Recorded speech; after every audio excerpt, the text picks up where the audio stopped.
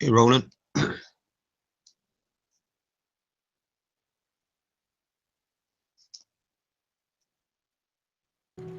Hello, is that the mellow? How are you, How are Ronan? you, Ron? I'm well, thank you. You just wake up? Yeah, what's going on with you? Oh, nothing. It was just start.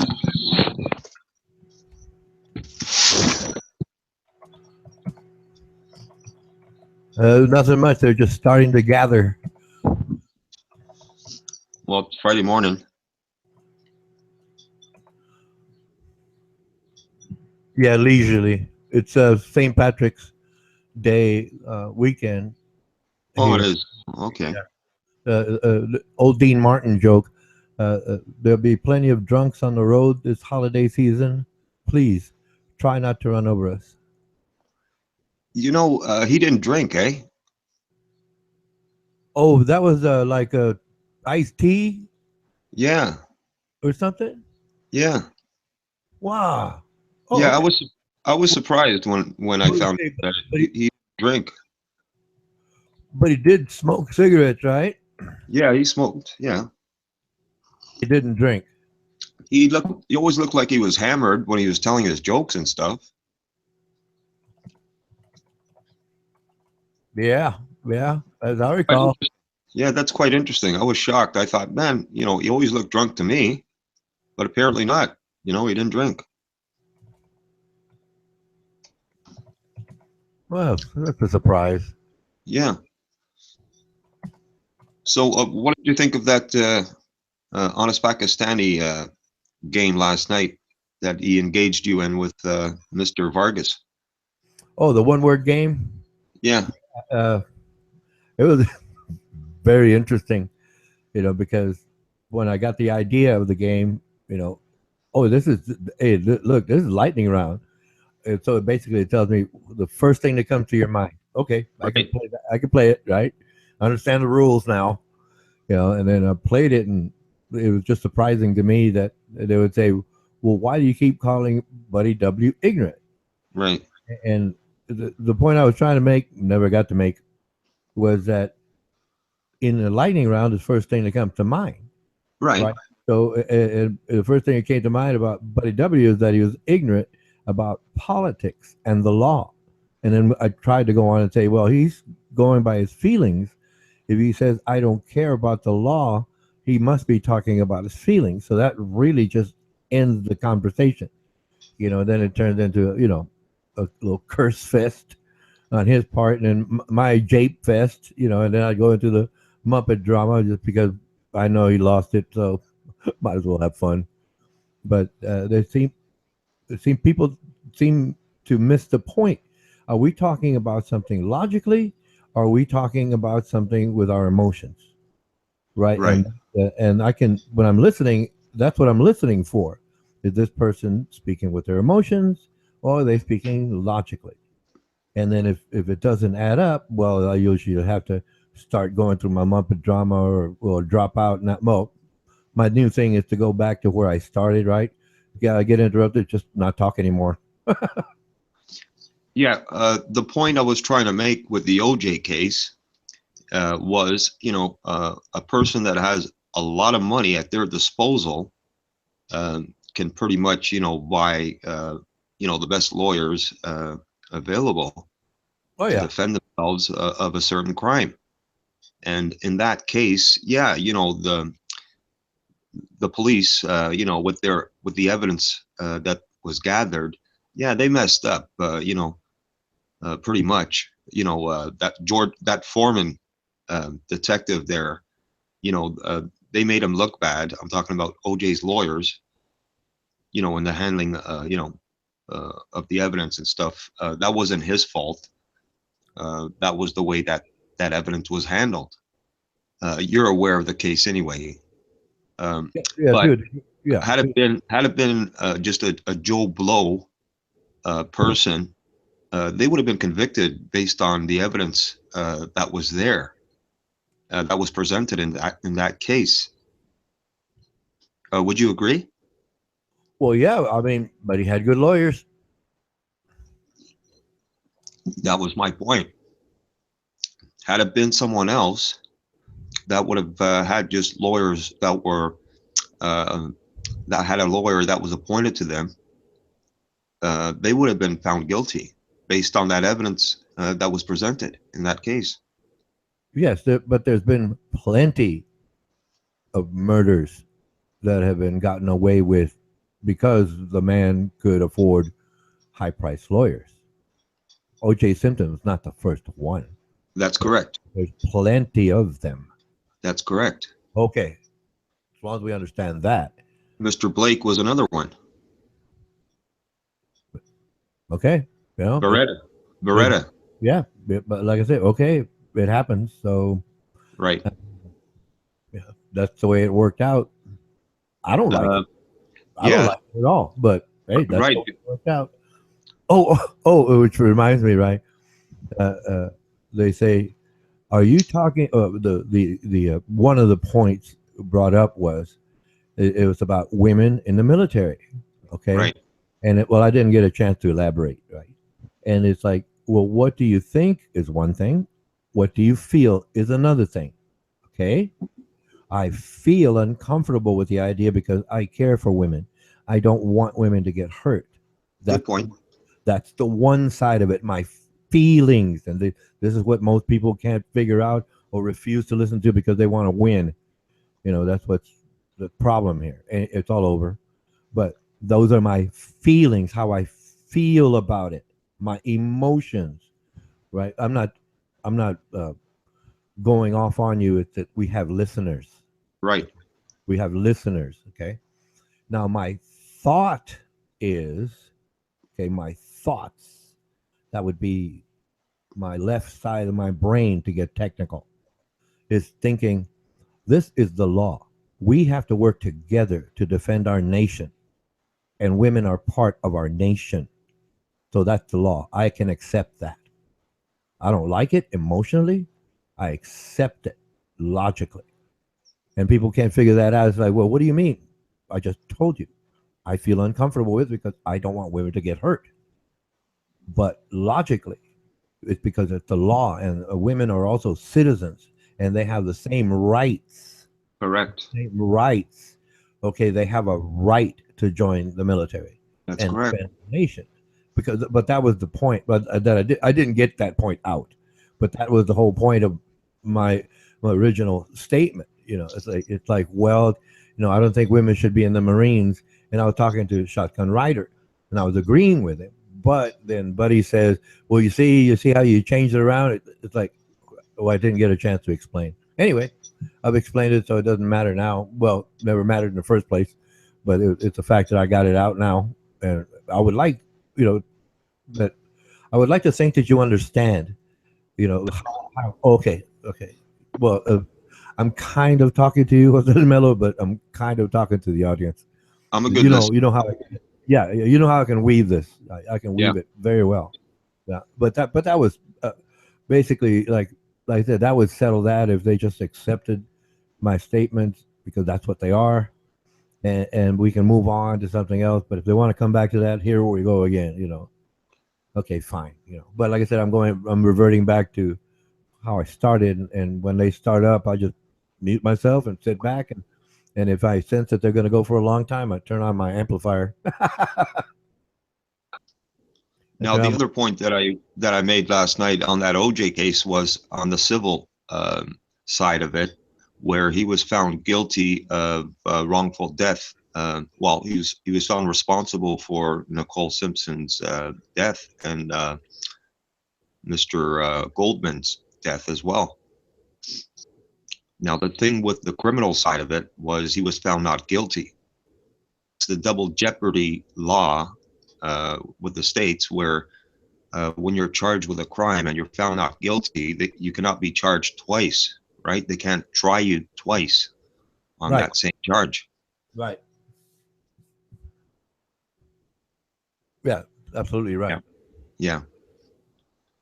Anyway, yeah, karma came back to bite him when he, you know, I guess he pulled out a gun somewhere in Las Vegas. Someone was selling his memorabilia, And anyway, he's in jail for that, and I hope he ends up there for the rest of his life. Well, yeah, that would apply to any man that killed his wife for no reason. Right, cold-blooded killer is what he is. That's what they all are. Yes. Yes, Ronan. There's no room in society for people like that. They're not people; they're animals. Yeah, but the way the laws are set up, if you can pay for it, you can get away with it. Or if you have the right connections. So, Yeah, I mean, we used to have the death penalty here in Canada, but they got rid of that. I believe in the early '60s, they abolished that. They had a hangman that lived not too far from my place. Rumor has it they actually used to do it in my hometown. There's an old jail which is a museum now downtown. It's a historic site today. They used to do hangings down there. That's before my time.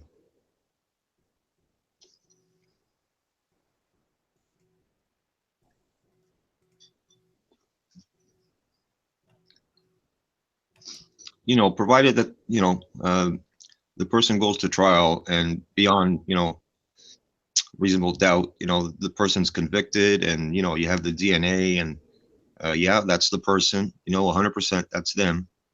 Yeah, I think in certain cases they should receive the death penalty.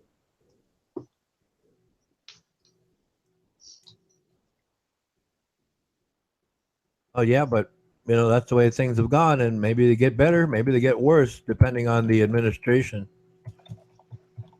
Especially some of these crimes where they do things to children and stuff. I'm a firm believer in the death penalty in cases like that. Oh yeah, same here, but we have to change the laws. Yeah.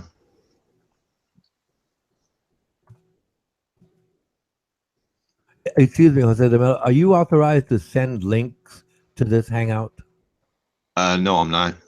Okay, no, I'm responding to Grizz London. He wants a link, and well, I can't do it. I don't know. Well, I'm not authorized. If were he'd have walked me through the process, and that would have been the end of that. But I'm asking out of just consideration for Grizz London because he wanted a link, and Jose apparently Jose who I guess it's a Morrow. Right. Yeah.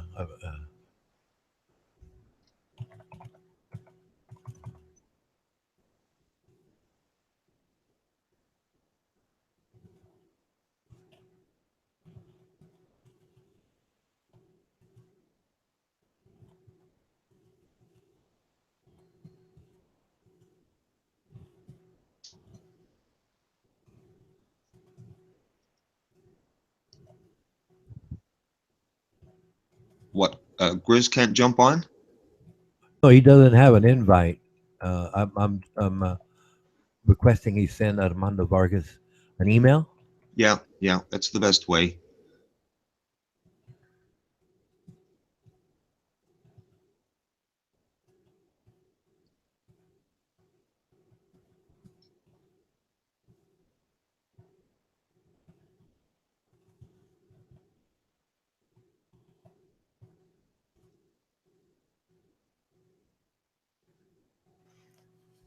Oh no, go ahead. Go ahead. It's hard for me to multitask, so that's why I wasn't chatting.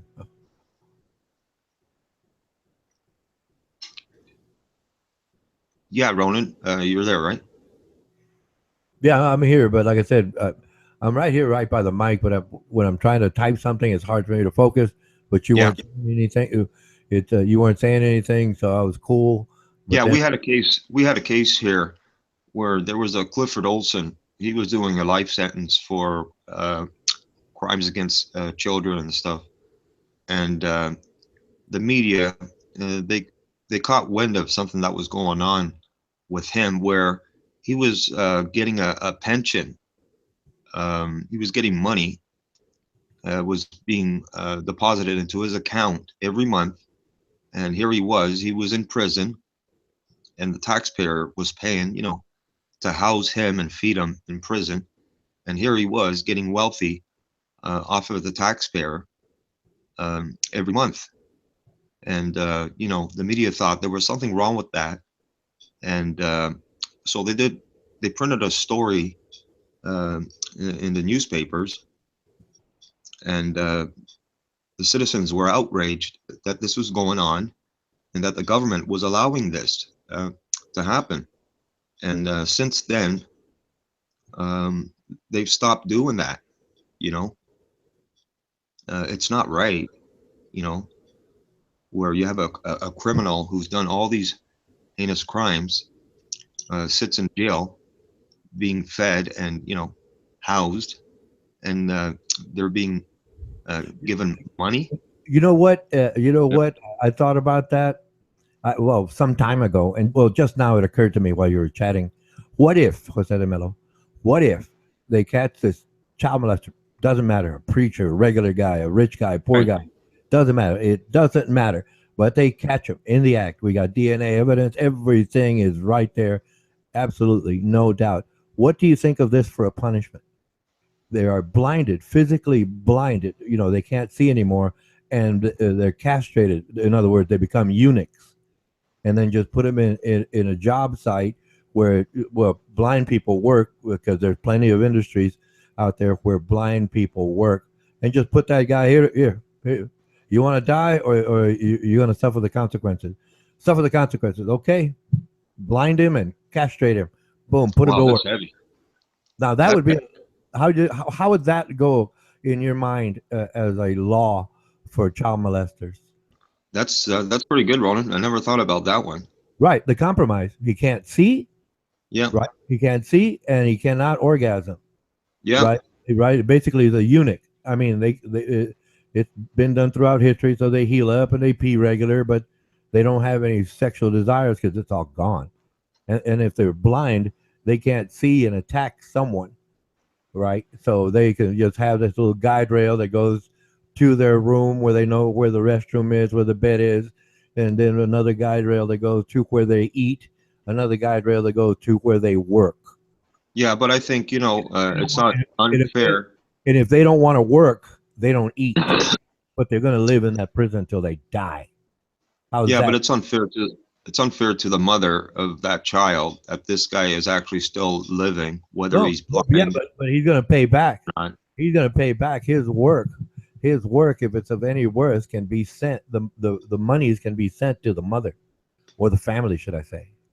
Yeah, but maybe the mother doesn't want that dirty money. Uh, well, fine. The state can keep it. The You state know. can keep it, but the state took responsibility of culling these people out, and it won't take. I mean, it won't take too long to drop. The number of child assault cases down to a Right. very small percentage. Yeah, that could Society. be a deterrent.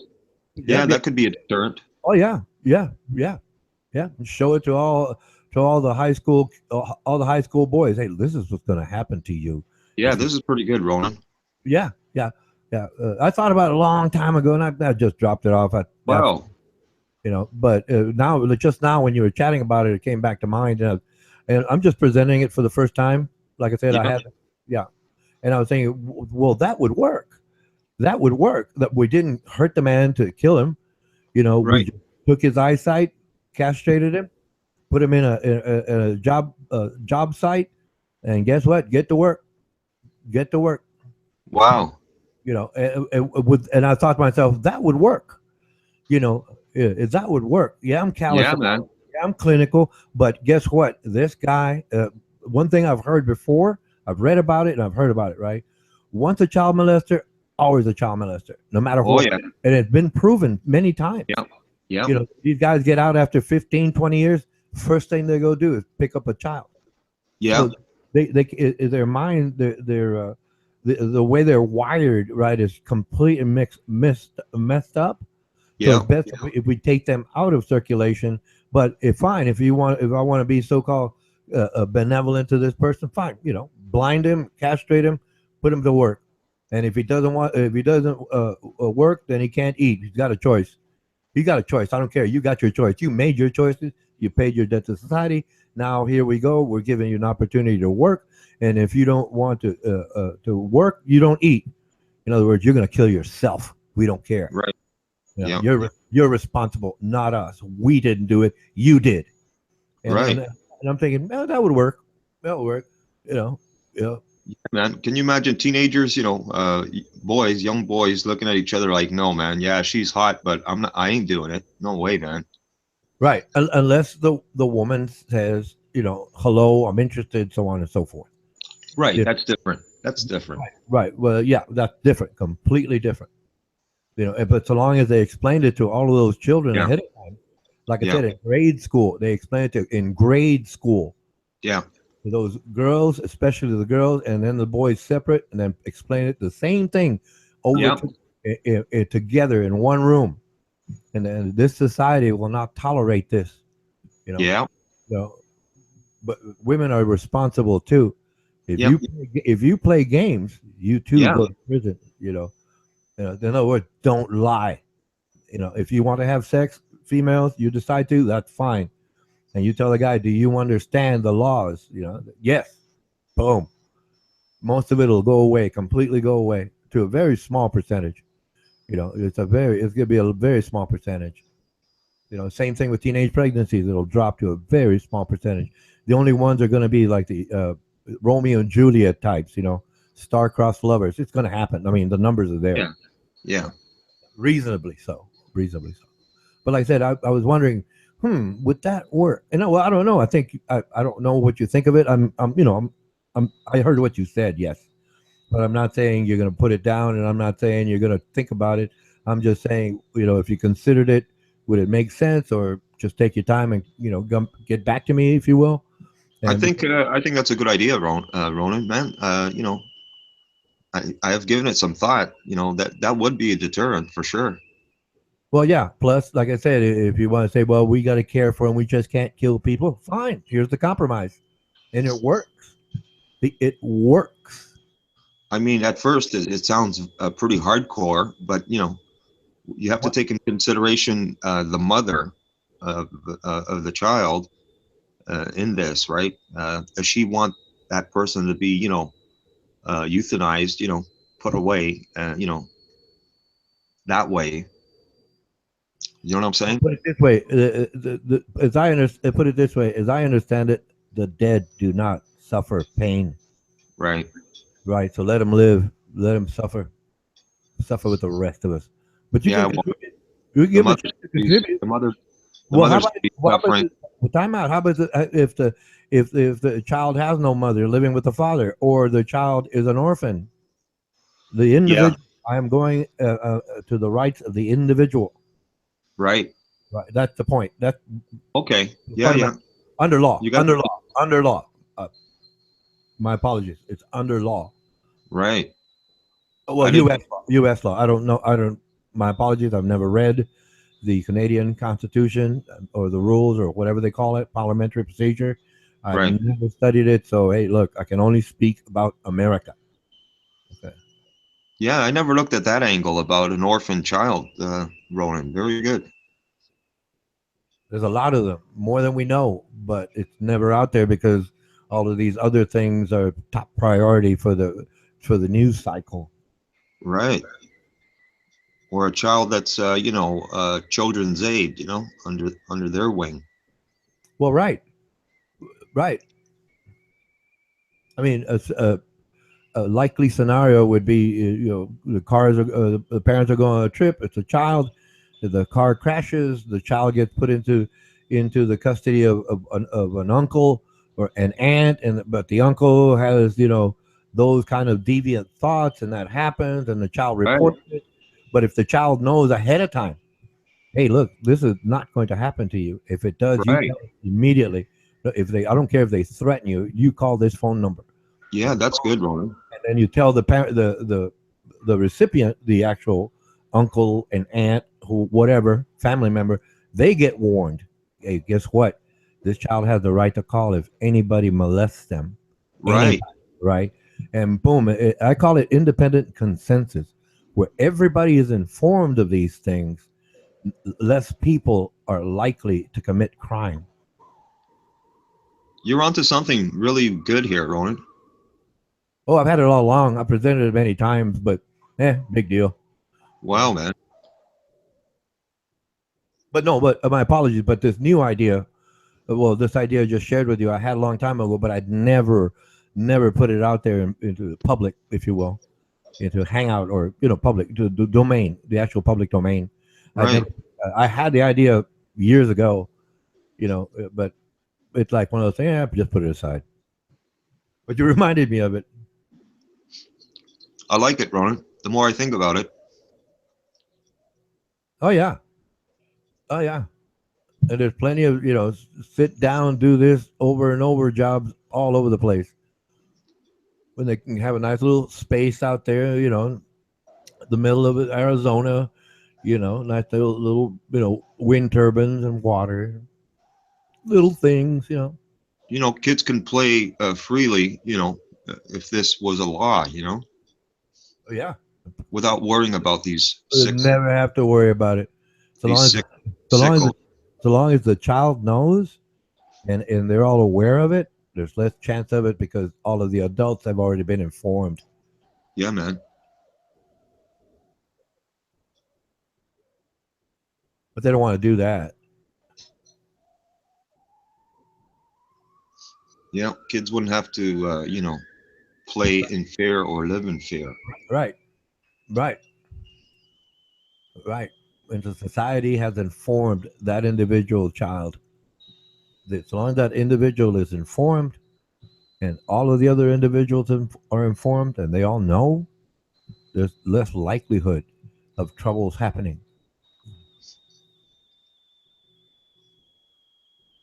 Wow, man. The Ronin law. Can you imagine that, eh? The Ronin law. Oh, there's multiple laws. I mean, I want to have what I call the honors amendment to our Constitution that dictates if you lie, like Donald Trump is lying, and you get caught in a lie, like he just did about the wiretapping, immediately he gets sent to prison. And 80% of all that he's ever made, right, is going to be put into the general fund, and then he's going to serve a 5 year federal prison sentence, and he's free to go back to work after 5 years, right? And all the money he makes, 80% of it, right off the top, gets cut off the gross, whack, and you can keep on working, former President Trump. Like that's honor. That's and all of the politicians, and all the elections are done electronically with a camera. They show their ID, they scan their ID, they get a receipt, and they get, well, obviously the ballot does not get shown, but it shows where they actually vote, and it's collected via the federal government. So there's less chance, right, of little games here and there or hacking because it goes right there, right next to that big building where they're tabulating all the votes of any public elections. There's the news media, right? The conservatives, the liberals, the foreign media, right? The hard right, hard left medias, all of those medias, right, are in there. Yep, yeah, you can monitor it here. You can see the people and put it on live, like YouTube, like Yeah. a live feed for each city election, boom, boom, boom, and have a chat stream, have people in there, moderators, from the local area, that get people involved, right? And we're doing it electronically, so we don't have to travel, 2 days, a hotel stay, 2 days of actual so-called protest, 2 days travel back. We don't have to talk about all that money invested. We can just invest our time into these conversations and get these ideas across. But they don't want to listen to me. You You believe believe to be to be impeached? impeached? Impeached? I'm thinking he'll be indicted before before that happens. He is so stubborn. It's almost predictable that he'll stay right there to the day they hand him the indictment and put the cuffs on him, and he's going to say, "I'm doing the best for America." Great. Yeah, in your mind. but not in reality. Yeah, the honors amendment, I'd like to call it. That's where Right. that's where we take care of all the pedophiles and crooked politicians and a lot of other things. I just want to put it in one amendment, and that way it covers everything. One fell swoop. Oh, that's the law. Okay, everybody understands that's the law. That's it. So you were Not, talking last night about him having patents in China. yes, he went and got patents and copyrights right from China, and in an incredibly small amount of time. Right, he applied for these like that's a patent or copyright, one of depending on the thing that's going on, and he's investing in actual escort services, prostitution services Yeah. in China and other things in China. I think it was 17 total. That's the number that comes to mind. Okay. 17, right? And he got it in record time. How could he do that? And that's part of against, which is also against the law in terms of it's called emoluments. He's receiving monies from conducting business. He should not know about it. He should put it in what's called a blind trust, Yeah. where the trust does the work until he leaves office, and they break the blind trust and he gets back into business. But and most presidents have done that, all of them. As a matter of fact, forget the first president that started. Well, first administration, it was the legislature that installed that law. You can't do this. You can't do this while in office. It's called what is it? Self dealing. It's called self dealing. You can't do that under law. But he's broken the law. But he's put the key people in place around him, right? So when they get to their desk, they say, "Well, I'm not going to do anything." Well, it's illegal, yeah, but I'm not going to do anything, and it has to go through me, right? An example would be the Attorney General of the United States. What is it? Jefferson Sessions, right? Republican, Alabama. He's closely tied, and there's a lot of things he should be investigating right now, right now. But he won't do it because he's buddies with President Trump. That's corruption. Yeah. I thought he was going to do that with his daughter before he became president. The blind trust with her. No, it has to be someone completely outside of that circle. Oh, okay. Complete. The word is divestiture, to be divested. They have Right. to. It's blind. It's blind. In other words, the daughter could be sitting at a meal with him and give him information. That's why they need a like an outside uh, uh, participant, the trustee. That's what he called. They call the trustee. Yeah. Trustee. Yeah. Yeah, they have to have that trustee, and the trustee cannot say anything to, well, in this case, President Trump about his business if he was divested. He's just supposed to run it, right? And whatever profits, losses, nothing gets told to the president. Well, in this case, President Trump, right? And they just go. And when he finishes his term of office, whether it's 4 or 8 years, that's not the point.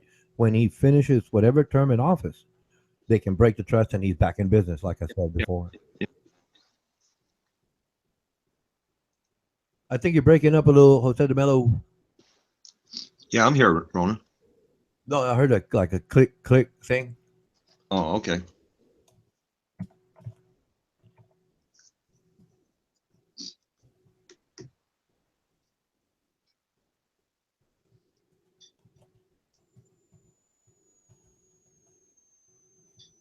Well, this is really something, eh? Oh, you like the idea, yeah? Eh? Yeah. But No, no. I'm referring to Trump right now. Like he just thinks he's going to do whatever he feels, you know, and he don't care about the laws or nothing, eh? Yeah, but it's only 53 days in. That's a surprise. I thought it'd be like 6, 8 months before it would start to build up. Now it's Right. already near the boiling point. That's a surprise to me. A major surprise to me. I thought he could cover it, but he's just so arrogant and self-centered. He So doesn't bold. care. He So doesn't. bold. Oh yeah, but that's great. I think it's great. I think it's great. Like I said before, he's a lightning rod, and he brings attention to all these issues, especially himself, and that's where we benefit.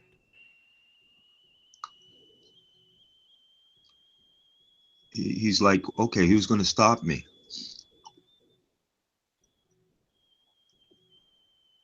Right. Who's gonna stop me? He's put in the right players.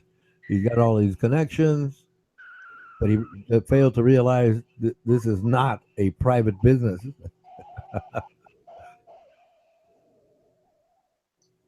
But he's dealing with it like it is. Well, good, good. And the media is doing its job finally. Man, he's really giving that Spicer a job, eh? Oh yeah, but I mean, it's funny. It's so He, funny. he's working for his money, that's for sure, that Spicer. Oh yeah, oh yeah. Public opinion is saying he's not earning it, but he's working for his money. Yes. The look on his face when he comes out and, talks to the press, I'm thinking, man, this guy's going to have a heart attack. Oh, I don't know. What else can he say, this guy? He knows he's working for, a tough boss, man. A bad one. It's Yeah, a bad. well, He's a bad boss. He's not tough. He's you know what I mean. yeah, yeah. I understand. But if he's gonna wake up and start tweeting instead of reading his morning security briefs, the guy is not doing his job. Yeah, I think to myself, okay, here's Spicer. Okay, he's going to talk now. What's going to be his spin today?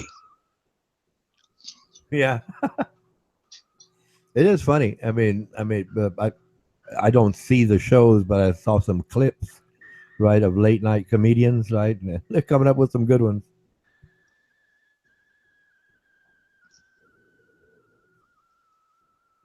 Yeah, I like the comedian there out west. What's his name? I forget his name now.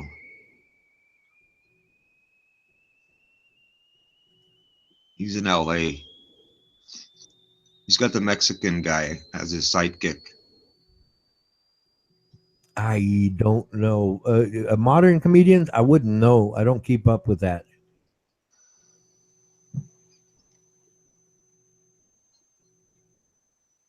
Excuse me a moment. Nature's calling. Be right back. Yeah, do your thing, bro.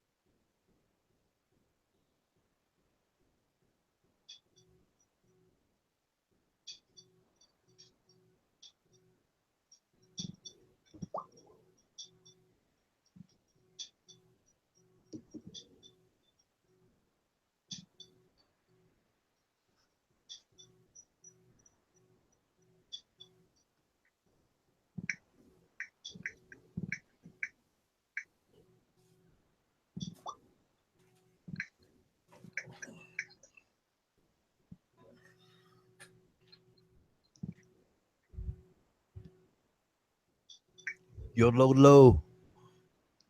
Hey,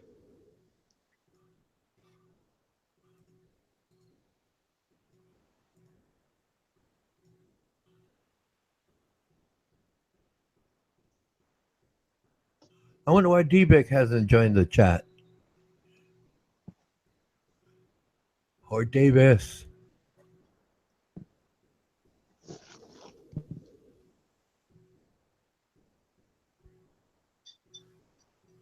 I don't know.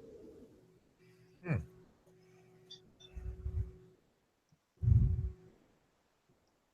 The sandbox of our minds. How do you like that one? How did you like that one? Yeah, it's pretty good, man. Do it again. What's that?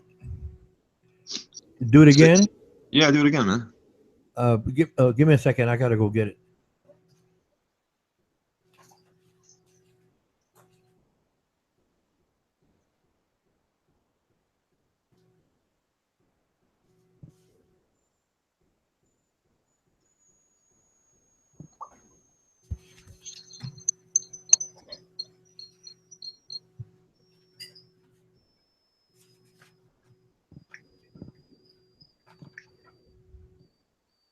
You there?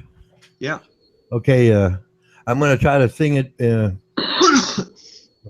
I guess I'll try to imitate a little Dylan esque style singing because I don't really know how to sing. Okay, sandbox sandbox of the mind, right? Dun, dun, dun. In the sandbox of our minds, we seek and come to find the world is one in every spaces. Dun, ba, ba, where memory abounds, creation problem sound. To be or not to be a constant question. Ba-dum, ba. But then there comes the time, by fault of fact and rhyme, no one can say they were not here. We each are here to say, by jape, insults, or play, you know the time when, the time when you were here, the sandbox in our minds. I still got to reword this so it works out to the right tempo. Yeah, yeah. But that's basically it. You know, It's not bad. it's not bad. Well, no, it's obviously if I ever develop it, it'll go to another maybe another verse or repeat a certain point. You know, or like to be or not to be a constant question. Right. Like a little reference to Shakespeare. You got to throw a little spice in there.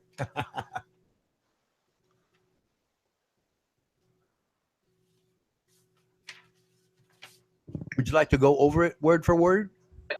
No, Okay.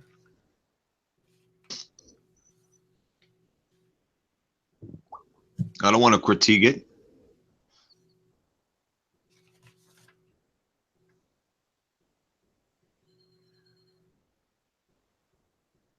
I think you could turn that into a half decent song, man. Oh yeah. Oh yeah. Got a bunch of them on the metal. I just, yeah, that's cool. Just write it down, put it away. Yeah, I was looking, trying to find the host's name on that late night comedy show, but can't find him here, man. That's why I was preoccupied. Yeah. Hello, it's Hello, Ronan. Hello, Joe. I'm sorry I cannot talk because of the wind here. Do you hear the noise? Hey, Sam. a Hey, noise. Joe. Are you asking if we hear a noise? Yes, yes. No. I don't hear it. Okay then. So,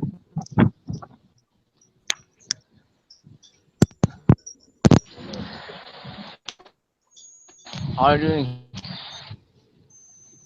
Joe? How are things going on for you? Not bad, man. It's Good. Friday, man. My favorite day. Oh, cool. Cool, cool.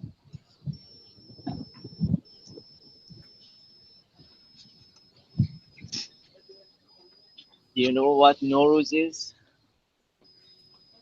Happy What? Noruz. Happy Norals, eh? What is that? Noruz is the ancient Iranian New Year's Eve.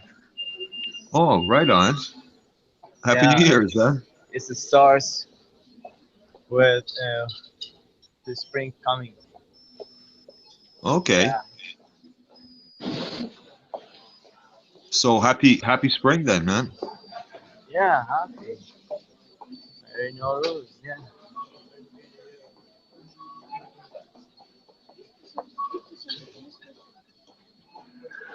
Everyone is getting ready in Iran, to celebrate this day. Oh, right on.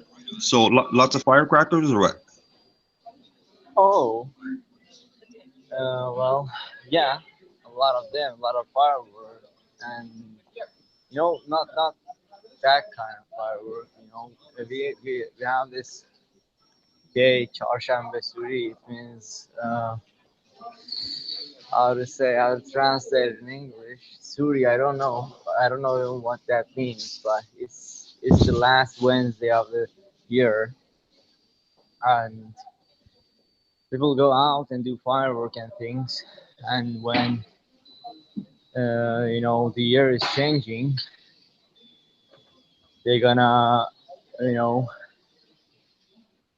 shoot, and everyone will be happy. Everyone, like all the family, will get together, like extended families. They will get together, they like children. They will sit, and they will give us money or something else as gifts. And I have a lot of good memories from this year. Hey, Beck. Hey, Direct.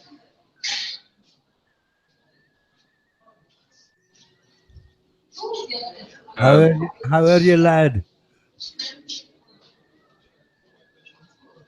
Sorry. yeah, Sam. I remember, man. We used to have a day where we used to do the firecrackers there too, back home, man. I forget what day it was, but lots of Good firecrackers, afternoon. man. Lots of fireworks, man. Up in the air, man. I'll say I don't know everybody what that day. I don't know what day that was I though. won't waste time. Sorry for interrupting. Just trying to say hello. Hey, Beck. Hello, Hey, D Direct. back. Uh, yeah, I was just watching the Hangout there. I mean, I know a lot of people can't actually load two pages at the same time, but I keep an eye on the Hangout. You know that unknown that keeps sniping the room. Yeah. Um, well, they appeared in the room and then disappeared again without being added. Yeah. Now, some people might think that they've been sent a link, but they've added themselves without the link being open. The link's closed. Join by link is closed. So whoever that unknown is able to join the room without using the link and without being added. That's weird. Huh? That's weird. It's very weird. You get when I put it on the text, nobody even noticed it in Hangout. Nobody even noticed them joining and leaving. Like I say, a lot of people want to open two pages and keep an eye on the link, but see me any get Dave. He's probably half pissed saying, "Oh, somebody must have sent him a link." They're not even aware how to check if the link's open or not. So you get into this text chat where you're trying to explain something, Right. and it can take 3 days. It can take 3 days to get a simple thing across. Especially when you've got somebody like Daniel Ferreira just typing digital diarrhea. Anyway, good afternoon. Good afternoon. Hey, Beck. Do you guys there in Scotland? Do you have a day where you do fireworks and you, Oh yeah. what day would that be, Beck? Well, 2 days, 5th of November, Guy Oh, Fawkes okay. Day. Yeah, Okay. well, Guy Fawkes that tried to blow up Parliament, and then New Year's Eve. Okay. We're at the bells, but a lot of fireworks are banned now. You got your bangers, and then them jumping crackers. They're banned. Um, Certain types of rocket are banned. Um, you've got to apply, for the big fireworks, the big mortar things that will fire at 3,000 3,000 foot into the air. Those Yeah. big. But you got to have a special license to get those type of fireworks. Right. You get some big party ones, but you still got to have special. You got to fence off an area where you're setting them off and have so many stewards, etc. Yeah. Actually, we have a company here, a Canadian company. They're like the best in the world at doing that stuff, man. Yeah. Yeah, Oh, is that the Technics guys that do all to music? yeah. Those guys, yeah. Yeah, I seen a documentary on that. Was it? Yeah, yeah, very technical, computerized. Yeah, they're computerized. Yeah, they're amazing, man, at what they do. They do Yeah, concerts too, eh? yeah. There's a YouTube documentary on those guys. Yeah. Hey, Abby. Happy Friday, Abby. Bobby. Hey, that was it. Usually takes a little while before Oh, this page loads in. Happy Friday to you, the mellow, and hello, Becky. Armando, I know you're lurking out there. Hello. And Hassan, how are you doing? Uh, I it's the weekend. St. Patrick's Day. Who's having a tin of beer or a whiskey? Well, it's like 10 I'm minutes to actually, 10. But I'm yeah. actually at the wine and we- I'm actually at the drinks section here at a convenience store. Hey, Abby, I thought you'd be out for a St. Patrick's Day parade there. Nah. It's been a while. I used to watch all the parades from my window. I used to live right over it, over Fifth Avenue. So I was able to get that glimpse and actually almost touch the flotation. But nah, I don't. Too cold. I Too wasn't even over cold, eh? there. That was today. Seriously, I wasn't. You know. I think one of my daughters that's not working today is gonna go over there.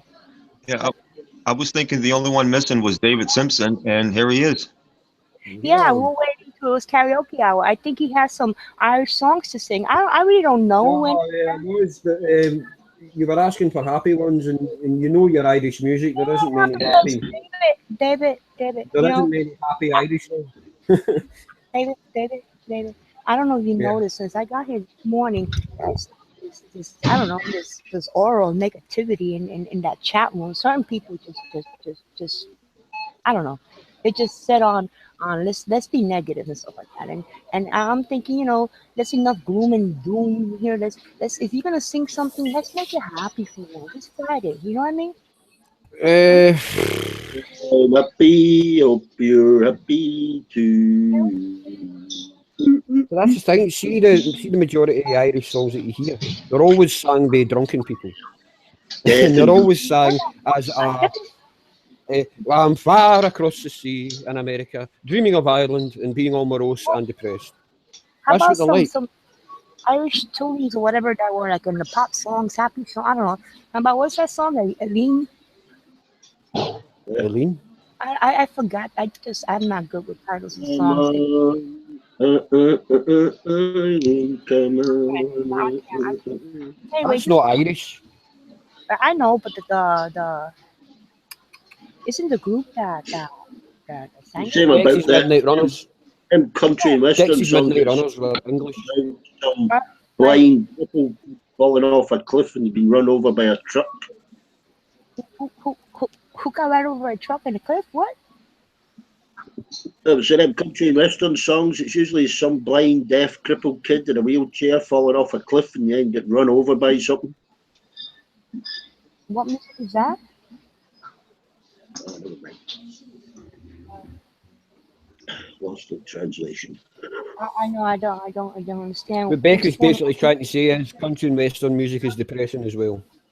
Country western music. Yeah, of course it is. Some of it is, and blues. Oh, come on, man. It's Friday. I know it's Friday, and I had a half day today. I finished at 1, which is Oh, great, cool. but I have to work tomorrow.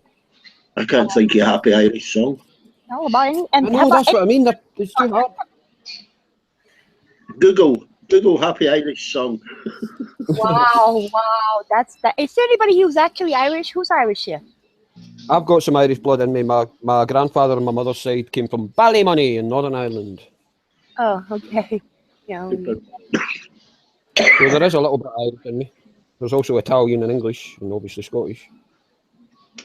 Dolly mixture, you, wouldn't you? Yeah, Dolly mixture. That's why I've got that tan complexion, I think. That's the Italian in me. La bella d'Italia. Yeah, there's a lot of mongrels. There's a lot of mongrels around Glasgow. You get a lot of mongrel people. Yeah, that's being racist again. It's just a fact. I'm just telling you, a lot of people. No, that's racist. Because that's a false accusation. You're more racist than me. No. You just called me a mongrel. Just because I say there's cultural diversity around Glasgow. I'm on the wind up. You know I'm on the wind up. Fuck, I've been caught a lot worse things than a fucking mongrel. If you could see who I drink with, or you could see my wife, you'd realise I'm not fucking racist. Who's My ex that? was a bit of a racist because she was a blonde and blue, a blonde, blue-eyed, bloody 6 foot tall. Who's that? She could have been in the Who's Nazi that party. bogey? Who's bogey on the text stream? Who's that Oh, I have bogey? no idea. Rose reckons I really don't like the guy because he comes out with this crap about, Funky. He comes out with, I won't mention it until he mentions it again. He comes out with some horrible stuff about her. And then, within 10 minutes, he's all right, Davey, how's it going? And all this crap. As if nothing's happened. it's either. I think he's bipolar. Rose reckons it's Al Who. It's either Murphy or Al Who.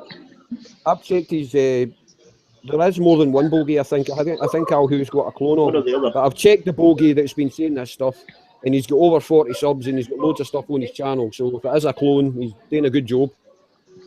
Yeah, I checked his subs. But it's just random shit that they type, like that Donny. Yeah. Nah, that guy's just an idiot.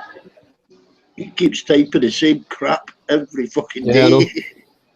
I know. Who are we talking about now? You're that point. Sorry. Becky, who are we talking about? Donny on the text stream and Bogey. Who's Donnie? I think he was on Al Jazeera. Oh, okay. I understand. It's not a new name tag. I just don't read everybody's text. I Yeah, the majority of them pay me. I don't really pay much attention to, but when they call you out by name, you've really got to, haven't you? You've got to respond at least once. Only when I'm bored. Oh, there's Carmen. Yeah. There's Carmen on the text stream. I'll ask her if she wants to join the panel. I don't think she will. She's quite bright. Well, brighter than me.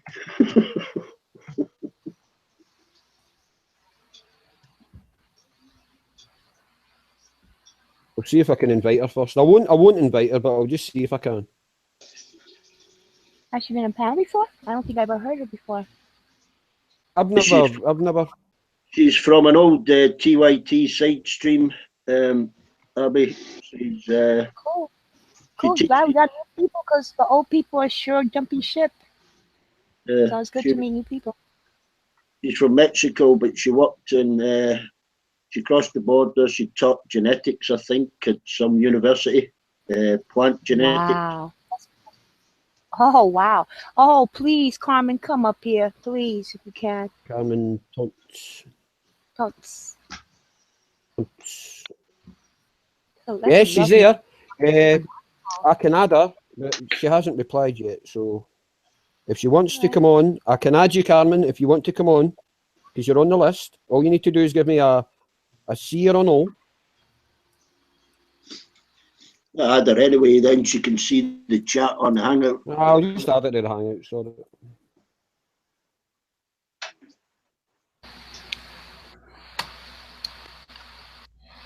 There you go, Carmen, you've been added to the Hangout chat. So if you want to join the audio chat, you're more than welcome. I don't think she'll tolerate the trolls on the text very long. Yeah. Well, as I say, I've hardly conversed with her, but you're saying that she's a good person, so I'll trust your judgment, Beck. She's sound as a pound. Oh, she's wishing everybody happy Friday. That's wonderful. I like to see positive people. Happy Friday, Clementines. What does chatistas mean, Pammy? Huh? Chatistas. Well, She says happy Friday, chatistas. well, it's like saying, like a barista, like a chatista. Well, people who are chatting, it's just, All right, all right. I'm not really you know, up on Espanol, so it's just a play on the word chat, chatista. So people who are all right. who are participating in chat, I guess.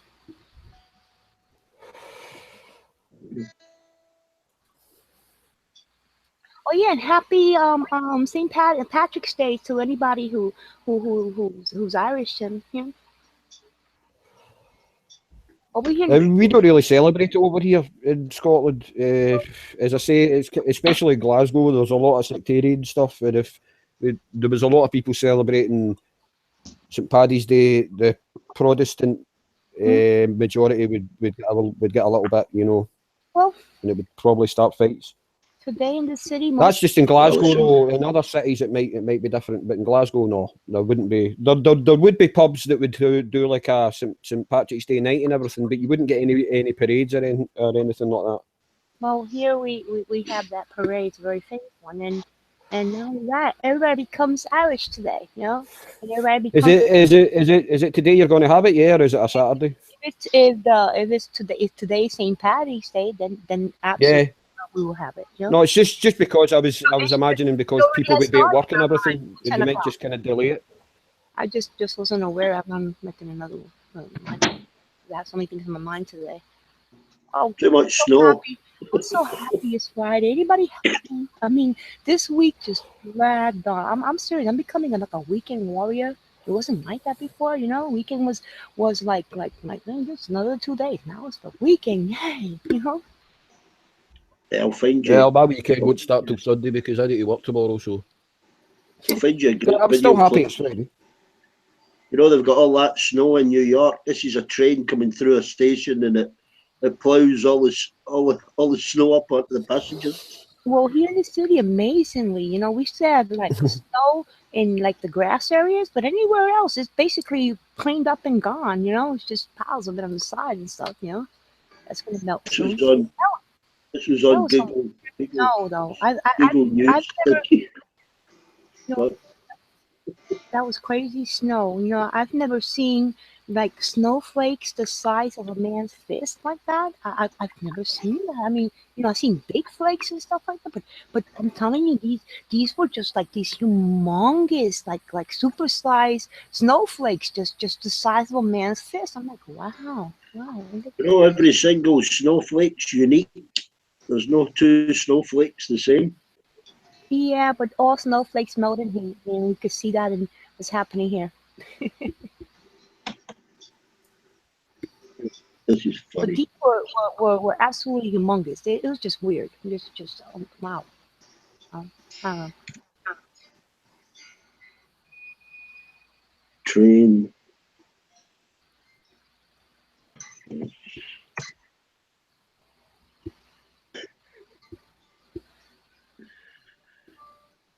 Gosh. Yeah, it was getting the biggest hit on YouTube for a little while. What is?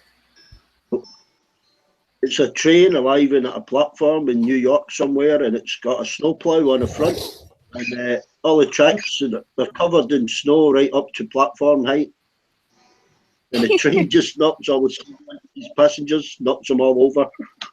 Wow. Wow. Wow. Wow. I'll find the clip. I mean, nobody got hurt, but it was quite fun. Oh, I found it. I'll post the link on the Hangout.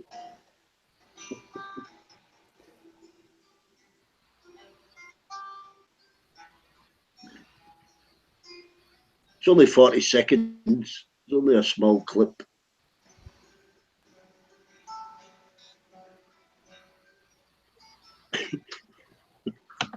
Got to watch it again.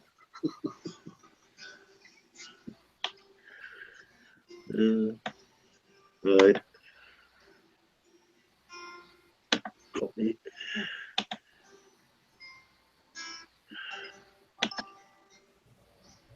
post the I'm posting it on the Hangout, the link.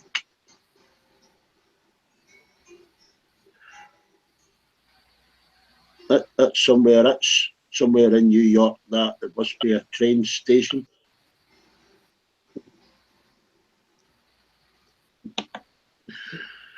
Let's watch that again.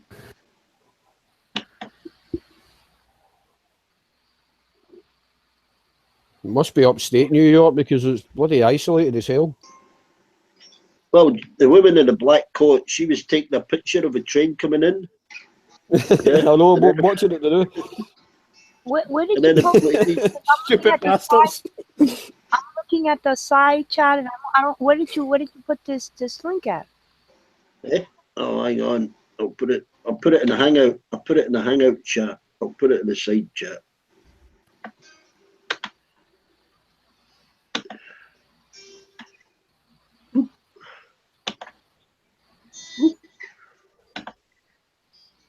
I wonder why there's Arabic right. In the YouTube chat, you put it. I could get it from there. No. I'll just put it in the side chat now. Oh, okay, because I don't have the chat open, the other chat. I'm just here because I'm reading some emails, so I'm a little distracted too. I wonder why there's Arabic writing below the. It says train covers passengers in snow, and then below it there's Arabic writing. Yeah, I just grabbed it. I just grabbed the first clip. There's loads of different clips on YouTube of it. Same thing, because it was actually on Google News. All right. Yeah, it's in the side chat now. We'll see it back. Mm-hmm. It's only on for about funny, 30 seconds. If nobody gets hurt, they're quite funny.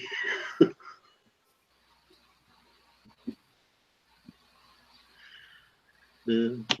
Right.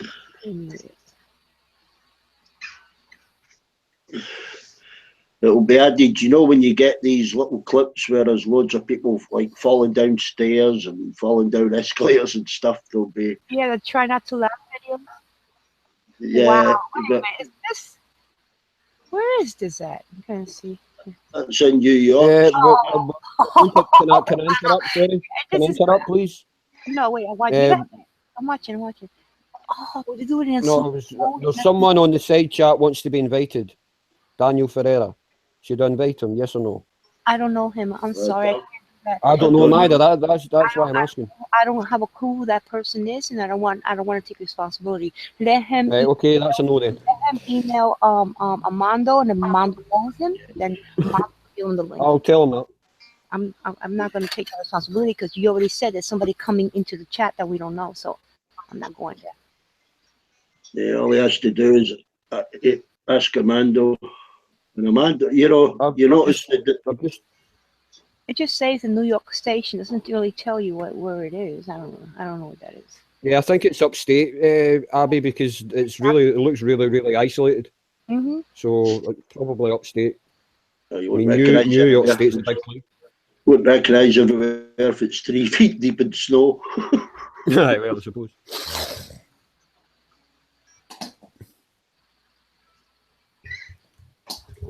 I'll be back in a sec. Just getting a refill.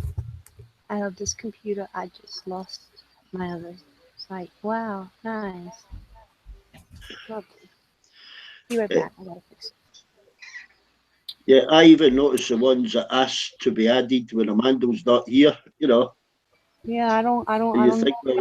Yes, I say there's a lot of new. I only know like maybe a third of people that come here because I know you from Newsmax. Everybody else I've met here. Some people really love me, but some people I just don't know. So how can I, take the responsibility and say, come on in, and I don't know who you are with the issues that Armando has had on this chat, And we all know that he's probably working or sleeping at this time. So if this Google, this goes down, then, until we don't come back around, it won't be back up. So why go there? Yeah, I've emailed him before and asked if I could add somebody, and he just says, well, add him at your own risk. He can't start another stream while he's at work, Exactly. So anyway, they could email him, maybe that's his friend, because Armando has recruited people from all over. So, You could email Mondo, and Mondo will send them the link, and that's it. We'll say Yeah. hello and say happy Friday. Yeah. Only had people that have been on the panel before. Be right back.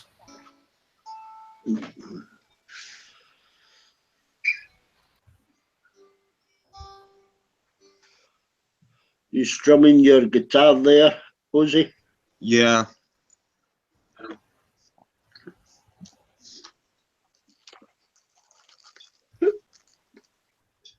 You know me. Yeah, pluck away. A pleasant plucker.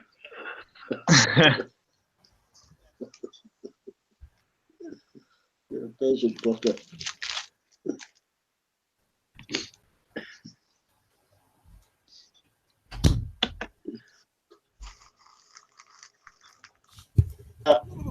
You see that train clip, Ronan? What were you guys talking about? A train? Did a train derail or something in New York?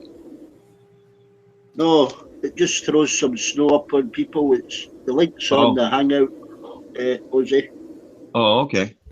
I'm gonna check that out. or on a side chat there in the room. Yeah, funny little clip. I just look for the funny ones. You see these bloody disaster things. You think they're all depressing to watch. Yeah.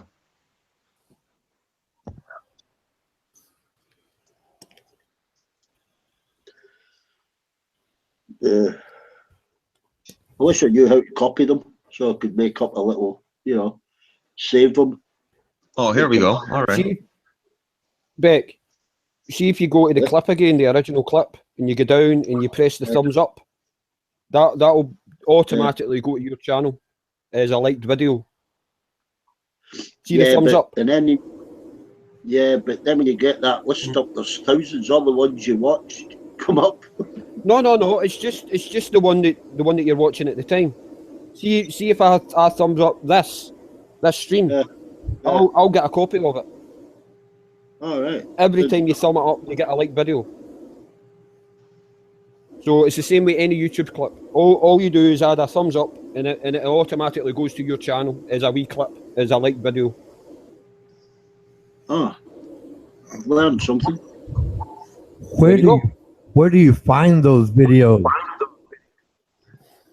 That was on YouTube most watched yesterday, Ronan. It comes up. Right.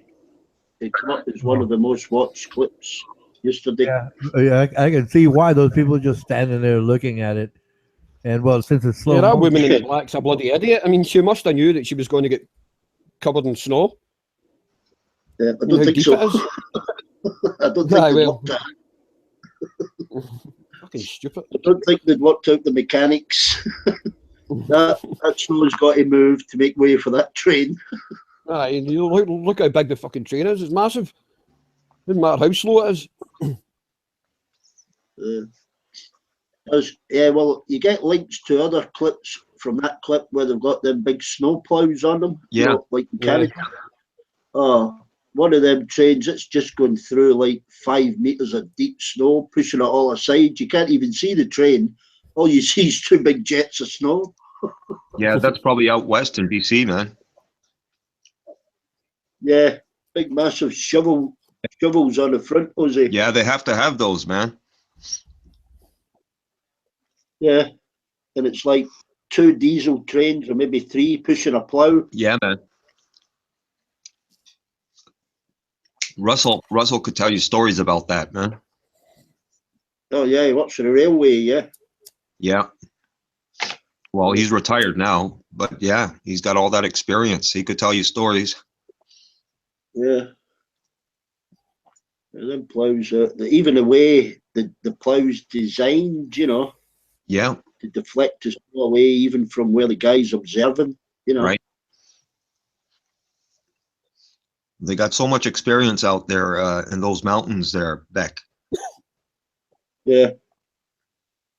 I mean, don't forget, there's also rocks that come down the mountains too, eh? That has to be removed off those off the rail tracks. Oh yeah, landslides. Yeah, they'll be common. Eh? Yeah, And avalanches of snow. Yeah. yeah. Sometimes those highways, the highway out there, the Trans-Canada Highway, you know, they gotta close the highway, and there's so much traffic that's bumper to bumper stopped, you know, because of some boulder come down the mountain, you know, onto the highway and stuff. I'll have to find the world's most dangerous walkway. It's like 2 planks of wood chiseled in. You know, they put them on rope and hammer these pins into the mountainside, and these people walk along this plank walkway. Yep. Some of them are broken and stuff. But, you know, you watch these tourists walk along this thing, and it's, you know, when the hairs go up in the back of your neck. Oh yeah. I'll find it later on. A link. It's really, really crazy to watch this stuff. The kind of stuff you see in a movie, man. Yeah, I mean, they're just on a sheer drop of maybe 2,000-3,000 feet, and they're walking along these old rotten planks, you know, Yeah, man. jumping over gaps. Man, you won't catch me doing that. Yeah, well, there's like a safety line they can hook onto, but obviously to jump across a gap, they've got you unhook it. You know? I know. Gotta have big balls to do that. Yeah. There's another one of the guy servicing the light on the top of that Burj Khalifa tower. Yeah, man. He's up the mast at the very top, you know, and it does Yeah. a high definition picture of him looking down, you know, and you think, oh, fuck. I know, man. I couldn't do that, man. Yeah. I'm back. Welcome back, Abby. Yes, yes. I've been up a pylon, but I was shit myself up that.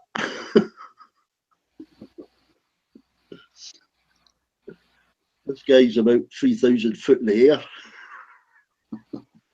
Abby, have you been to Niagara Falls there and went on the steel cars overlooking the falls? Yes, I have. Well, tell us about that experience. Oh, I don't want to. Was that like a cable car? Yeah, yeah. I've been there, but I just don't want to talk about that. I'm I sorry. I was like 12. I wanted to do that, man, so badly, man. Never got a chance to do that. It was good memories though. You know what I mean? It was good memories. It was like, you know, it was like the little trip that that newlywed 17 and 19-year-olds save for to go. You know. So it was a Yeah, experience for me, but I just rather not speak about that right now because you know. I just Yeah, don't. my brother took my mother to Niagara Falls in the 70s, Jose, because she'd never actually been abroad. Canadian side? Was it Canadian side? Yeah, we've got cousins over there somewhere. They've got a buddy, they breed Okay. horses or something. Okay. He took my mother. And they took her up on a Cessna. Yeah. You know, not he wasn't flying it. He was trying to learn his pilot license at the time, but he hired a plane, you know, a pilot Yeah. to fly her over Niagara Falls. And then they went up that tower, you know, with a revolving restaurant. Yeah, yeah. Yeah, that was her kind of trip of a lifetime, you know. Yeah, man. Those were the days, man. Well, she I hadn't posted flown. You were on about dangerous walkways. I posted one on the Hangout. It's in Japan. And if you suffer from vertigo, I wouldn't watch it. Was it? They're on this, it's like, you're lucky if it's 2 feet wide.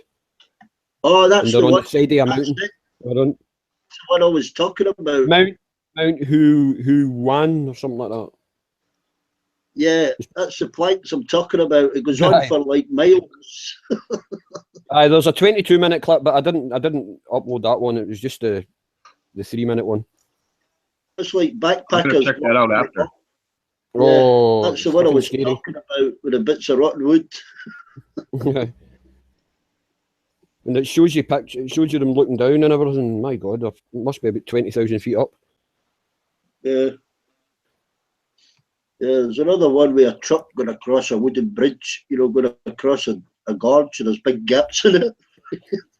There was a Top Gear episode, I think it was in Bolivia? And Yeah, they're going in the side of a mountain, and well, the so-called road, it's just a bit of bloody rock that's been dug out, yeah, and the road's all collapsing and everything, and all they're seeing is like posts of gravestones of where people have died. yeah. You see the wreckage Wow. down the mountain. Aye, halfway down the side of the mountain, it's all these old cars that have been there for about 30 years. Yeah, that was on TV, that World's Most Dangerous Highways. Right.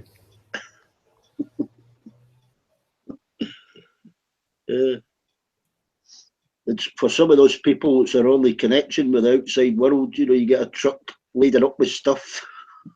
Yeah, because I mean, you've still got those indigenous Indians that live in parts of South America. That's their only contact, and these big trucks come along to bring food and whatever. Yeah. In the Andes as well. Yeah, yeah. I don't know if Bolivia is part of the Andes. I think it is. Yeah, it's north end of the Andes, isn't it? No, I think they all border Brazil, don't they? Yeah, I think Andes is mostly Peru. Peru, Chile, Pat- stuff like that. Yeah. Then it goes right down to Patagonia. Aye. Right, it's like huge spine of mountains from the top right down to the bottom. Yeah. But like Italy, Italy's like that. That's got mountains from the north all the way down to the bottom.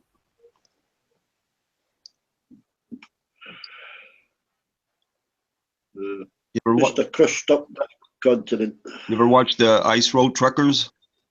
Yeah, it's on one of the channels. One of the channels it's named after me. See, on Freeview in the UK, there's a channel called Dave. Yeah. Oh, Yeah, there is. Yep, a channel called Dave. It shows all the motoring programs and see the stuff that guys would watch. right. It's basically a guys' Yeah. channel, and it's called Top Dave. Gear and all that. So I've got my own channel. Fantastic. See, the first time it came on, I thought it was a joke. Looking up at the top left and it's saying Dave. Like, what the hell's this? Yeah, if I can't get the channel, I just go onto the internet and stream it from somewhere.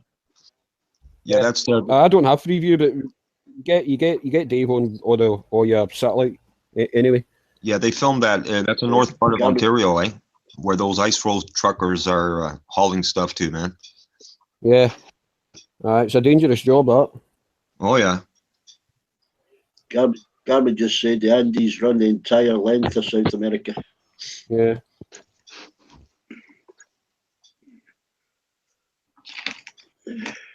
She'll know as she's down that way.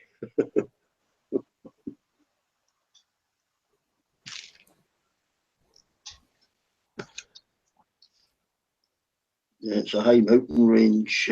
Oh yeah. And most of it's over 6,000 meters. I mean, we think that the Highlands and the Grampians are big, but my God, even in France and Austria and Switzerland, they're fucking massive. Oh yeah. The Alps. Yeah, it's where the continents are gliding. Yeah, I mean the higher the mountain, the younger they are. I mean, we've got some of the oldest mountains in the world. That's why they've wore away so long. Well, they reckon a lot of the rock on the west coast that matches up to a lot of the rock on the east coast of Canada. Yeah, I think we were actually way back. I think we were actually part of South America. You see, when all the continents were all basically together, I think we were like kind of part of Brazil at one time. And then it just all broke up and moved. That's Tex.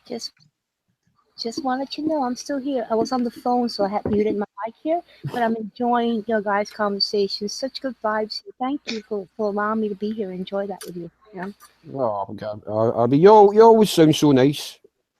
No, it's just Well, nice. I was here quietly, just listening to y'all, and I'm enjoying it. I'm on, I don't want to interrupt, but I just want to let you know I'm appreciating it. That's all. Peace, Oh, peace. it's nice. Yeah. Yeah. It's just like really, it's just like a nice vibe. Like I'm profusely enjoying it right now. Thank you so much. Yeah, I was enjoying listening to Jose. I wasn't particularly enjoying listening to Dave. Yeah. Oh, come on, Oh, that's it. I'm leaving. Dad. Straight to the bottom of a bottle. Oh, come on. Ouch. I even felt that over here. You kill me. You kill me, Beck. Hey, tell him, Dave, that's another culture, isn't it? Of course it is. That's your way of saying you're all right, pal. Yeah. Fucking prick you. It's been friendly. Oh, gee, for real. I would give you some Scottish chat up lines when you're talking to women, but you would never believe them. Dave is such a charmer.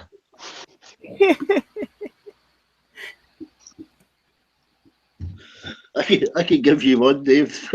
you say, hey, do you fancy a shag? They go, no, fuck off, you pervert. Well, you might line down my eye on one.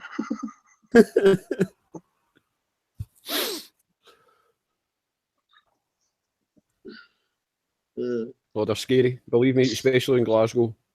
You see, if you ever come to Glasgow, Jose, looking for a woman, oh my God. No thanks, man. Wear armour. Wear armour.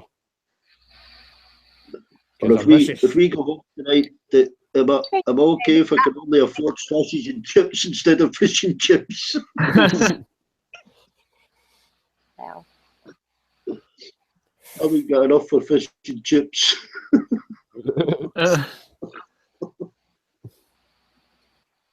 That's what I'm going to have later for dinner. Me and my boy, we're going to order. And might even go to there used to be a chip. The best fish and chips you can get back is off the vans. There used to be a van come round, and I think it's coming back because it usually only comes during spring and summer, you know. So I'm hoping it's going to arrive today. Oh, they're fantastic. So maybe if it comes round, I'll drive up and get proper fish and chips from my boy. I remember trying to explain to the English when I was in a chip shop down there. They just give you a bit of fish, and they're all different sizes. Yeah. I says, well, if you get fish and chips, you know, where I am, it's got to be a certain weight. So if it doesn't weight, you get an extra little bit, you know. Yeah. Aye. And do they wrap it up in newspaper and make it like a cone, carrier for you with it? Newspaper now because it's not really newspaper. It's just like kind of normal paper, normal white paper. Oh, that's not original. You sometimes get a polystyrene. You sometimes get a wee polystyrene box. Sometimes as well. Yeah, they stopped using ink paper because yeah, I can imagine. It never hurt nobody before, though. It's just, I think if they added the vinegar to it before you did, the paper would stick to the chips and the fish, and it would be horrible. Yeah. They don't even print papers the way it did before. Like you will hold a newspaper and you get the ink on your fingers and stuff like that. No, it doesn't come off the papers anymore. Well, when you finished eating your fish and chips, your hands were black. But did you though, right? Didn't that add flavor to it though? Well, I don't know. I know people stop wiping their bum with it because you get that ink mark back. Some paper isn't even fit to line a cat litter box. I swear, just passing in your bum is too much. Your bum is worth better than that.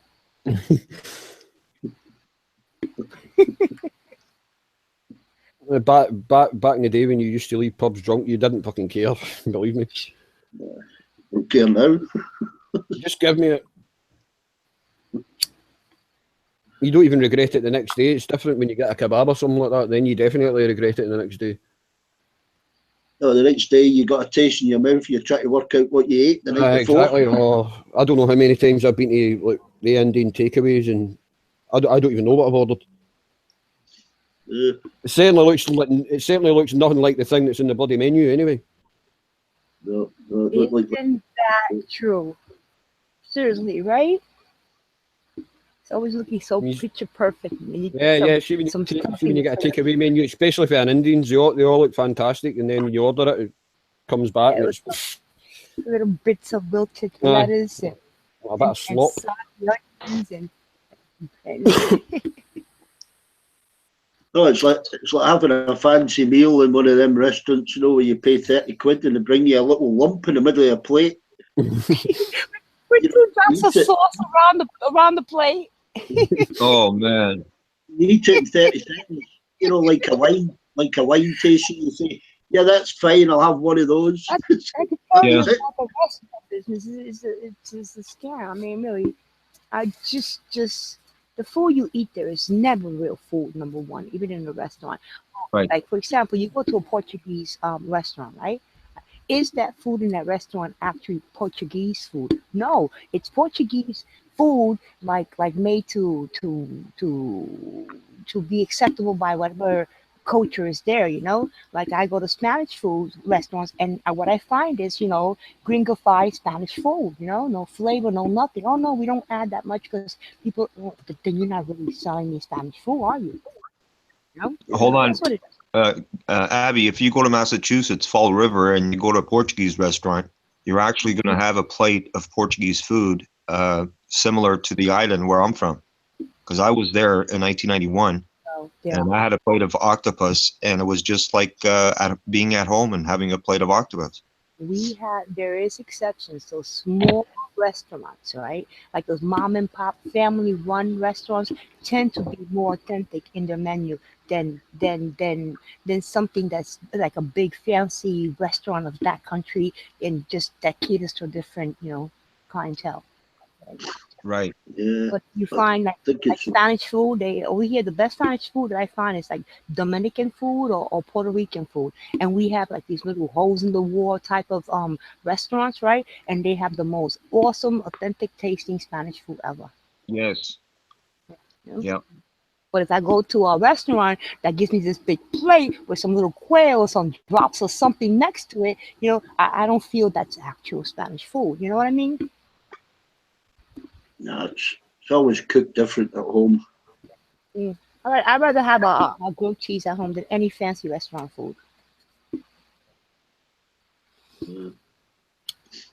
I just don't like, you feel uncomfy in a restaurant because you can't lick your plate at the end, Not if you went to my if you had gone to my uncle's restaurant when I was growing up, that would have been required. If you didn't lick that plate, my uncle would get mad at you. What? You don't like my food? you know, you better lick that plate. If I lick your plate, that will get punched from the other side. Don't take your wife then. She's gonna go Yeah, out there and punch you. just go to guys' night out, lick your plate, make a mess. Doesn't matter if the waiter's standing next to you with a hoover.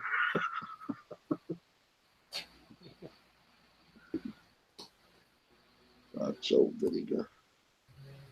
You sound like someone that would be very happy if your wife just hand you this big pot, right, with all the like this dish that has meat and vegetables and everything in there, Yeah. and hands you a shovel and steps back. I think you'll be very happy. There is actually a dish that's like that, Abby. It's called stovies, and it's basically got everything: Oh, I love those. minced beef, Ooh, Yeah. potatoes, turnip, carrots.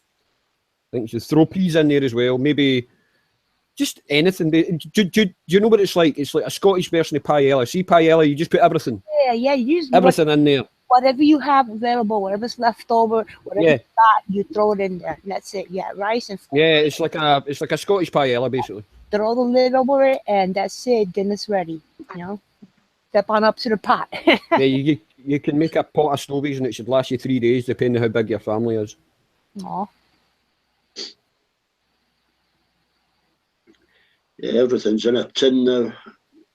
Food additives, I, sugars and salt. I don't buy anything that I'm going to make a dinner out of a tin. No chance. Oh, I a mean, grill don't get me here. wrong. I'll have a tin of soup maybe, but that's about it. Tin of beans on toast. Aye, like that. But I'm talking about a proper dinner. I mean, have you seen those tin potatoes? I mean, what the hell are they?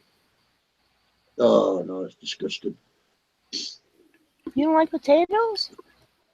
Yeah, I love potatoes, but they sell them in Oh, no. tins. What baby potatoes?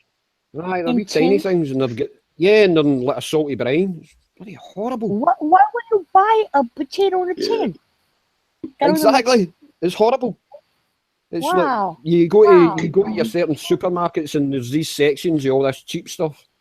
Yeah, 10p a tin. Aye, bloody horrible stuff. I suppose it's for people that are hard and haven't got a lot of money, they're unemployed or whatever. I suppose it's for them. You told me Convenience, innit? a bag of potatoes is gonna be like more money than a couple of tins of soggy potatoes. Yeah. Well, it depends on the potatoes you get. You can get good Charlotte potatoes. They're the ones I usually buy. It's convenience, innit? You They're can just get a too couple of lazy bags to of them. just too lazy to peel a potato. Well, like the Charlotte potatoes, you leave the skins on them anyway, Yeah, do I that and like they're with also good Jersey. for salads. I like my potatoes Jersey potatoes. to bake it with Yeah. with chicken and take the potatoes and soak them for like an hour and then take a brush and scrub them but leave the skin on and then cut them and put them under the meat and then cook the meat on top of it in the oven with the other vegetables. That's how I love it. Especially the potatoes. And they stay there under the chicken absorbing all that flavor. Ha ha ha. Heavenly. Absolutely heavenly. Shit, all If I'm potatoes. making the Charlotte potatoes, I'll boil them in salt and peppered water, You can boil and them, then I'll take them out. you can add them to anything, you can bake them. Oh, baked potato. Ah, with cream cheese. Potatoes with the butter in the pot, mix it round, add the chives, stick it in the oven for 5 minutes, and that's it. Mm. Yeah. I've learned all this stuff. I had to learn it Shit. because my brother is Hobo, useless hobo, at cooking. when you go and you take a my friend told me that she does this. They'll take like a chicken leg and a carrot and a potato, wrap it up in some tin foil and throw it in the oven. You know, all seasoned up, and then that's it. You have a little couch with your meat and veg, all lovely, tasty. Yeah. We did that with potatoes, wrapped them in a fire, wrapped them in a foil, just put them in a campfire. Mm. Oh God, who started this potato thing? Now I want potatoes. Potato cheese.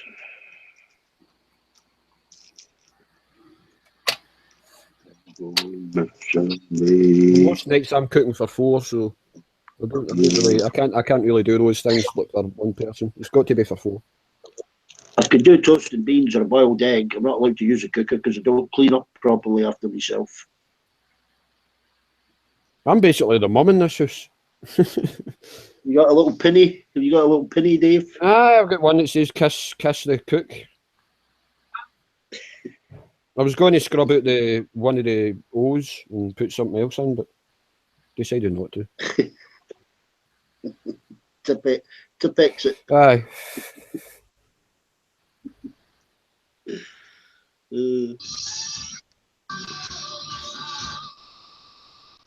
They put up a new speed camera here. Yeah. The kids put a tire over it and burnt it on Wednesday. Welcome back, Camelo. Thank you. You think that I didn't know? Just snuck away. I was saying, "Oh, he don't want it to be here because I'm here." I was like, "Oh no, leave. It's okay." Then Becky said, "It's okay, Abby. He don't like you, but he tolerates you. So just sit there, tight, pedal, and Oh, that was my connection. I know. I'm just trying Truth is, Rosie, we were really just killing time until you came back, you know. to just my way of letting you know that I appreciate that you're back." You know you're special, Abby. Oh my God, special how like helmet wearing yellow school bus special, you know, No, like the one that spends her time. I know Armando alluded to that last night. What do you mean? Like I'm the one that tries to find try to lick the school bus window where nobody licked before through the helmet? That's a special. I don't think Beck is gonna talk about that, but I know that there's a special place in his heart for you too. Aw, yeah, I have a special place for him too. But I'm waiting till he's fully recovered because we don't show on people who are not well, There you go. especially. He's trying to play the sympathy card. He's coughing deliberately for you, Abby. He's wanting you to rub the belly.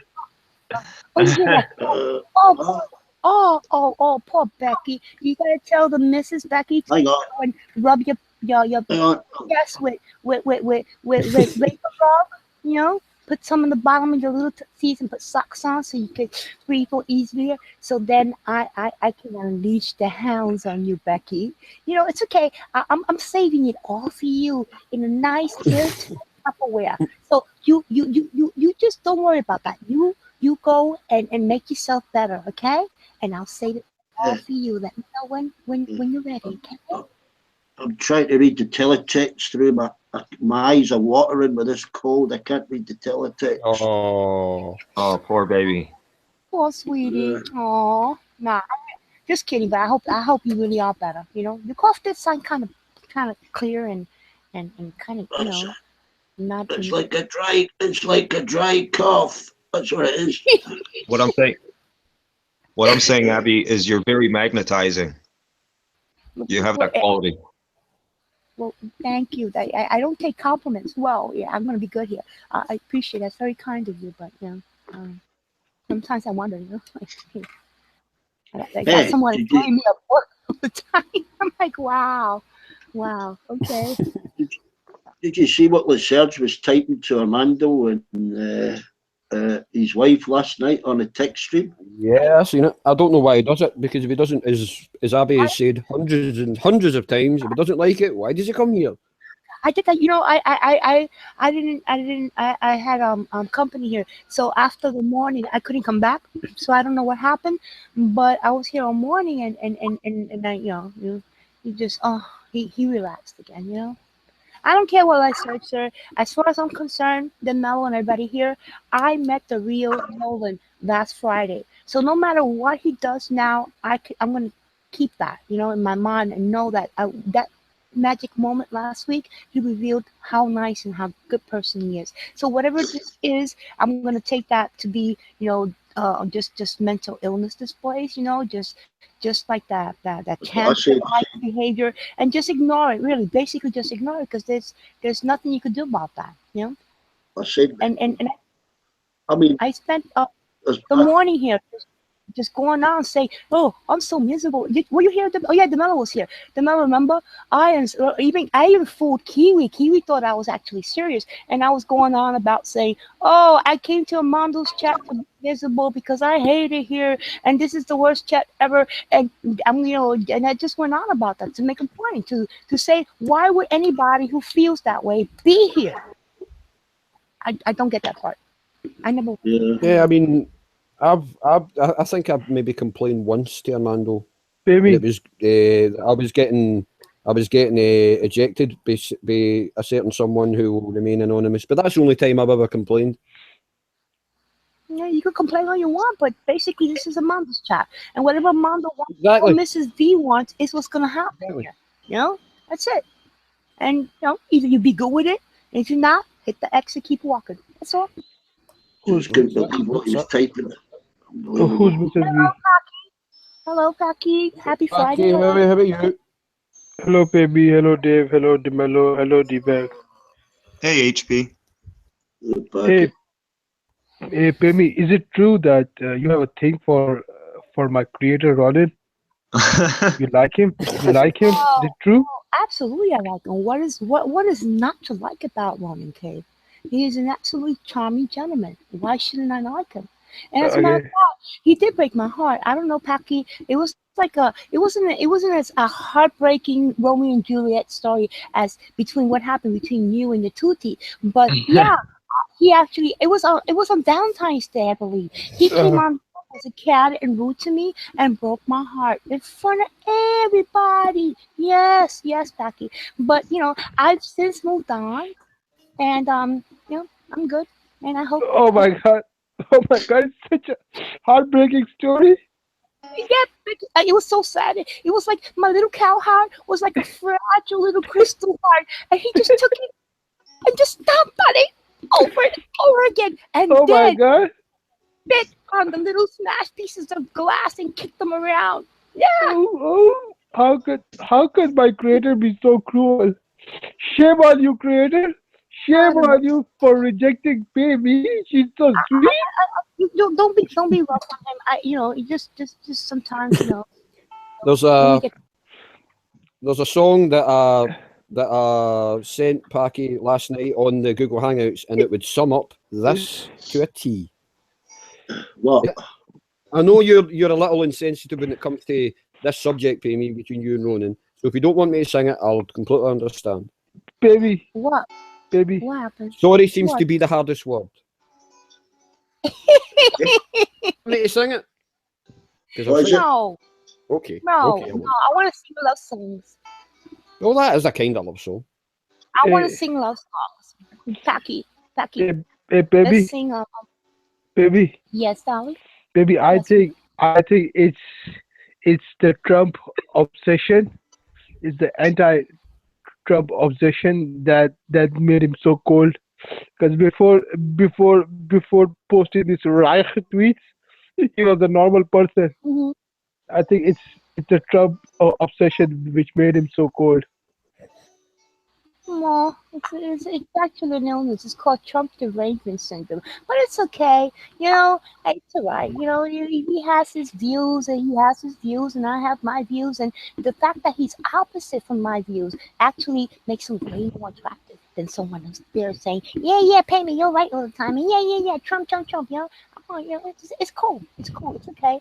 And it's okay. I know he secretly loves me too. But probably he's probably shyer than I am. So Uh, he's it's just in denial. like He's just Packy, in denial. Packy. When you were in school and you like the little redhead in front of you, didn't you pull her little pigtails? Right, right. Uh Okay. huh. Uh huh. Gum in her hair and put a tack on her chair. Right. Uh huh. Uh huh. Yeah. Okay. So that's what Roland is doing with his Trump tweets and stuff like that. Because Oh my God. an expression of love in a weird way, odd way, but still expression of love. I know the feeling. As you all know, I went through it too. But I didn't react in the right way. And Packy's tried his best, but it's just not going to happen. I tried my best with what? I have no idea what you guys You know talking what? about. You know what? Right, I'm trying to think of a good love song, but they're all bloody depressing. I don't know anything. 50 best love songs, Let's do okay? no, let's do modern songs. Let's you do the John Lennon John what's his name? Oh God, legend one. On Cougar Mellencamp. No God, you don't know anything modern. Come on, this is not even modern. This is like 2 years ago. I don't really know a lot of What new would stuff. I do without your smart mouth? Drawing me in and you kicking me out. You got my head spinning. No kidding, I can't pin you down. What's going on in that beautiful mind?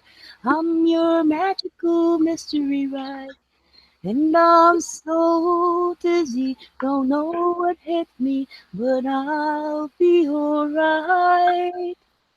My head's underwater, but I'm breathing fine. Yeah, like that. Hey baby, stop singing, or else I'm gonna fall in love with you. You never heard somebody who sang that bad? No, no, I never heard who sang that good. Hey baby, do you know you also have a secret lover from Scotland? His name is D Beck. Hey, hey guys, I'm going out. I've shared controls with everybody for a minute. Right, okay, but See now he's running. Oh, he's Cause, running. uh, Oh,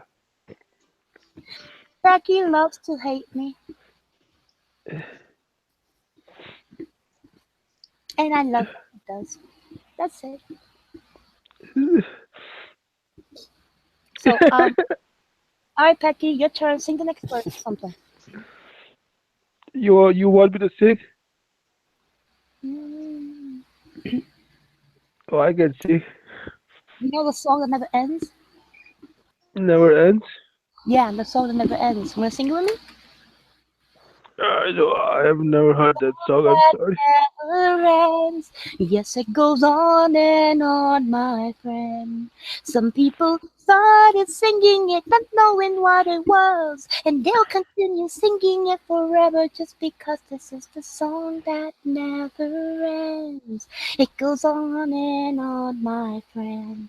Some people started singing it, not knowing what it was, and they'll continue singing it forever just because this is the song that never ends. Go ahead, take it, Becky. Oh, you get it. Just goes on and on and on like that.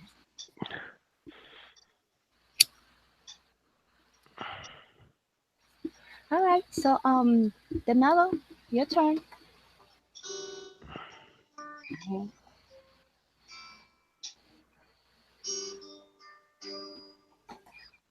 Guys, I'll be back. I'll be back.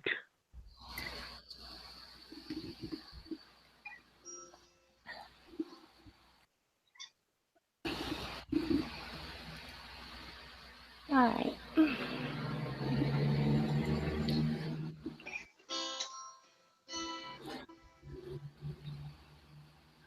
Si te quiere de verdad y te da felicidad, le deseo lo más bueno a los dos. Pero si te hace llorar, a mí me puedes hablar y estaré contigo cuando triste estás. I'll be there anytime you need me by your side to dry away any teardrop that you cry. And if she ever breaks your heart, if the teardrop ever starts, I'll be there before the next teardrop falls. Thank you. That's all.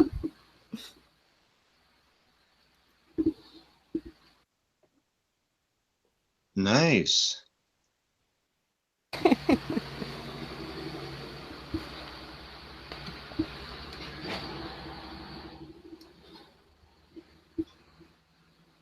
Now it feels like Friday. So, yeah, I'm in a happy mood here. Thank you guys. You, Beck, and Dave, and wonderful vibe. Just good. You know, like make This it. song is Irish, right? Yeah, But it's also Christmassy. Does it really matter? You want me to sing it? The I luck of think the you know the Irish. one I'm on about. The look of the Irish, although there isn't any Irish that actually singing this, the Pogues are not actually, they class themselves as an Irish band, although they're all English, I like the which is Pogues. kind of strange. I like the Pogues. This is actually a duet, okay? So if it sounds kind of weird, that's because I need to sing both parts.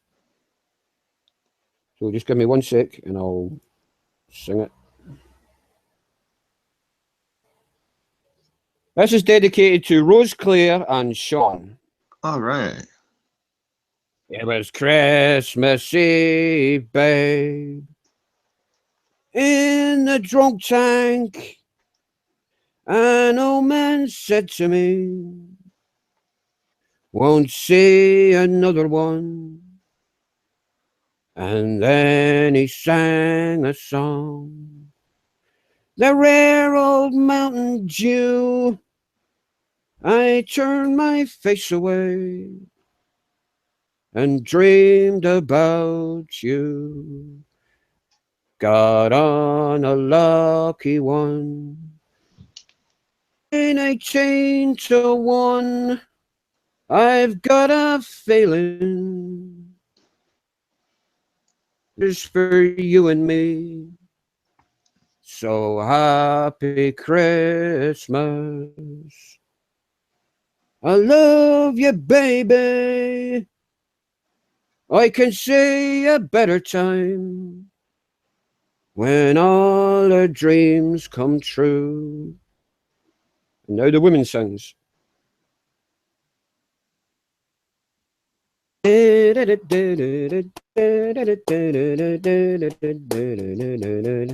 They got cars big as bars, they got rivers of gold, but the wind goes right through you, it's no place for the old. When they first took my hand on a cold Christmas Eve, you promised me Broadway was waiting for me. You were handsome, you were pretty, queen of New York City. When the band finished playing, they hauled out for more. Sinatra was swinging, all the drunks they were singing. We kissed on the corner, then danced through the night. The boys of the NYPD choir were singing Galway Bay, and the bells were ringing out for Christmas Day.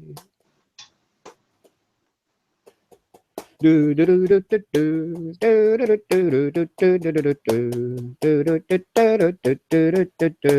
bum, you're a punk, you're an old slut on junk, lying there almost dead on a drip in the bed. You scumbag, you maggot, you cheap lousy faggot, happy Christmas your ass, I play God it's our last. The boys of the NYPD choir still singing Galway Bay, and the bells are ringing out for Christmas Day. Still about to go. I could have been someone, well, so could anyone. You took my dreams from me when I first found you. I kept them with me, babe. I put them with my own. Can't make it all alone. I built my dreams around you. The boys of the NYPD choir still singing Galway Bay, and the bells are ringing out for St. Paddy's Day. There you go. Wow, nice, man. Wow. That was. Yeah, that was. Wow. That was. That was Awesome, Dave. the song. Wow. Awesome.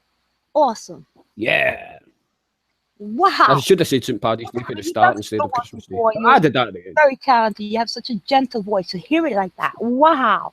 Yeah. Wow. Me Melody, loves the pogs. I wanted to get up and start dancing. I love that. Wow. Thank you, David. I appreciate it. Well, Ray isn't too.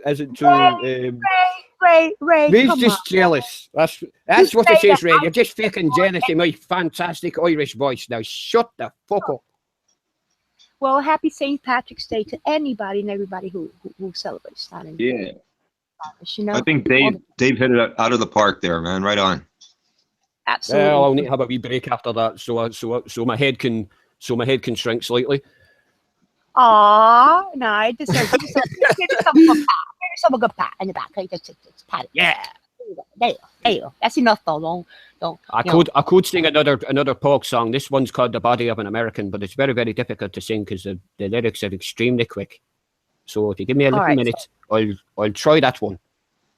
No, I want to sing some Tom Jones now. All right. You want to sing Tom Jones? Yeah, why not? Okay. Yeah. Give Tom Jones a go. I'll be back in 1 minute if you want to wait for me. Oh, no, worry. I'll mute myself, okay, and then I'll unmute myself so you know when I'm back. I have to go and find lyrics first because I don't know lyrics. Lyrics to what? All right, okay. Well, I'm only going to the bathroom, so I'll only be about a minute. Oh, I could do Delilah. I love that song. Oh, where's Sean? That's like, she would enjoy this and laugh at an American trying to sing a Tom Jones song with no. Here it is. All right. Next song.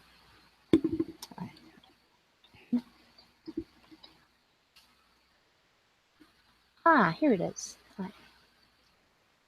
All right.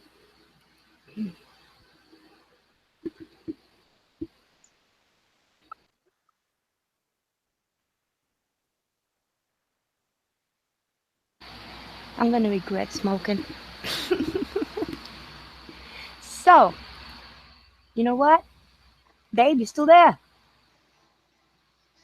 Cause I got some things to do. So after this, I'm gonna kill this, murder this song, and have Tom Jones people come after me, and then I'm gonna run. Cause Chico needs to be rescued from the swamp that has become his little camp, and I'm not gonna be here this whole weekend, so I don't want to come back to a dead fish. So after this, I'm gonna run and do that.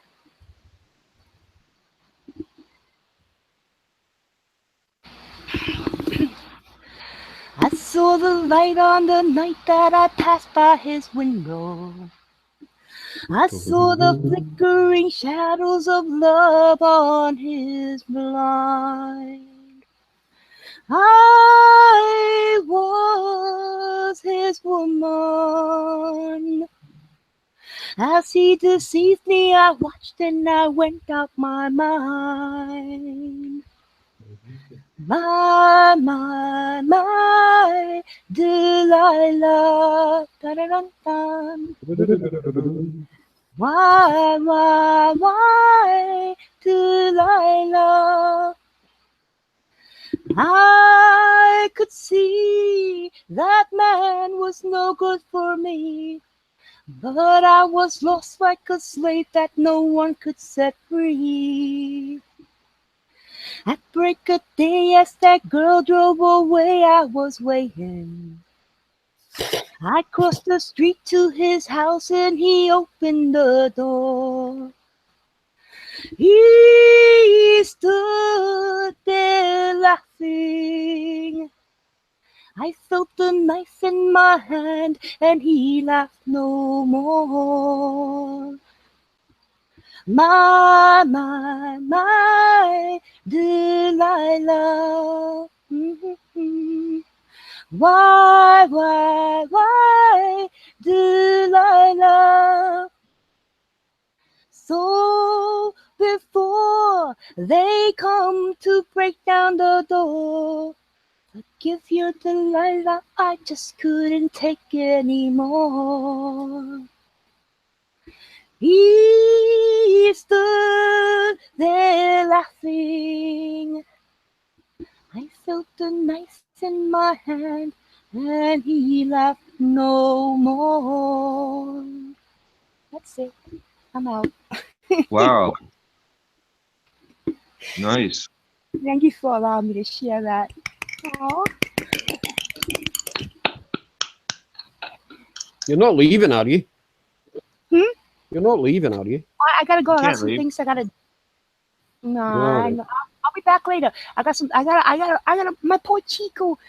He's sitting there in the tank, and it's starting to look like a swamp. I can hardly see him. So I gotta take him out and scrub that up and change the filter. I gotta get him a Yeah. big tank. I mean, this little guy is not so little no more. This thing got huge. Right, So well, anyway, we'll have a little intermission then, because I need to pick so my I'm son up in about so I'm 20 gonna minutes anyway. get So that and a few other things, and then I'm gonna listen to news, and then I'll be back this way. So like, I don't want to sit here and monopolize a panel. Let somebody else come in and stuff. So I'll see you guys later. okay, Abby, look forward to seeing you back. Yeah, we'll see you later Bye, then. Danilo. We'll see you later. Bye, Ben. And Armando, I know you're lurking. Bye to you too, and take care. Bye. Bye, Abby. Bye. I'll ditch probably in a couple of minutes too, Jose. I need to pick my son up at 3:30. So Yeah, I'm gonna bounce too, man. right, okay, man. I'll see you after, Dave. Right, okay, Jose.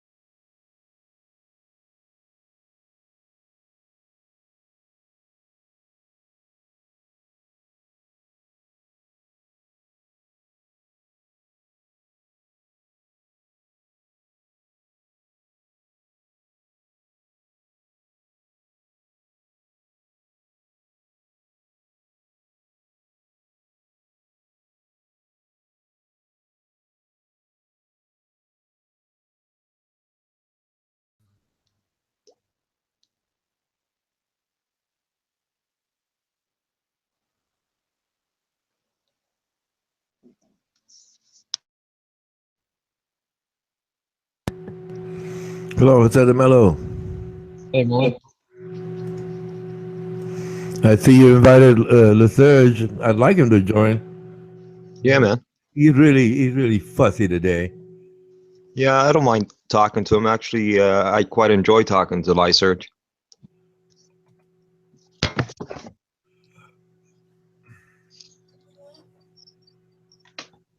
And talking with you as well. No, they say I argue with everybody. I just want to get in on his psyche, see where he's at. Well, I've known where he's at.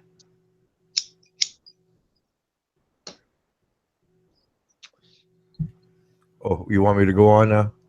Hey, Russell, get in here, man.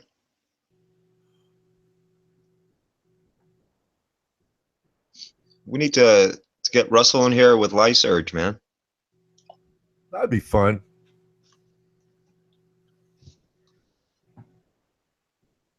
I think Mr. Lyserge thinks he knows more than Russell, pertaining to the native issues at hand. Yep. Hi, Hassam. Hey Ronald, how you doing, man? I'm doing well, thank you. Hey Joe, Hey, Sam. What's going on with you? you okay? Everything's fine. No, Lyserge piqued my interest here, man, with some topic pertaining to. Hey, Russell. Hey Russell.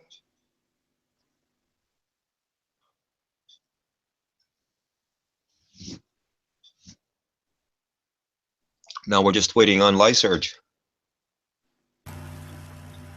No, it's not worth discussing anything with him. He's just going to start diverting, getting on the other side and whatnot like that. He's already come to his conclusion. He reads one or two articles that coincide with his thought pattern, so you're not going to diverge anything or give him any information. But he's never been on an Indian reserve in his life. He's never had any Indian friends. He doesn't see their day-to-day life or hear all the big problems that are reality within. So why would he even discuss it with him? He's just going to, repeat what he's read by others, not go from Right. Well, I've been immersed among the natives up here since 1992. Yeah.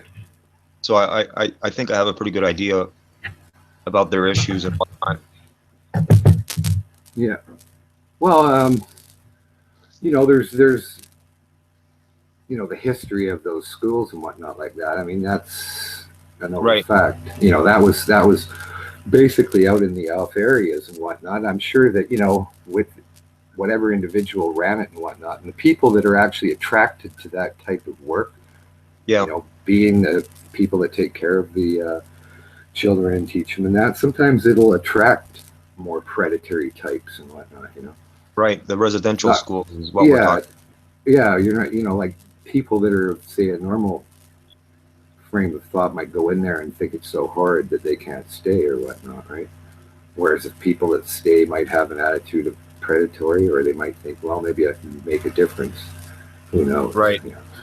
You're dealing with individuals again, so every school probably had its special,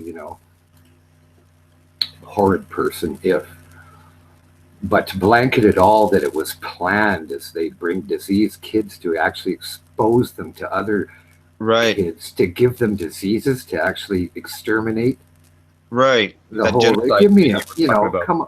I mean, I can't sit there with a straight face and actually debate anybody with that kind of silliness within their mind. I mean, that's Alex Jones-ish. We know there's problems and whatnot, but as far as a planned genocide, get on. Fuck it. Give me a break. No, but how can I debate that? Give me a break. I know, especially when you're dealing with tuberculosis. Like, give me a break. That's such a serious thing. What a sickness, though. As if that, I mean, maybe some individual, if you could have, would have some vindictive hate in there and would be a mental case and say, oh, well, we'll just expose them. I mean, but how many of that would happen, right? Right. If that was one individual case and you make it that it happens throughout, if it did, It makes no sense. Well, exactly. All it does is give you, material to dress up some stupid discussion that based on no fact. I mean, if that was the case, you would have seen a big class action lawsuit against the government. Yeah, but one thing that really bothered me was Alberta Williams was one of the girls killed on the Highway of Tears just outside of Rupert. Right. And the thing that really bugged me was she was there in '89. I was there in '85 and '86 and partied in all those places that they would have. And it kind of bugs me because I thought, maybe I met her once and danced with her at Bogies or something. And then they dumped her body at Sockeye Siding, where I used to pull my train in sometimes, right? And I'm familiar with that area. And they hacked her apart, right? I mean, Wow. And it was her uncle. We all know who it was. And, I don't know, it really fucking irritates me. Man, that really hit you hard, eh? Well, just because I partied in that area and I met Native girls and I went home with them and whatever. And it just bugs me because I always think, why wasn't I there? There's no way that would happen. I'd have thrown that uncle through, whatever. And if I was partying there, I would have known there was something going on goofy that night. I shouldn't think that way, but you do. Yeah, you always think, fuck, if I was there, that wouldn't happen. There's no way. Man. I'd have known something goofy was going on, seen people looking weird. But whatever, it just bugs me because I was close to there and I know, and I hung out with those people and worked there and all the areas familiar, and it kind of bugs me. Yeah, I hear you. And I mean, I worked at a Hazel's and there's a couple of girls who went missing there, and fuck, what's that other stupid town where everybody gets killed and they shouldn't? They turn right and go to Fort St. James. I forget the name. Hey, Richard. Oh, you can't hear. Can't hear you, Richard. He's being a pain by not being fucking up on his mechanical. So anyway, Jose, that's pretty well why I couldn't have a discussion with the guy, because all he's going to do is try to perform for the audience and try to, I made him look wrong. It's like, you can't. You're too simple. You think you're some master intellect, but you're not. You're frustrated. You don't have a career or never had one or a profession or a trade. Nobody could handle you. You knew it all. Couldn't be trained. Anyway. Yeah, there was a case in my hometown of Brampton where under the children's aid, there was a native girl. She was 12 at the time, and some sicko from Nova Scotia, he lived in a rooming house, and I guess she was in a playground or something, and met her, and he tricked her, right? Yeah. And to make a long story short, he took her somewhere, I forget where, but anyway, to make a long story short, he put her head in a fucking gym bag in the car and whatever, and he went back to Nova Scotia, but he buried her, he put her in a bag just north of Brampton, up the country, in another town, in the bush somewhere, and he went back to Nova Scotia, and the way it was discovered was his girlfriend. Anyway, the Peel cops, they did an amazing job, because when he went to Nova Scotia, he was drunk one night with his sister, I guess, and the brother-in-law, and he divulged something that he did in Brampton, a heinous crime where he killed someone, but he didn't say who. And the family, I guess they made a phone call to the cops, and they looked into, who possibly, could have this guy did something too. And anyway, they did some amazing work, man, the Peel cops. And he was on their radar from that point forward, because he came back to Brampton, and from that point forward, he actually led the cops to that scene where he dropped off the evidence. It was amazing, man. Yeah, so he's guilty. They got the guy, man. Yep. I don't know. I've never been in a sick mind like that. I don't know how those people think, you know? Yeah. Those murderers types like that.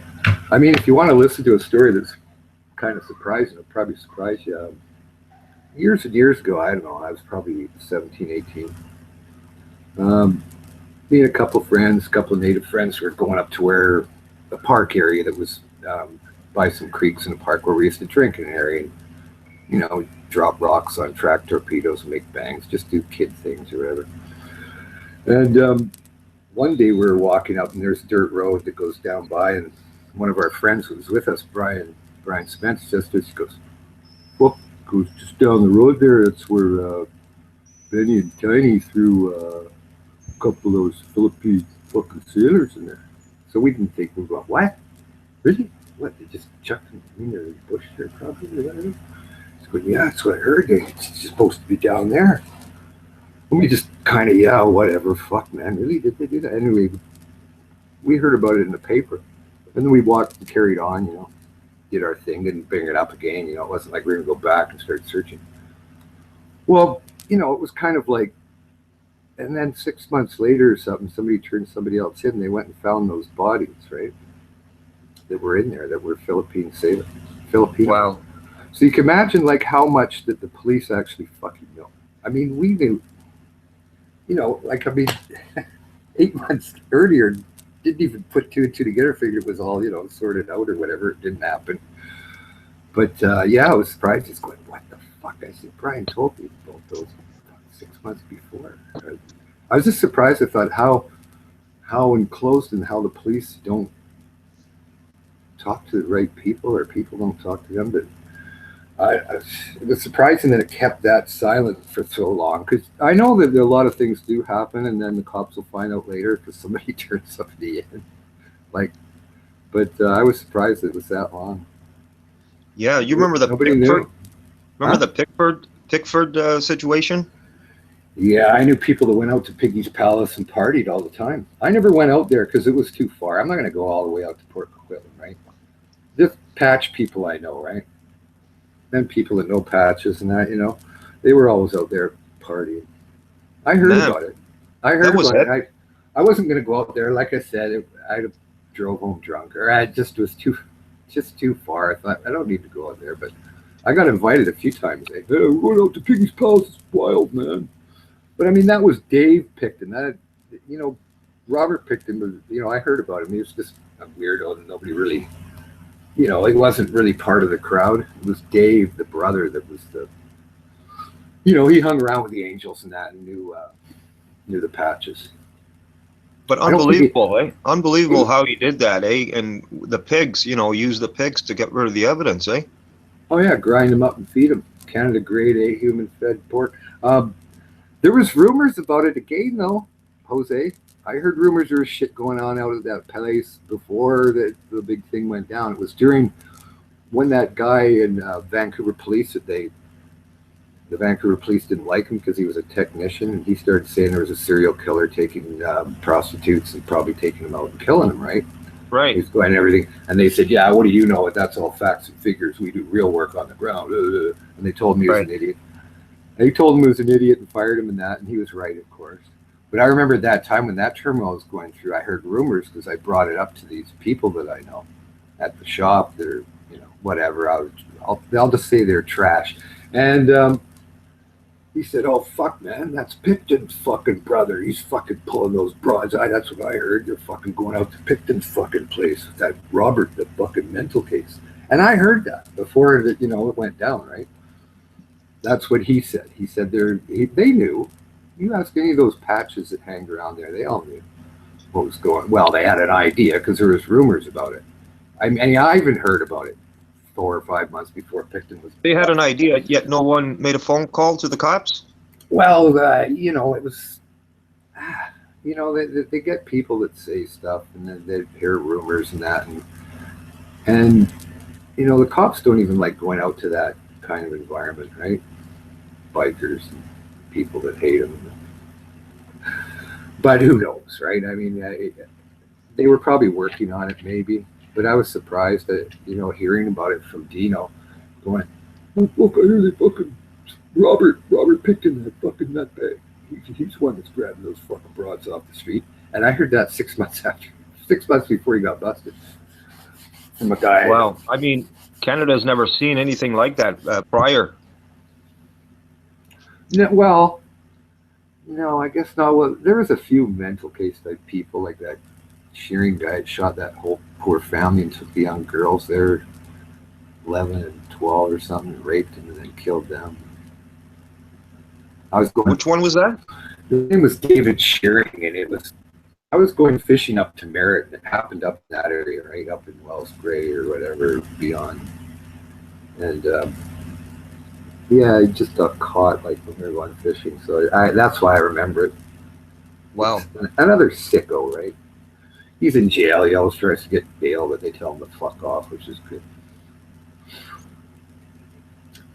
They let that Chinese guy out that packed that guy's head off in the Greyhound bus.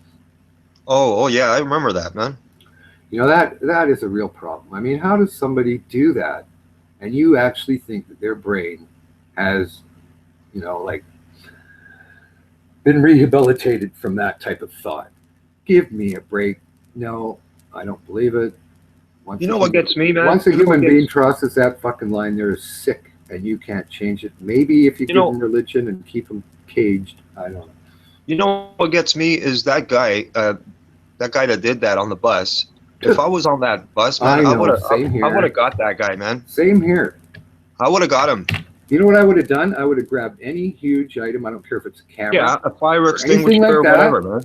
Anything like that, and I'd have fucking thrown it as hard as I could, right, and bounced it off his head. Like the guy that came at me with nunchucks one time. Fancy boy there coming. I'm going to fucking rock your head. He already hit my buddy with him. So I grabbed a boulder about as big as my fist, and I whaled it, and it bounced right off his head.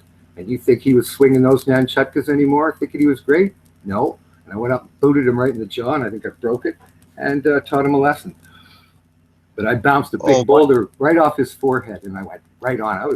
My adrenaline would have taken over, man. Yeah. I would have got that guy good, man. Oh fuck! I would have thrown him through the window. I would have got the knife off some way, jacket or something. Oh yeah. But I wouldn't have scared me. I would have done probably something easier. I would have got something big like a bat or anything that shape. If I could get anything, I don't care, a camera or even a bag. I would have thrown it right in his head. Bag. Use a bag to shield yourself from the knife, and then you just fucking crank him. Like I say, Jose, I would have thrown something so big in his head it would have fucking shattered it. The thing hitting it and his head, and he wouldn't have been cutting nothing after that. There's luggage there. Or I have booted him. I would have probably, if I couldn't find anything, I would have side kicked him right in the side of the head. Oh, he's getting it, man. Right, roundhouse. I would have, because I know how, and I've done it. I'd have thought, what are these cowards doing? I have to go save this guy, and I would have kicked him right in the side of the head. If I had to, whatever, I don't know. Something would have happened. It would have been ugly. Oh, yeah. It wouldn't have been me getting stabbed. I'd have hit him with something. You might have cut my arm, but that's as far as that would have gone. That's about it. I'd have stayed away, but I'd have grabbed something off the up, where people pack their stuff up above their seats. Something big, something you could shatter out right on his forehead. Oh, yeah. I'd have thrown it as hard as I could. If somebody had a baseball or something, I'd have thrown it as hard as I could at his head. And he wouldn't be thinking the same way as he did before. Oh, he would never be the same, man. No, I mean, once you ricochet something off somebody's head, they really have a different outlook. You should have seen the guy with the nunchuck, because he sure had a different outlook after that rock ricocheted off his head. Yeah. And then I don't think he was too happy getting kicked in the jaw. But hey, I'm going to tell him, you try to attack me with weapons. See, if I had a staff, it would have been hilarious. I'd have gone, oh, let's go. And then he would have tried one flick. I would have wrapped it with the left, whacked him in the side of the head with it. We used to do a lot of staff work too, right? And I remember looking around and going, where's the staff? Fuck. They went, don't be stupid, bro. There's not just sticks everywhere. So I grabbed the next best thing, a boulder. Yeah, right off his head. You want to fight with weapons? Hey, here comes a rock sailing right at your head. I mean, the cops, they waited and waited and waited outside that bus. Like, give me a break, man. It's not like the guy got a bomb. Well, the people were just sitting there in such shock and everything, and that's Yeah. that's what I always noticed about people. Like when I was at my job and that when the chips They get cower. down, Yeah, they cower, they're man. just you look at them and like I remember being in certain situations, guys with big mouths and everything like that. And there's like 3 or 4 people against me, and I'm looking back at these other big mouths, and I say, "You really proved yourself that day, you big fucking coward." And then whatever they say after that has no bearing, right? People just go into shock, eh? And they Nah, don't they're move. cowards. They're cowards. They're afraid. They're afraid. I've seen it too many times when the chips are down. Woo-hoo-hoo. I don't care. I'm not. I deal with it. Oh, I would have went at him right away, man. I would have You went know at what? him right away. The worst thing I hated was always going home going, you know what? I should have done that. Boy, if I would have done that, that wouldn't happen. Like if you're cowering or something like that. Fuck, if you tried that again, I'd never cower. And it really bugs you. You take it home with you. Yeah, Well, it's and not it's not a good. matter of being a hero or anything like No. that, man. That's the last thing on my mind, man. No, but I just, you don't like going home questioning, I should have done this and that. Just do it. And if it doesn't work out, you say, I tried my best. Because it's like it's like the nerve of this fucking guy. He pulls out a knife and he thinks he's gonna fucking do some damage to an innocent person. Fuck that. That ain't gonna happen. Not when I was there. No, there's been all sorts of situations where I've, been in there and not allowed stupid things to happen, like bullies, and then people were whatever in the street or something like that, or at the bar doing stupid things. And oh no, that's not going to happen here. We're going to have this all sorted out. And then I can go home and I don't have to say, I should have stood up and did something to that fucking asshole. Yeah, man. I don't go through that. I just do it. Then I don't have to take it home. And then I go, yeah, well, it's all sorted out. I mean, even when I was a young guy, if a friend pulled out a knife, I would think, you fucking idiot. You think you're tough? Yeah, we never did weapons. Yeah, you know what I'm saying. We trained and everything. We sparred. We had heavy bags, overend bags, speed bags, and everything, right? We played around. We worked out hard, and yeah. Well, my attitude towards that friend would be like, yeah, you think you're tough, eh? You're gonna pull that knife. Try pull that knife on me, man. See what happens. I had a guy pull a knife on me. The stupid thing was that I was on these speeders, Black Beauties, and I was just raging. And this native guy came in, and he thought he was tough. He slapped a couple of native guys I was sitting with at the bar, and I just went and raged. And the bar bouncer's going, calm down, Russ, because I knew him all right. Calm down, don't fuck. And I went over to hit him, and then one of the bouncers grabbed me, Russ, don't. So anyway, he just started mouthing me off. I said, I'll kill you now. And he goes, yeah. But anyway, it was in the bar. So I actually went outside and waited for him. And he comes out, and I said, now it's all over. And he pulled a knife out. But the stupid thing was I had this leather jacket, and I took it off, and I rolled it up, sleeve to sleeve, right? And I whipped it, and it somehow, the stupid sleeve went around his wrist and pulled the knife out. And I went, in my own head, I went, holy fuck that. It worked, you idiot. You look great. And then after that, it was kind of ugly. And then the police caught me hiding under leaves. They had their dogs follow me and everything. I was hiding under leaves. The dog found me, and the cops drive me. He's going, you're going to be charged with bodily harm and everything else. Guy's in rough shape, man. And I went, yeah, well, what would you do if somebody pulled a knife on you? And he goes, what? I said, you found the knife there, didn't you? And he goes, oh, yeah, somebody handed us a knife. I said, he pulled that on me. And I whipped it out of his hand. Oh, well, that's different. Then he turned the car around and drove me back to where I was going. Unreal. But it was true. I said, didn't you ask anybody? And they said, well, yeah. And I said, you've got the knife. That's his. I said, he pulled it on me. He's going to stab me. Yeah. Yeah. And he goes, oh, that's different. I said, yeah, it sure is, isn't it? Yeah. So I never got charged. The guy. Now charge the guy with attempted murder. I never got charged in, what was his name? See, I used to buy dope off his cousin. Guy I hit. Oh, I had his name in for a minute. But he was in the hospital. He tried to stab you with it, right? He tried to stab you with it, right? Yeah, he was in the hospital for a month getting fed with a tube. Yeah. Well, he should have been charged with attempted murder. never got that close because I had that jacket around his wrist. I don't know how it worked, Right. but it did. And I was sitting there with that cocky attitude. Yeah, you want to try? You know. And somehow it wrapped around his wrist, and I pulled the knife right out. And then after that, you see, when it wrapped around his wrist and I pulled it, he came flying towards me. So my fist was there, and I won't go into what happened after that. Yeah. But I know. yeah, and then I was going to get charged with everything. And the cop was mad at me, and then until I told him that knife that you found, Yeah. were There's the handed, knife. Yeah. that There's the that knife. was pulled on me. Oh, I said, ask anybody. Yeah. Oh, and then he turned the car around and drove me to where I told him to Yeah. drive me. That explains why the guy's in a hospital bed with a feeding tube. Okay.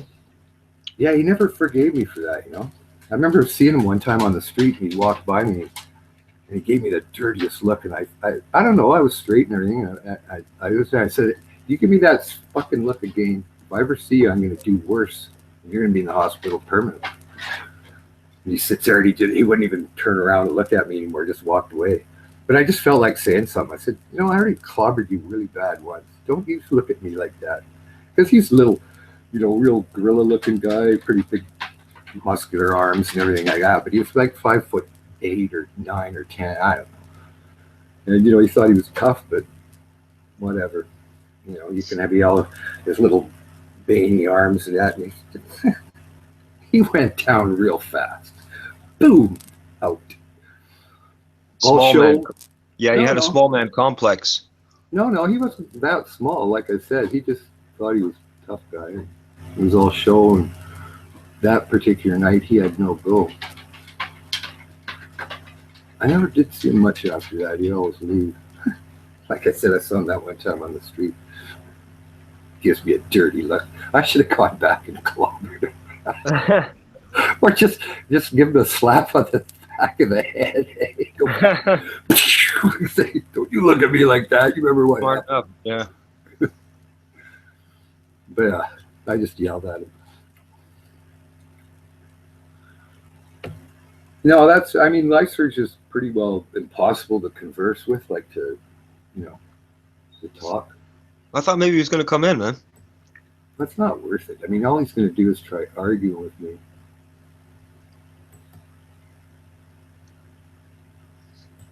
Well, that's too bad, man. I thought we were going to have a little bit of excitement with him. Was there any echo before? No, I didn't hear no echo. Yeah, because I had the chat open too, and I couldn't hear any echo. I wonder why. But I shut it off anyway. Hey, Dave.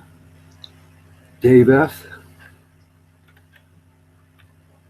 Hey guys, I've got a couple of minutes before I need to start dinner, or no start dinner because I'll be driving to a bloody chip van. So I've been asked to do another couple of songs, so All right, man. seeing as it's Paddy's Day. All right, man. But this is really to avoid all the arguing that's going on in the YouTube chat. So the comment was, if you don't stop arguing, I'm going to come on and sing terrible Irish songs. So I'm trying to think of some of the worst ones possible. Danny Boy's a right bad one, so I'll probably sing that. Right on. Danny Boy's a classic. That'll shut them up, won't it? Can we sing along? Can we sing along? You can sing along if you like. But the thing is, even on the way we're talking right now, there's a slight delay. So No, just go ahead with anything, and I'll just fill in where I can. I'm not trying to be the lead here. I'm just trying to, contribute to the melody. I'm just trying to remember how this goes. I don't want to have the song playing in my background. So Danny Boy. Right. I've got the lyrics here, so I'll just start. 1, 2, 3. Oh, Danny boy, the pipes are calling from glen to glen and down the mountainside. No, I can't sing that. It starts getting really, really high. I can't sing that. The summer's gone and all the roses falling. It's you must go and I must bail. Fuck, that's dreadful. Dreadful song. Oh. Keep it going, man. Oh, I can't sing that. I can't. I'm sorry, girls. I can't sing Danny Boy. Oh. I'll think of another. I'll think of another Irish song. I'll think of a good one. Now, because I stopped singing. Oh, But yeah, I can't know do it's same. anything Well, can you do Jump Around by House of Pain? They're Irish. It was I'm not Irish. doing that. You know, House of Pain is Irish. Yeah, I know. I don't know if I you know ever seen the the video, bastard. the Jump Around video. You know, Bastard. like, you know. From Boston, I think. I've got a Pog song. It's not the one I was singing earlier. It's another one. Yeah, I'll try that. Oops. This might take a while. They usually take a while, but it's usually worth the wait, isn't it?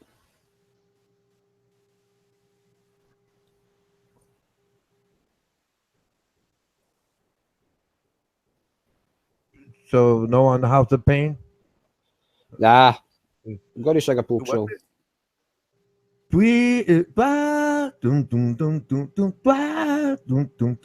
I'll ride to the I'll only top. sing a couple of verses because it's quite hard, this one. Just let the intro come in, so... It's an Irish-American song, actually, so... I'll go for the Perrys. Oh.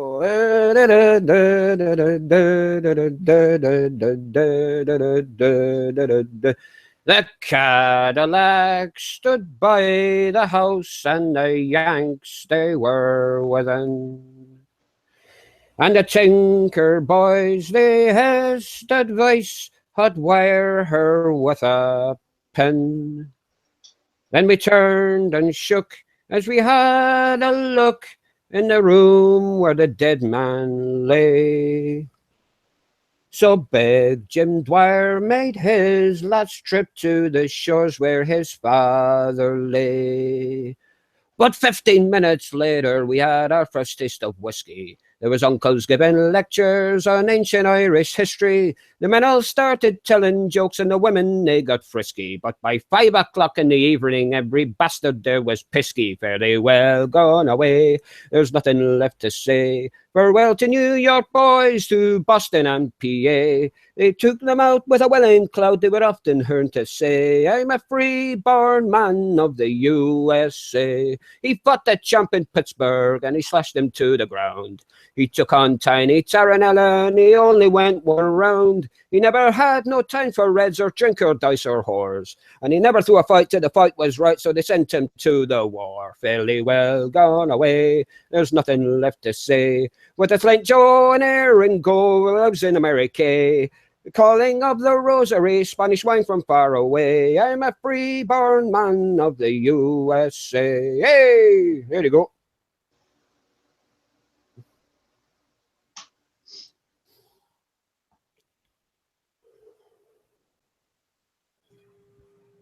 That's pretty good. I have to unmute myself, and I'm kind of slow about it, but very good. Well, it's Paddy's Day, so you got to have a little bit of Irish there. Sound like a folk.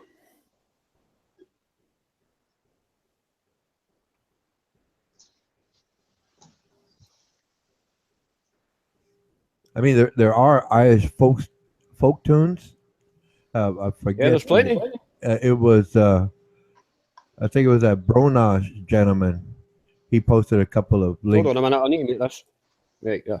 But they're like, You say that again, Ronan? I missed that.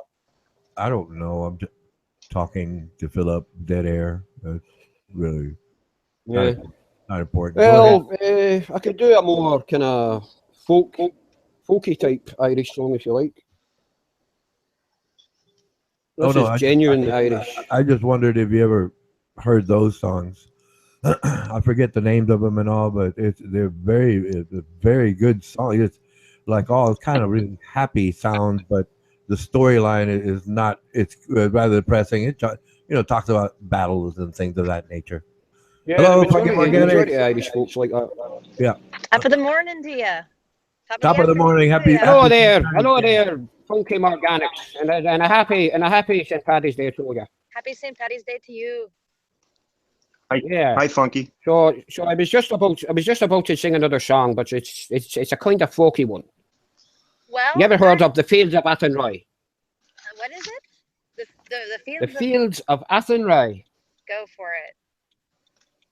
Okay, it's a kind of wistful song, so I'll sing it slowly and quietly. By lonely prison wall, I heard a young girl calling.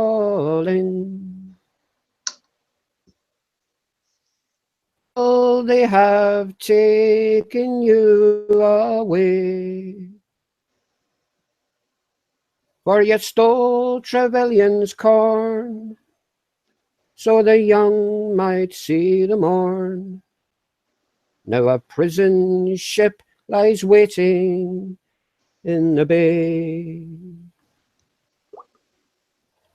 Low lie the fields of Athenry, where once we watched the small free birds fly. Our love was on the wing, we had dreams and songs to sing. It's so lonely round the fields of Athenry. We'll leave it at that, eh? That's a bit depressing. I only know one Irish song that I can sing. I mean, that I know the words to. I And think you maybe need to you move know it closer to your too. mic. I think you need to move So closer to your mic, Funky. I'll get closer to my mic. How about this? Yeah, you're a How about bit, you're a now? bit. Is it better? Or I have such a bad Yeah, we can hear you. sometimes Yeah, I can't we get can on hear till I you. get home. Well, I mean, it's St. Patty's Day, so, you know, we got to get a little Wild Rover with it. You know that one, Dave? Oh, yeah. Oh, of I course. played the Wild Rover for many the Many year. I spent all me money on whiskey and beer. It's like the only part I know. Oh, No, oh, I thought nay, never. you were going to sing it all. No, nay, never, no more.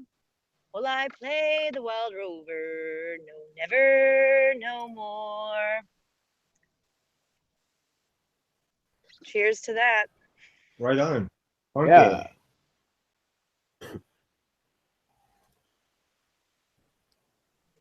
I don't want to steal your thunder. Do you want me to sing it? Yeah, sing it. It's not stealing thunder. Right. It's just it spreads the Been thunder. a wild rover for many's the year, and I spent all me money on whiskey and beer. But now I'm returning with gold in great score. Never will play the wild rover no more, and it's no, nay, never.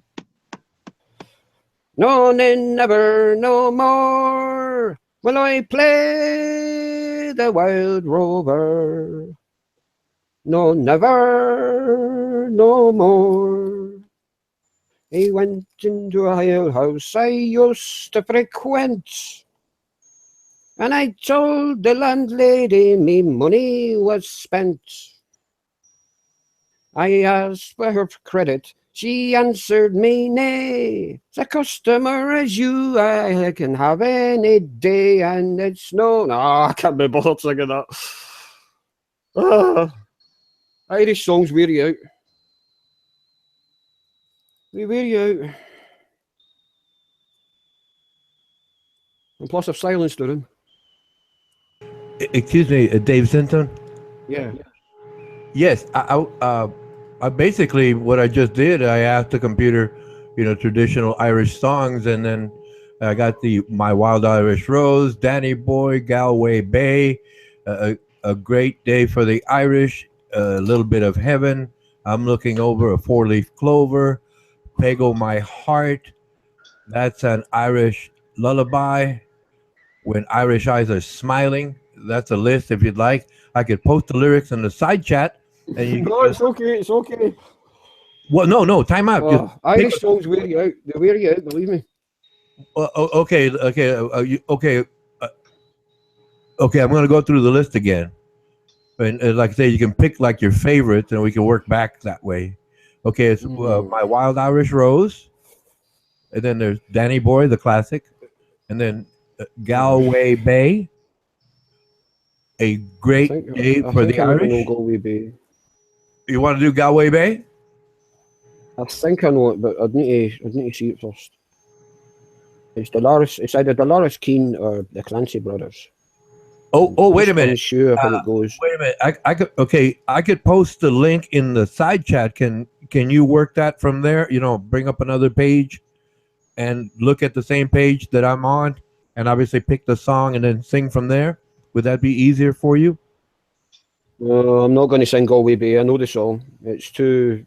No, I'm not singing that. Okay, so we're. See, when I sing, it just comes naturally. I just go, oh, I'll sing this, I'll sing that. I don't pick out songs. Oh, okay. No, I was just thinking. I don't know.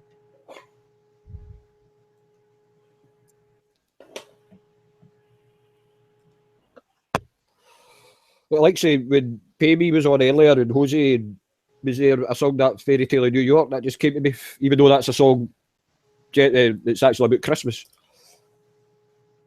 Just because it's Irish.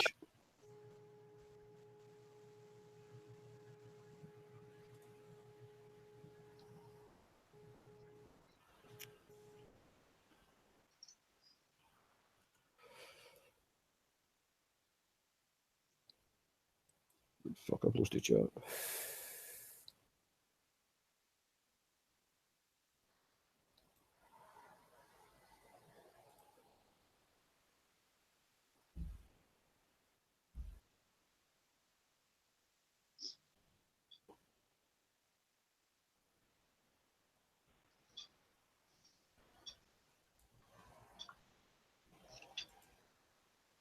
I remember the Irish Rovers used to be on, I think, every Saturday night, man.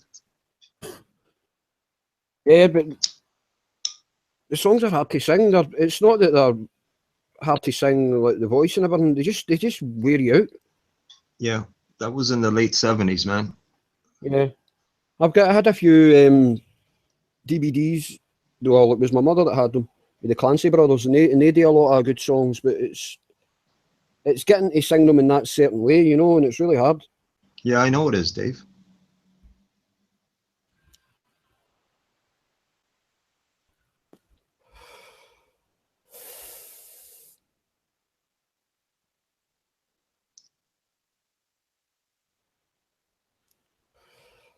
I'll be back a wee while. I need to do some things. Plus, I need to go and get the dinner. Get the stuff out of chip van. The chip van's. I know the chip van's here because I phoned a guy that lives no far from where it parks. So I hear you. That'll be about 5 o'clock, and it's 25 to 5 right now. I don't know how long the stream's got to go, but Armando's been popping his head in, so he might start a new one. Oh, there's still a few hours to go. It says 5 hours gone, so maybe 2-3 hours to go. So I should come back on this stream. Right, Jose, I'll see you later on, pal. Okay. Okay, we'll see you later, pal.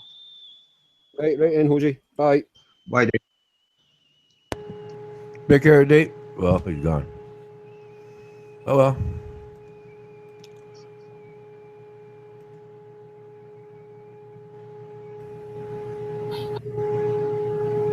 Faces look ugly when you're alone.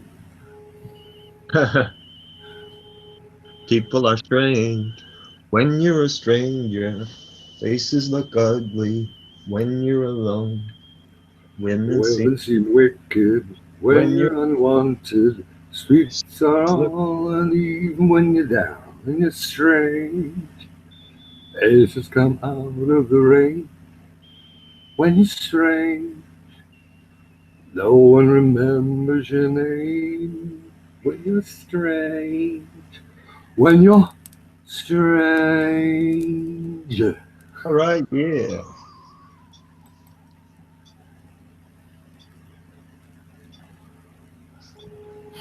That was a pretty easy karaoke one to do. It's only like, what is it, 2 minutes? 2:10? Shortest. Well, if you want to do it again, I can go like da da da da da da da da da da da da da da da No, okay. Do L.A. Woman there, Russell. Start it off, man.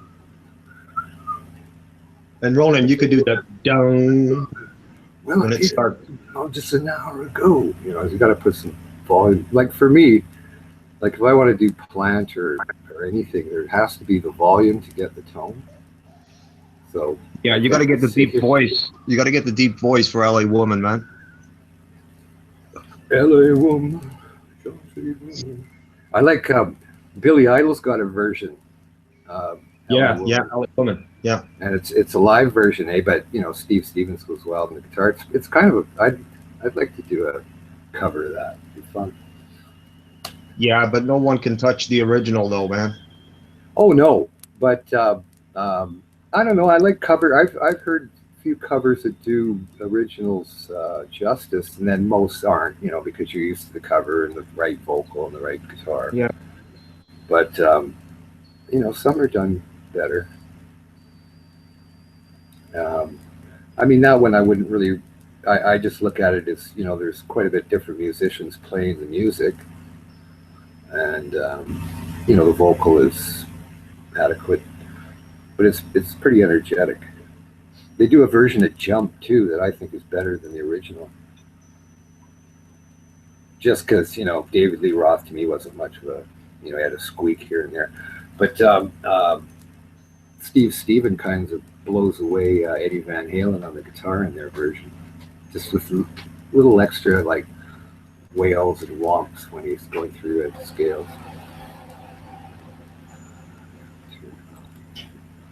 Drove into town about an hour ago.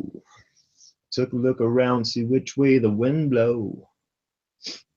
Wait a little girl in a Hollywood bungalow. Carry on there, Russell. Yeah, but the next one, well, she was walking in the road in the city at night. It's not like, well, she was walking alone in the city at night. Where the lover was tango, city at night, city at night, city at night blue, when you're blue, yeah.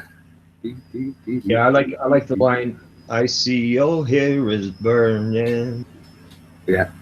Hills are filled with fire. If I say I never loved you, you know they are a liar. Riding down that freeway. He starts getting back into that old thing. Oh, yeah. Cops in cars, they're in bars. Never seen a woman so alone. Cops in cars, topless bars. Never saw a woman so alone. So alone. So alone. Wow, yeah. What was it? Excuse me, Eric. you were singing dun dun dun dun dun dun. Yeah, driving down the freeway. Yeah, no. What night alleys roam. I don't know the name of the song. I've heard it, but I don't. L.A. Woman.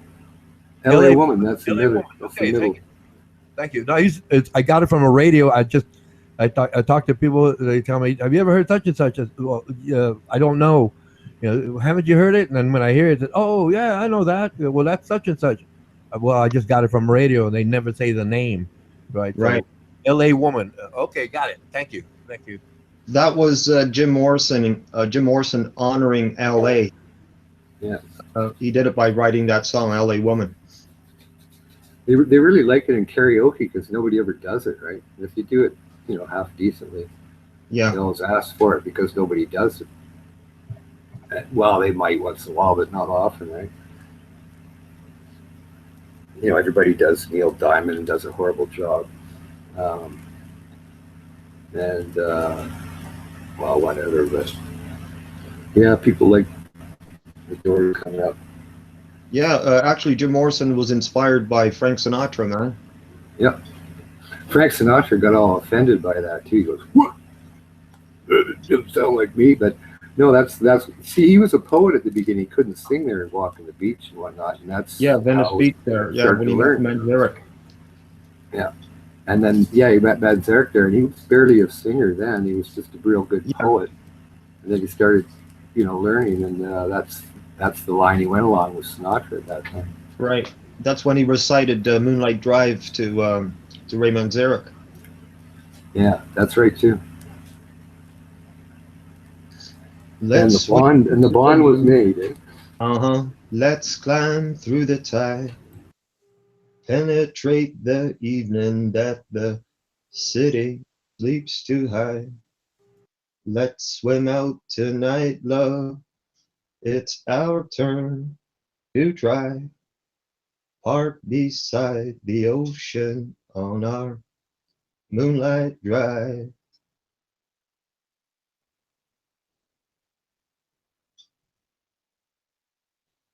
That's all you get.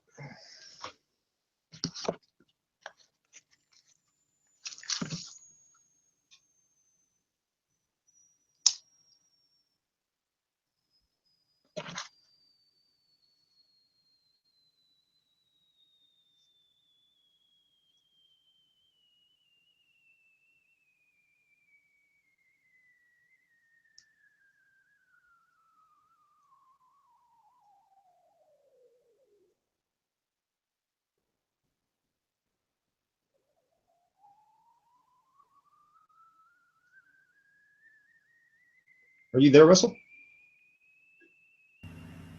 Yeah, I am, but there's background noise here, so I just shut off the mic so you don't have to listen to stupid noise.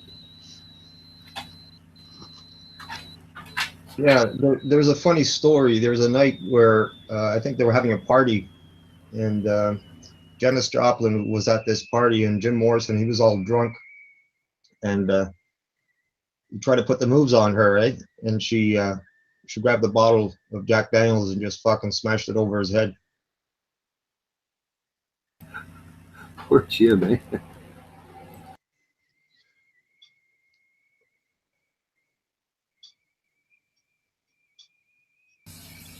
Yeah, if you see me with the mic on, it's just there's lots of background noise, so I gotta shut it off. Okay. Yeah. All right.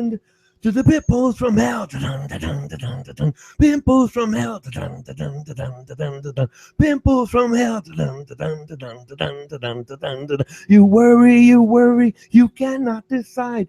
You hurry, you scurry, there's no place to hide. You sense a bad feeling, impending disgrace. Volcano erupting all over your face. The devil make it, 'cause he put them there. The pimples from hell. Pimples from hell. Pimples from hell. Today is tomorrow. Tomorrow's today. The pimples from here look like they're here to stay. You're locked up like a prisoner inside your own room. The demonoid pimples have just sealed your doom. You know it's too late. You cannot escape the pimples from hell. Pimples from hell. Pimples from hell. Pimples from hell. It's supposed to go like, one look in the mirror, the horror you see. It's supposed to be like that. What do you call it?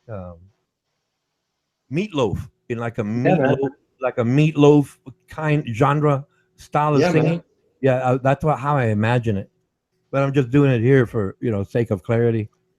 But like I said, I want to put that like almost coarseness in it, because it's like And then I was going to play around with it and go like a real, like how when you're getting to that age, your voice goes from like a real deep to real high all of a sudden, because your body. You could sell that. Finish it as a song and sell it to Clearfield or something. Oh no, it's okay. It's not so much the song, which I think is okay. It's an okay song, but it's just a hassle you got to go through dealing with those people.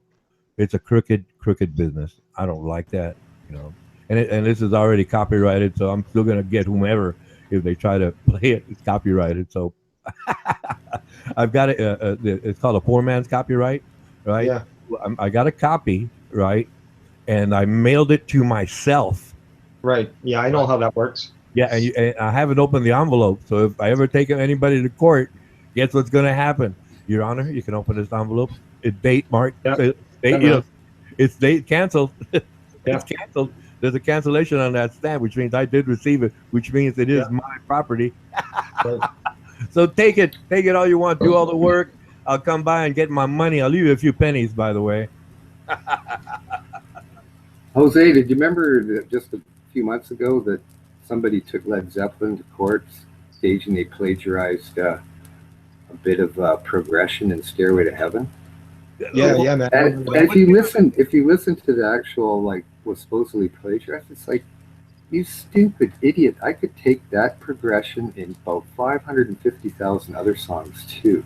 Right. It was just so ridiculous. I'm glad the judge ruled in that, because when I listened to the song, I went, you know what? I could take at least 10 other songs that have so much similarities to what I've just heard. It goes along the same line as Stairway to Heaven. I mean, you get really, unless it's direct. With Dazed and Confused, he couldn't really deny that one, Right, yeah. A Whole Lot of Love, all the words are plagiarized from You Need Love. Even the Small Faces. If you listen to the Small Faces, You Need Love, it's the same thing. So, you need coolant, baby, I'm coolant, It's kind of a weird version.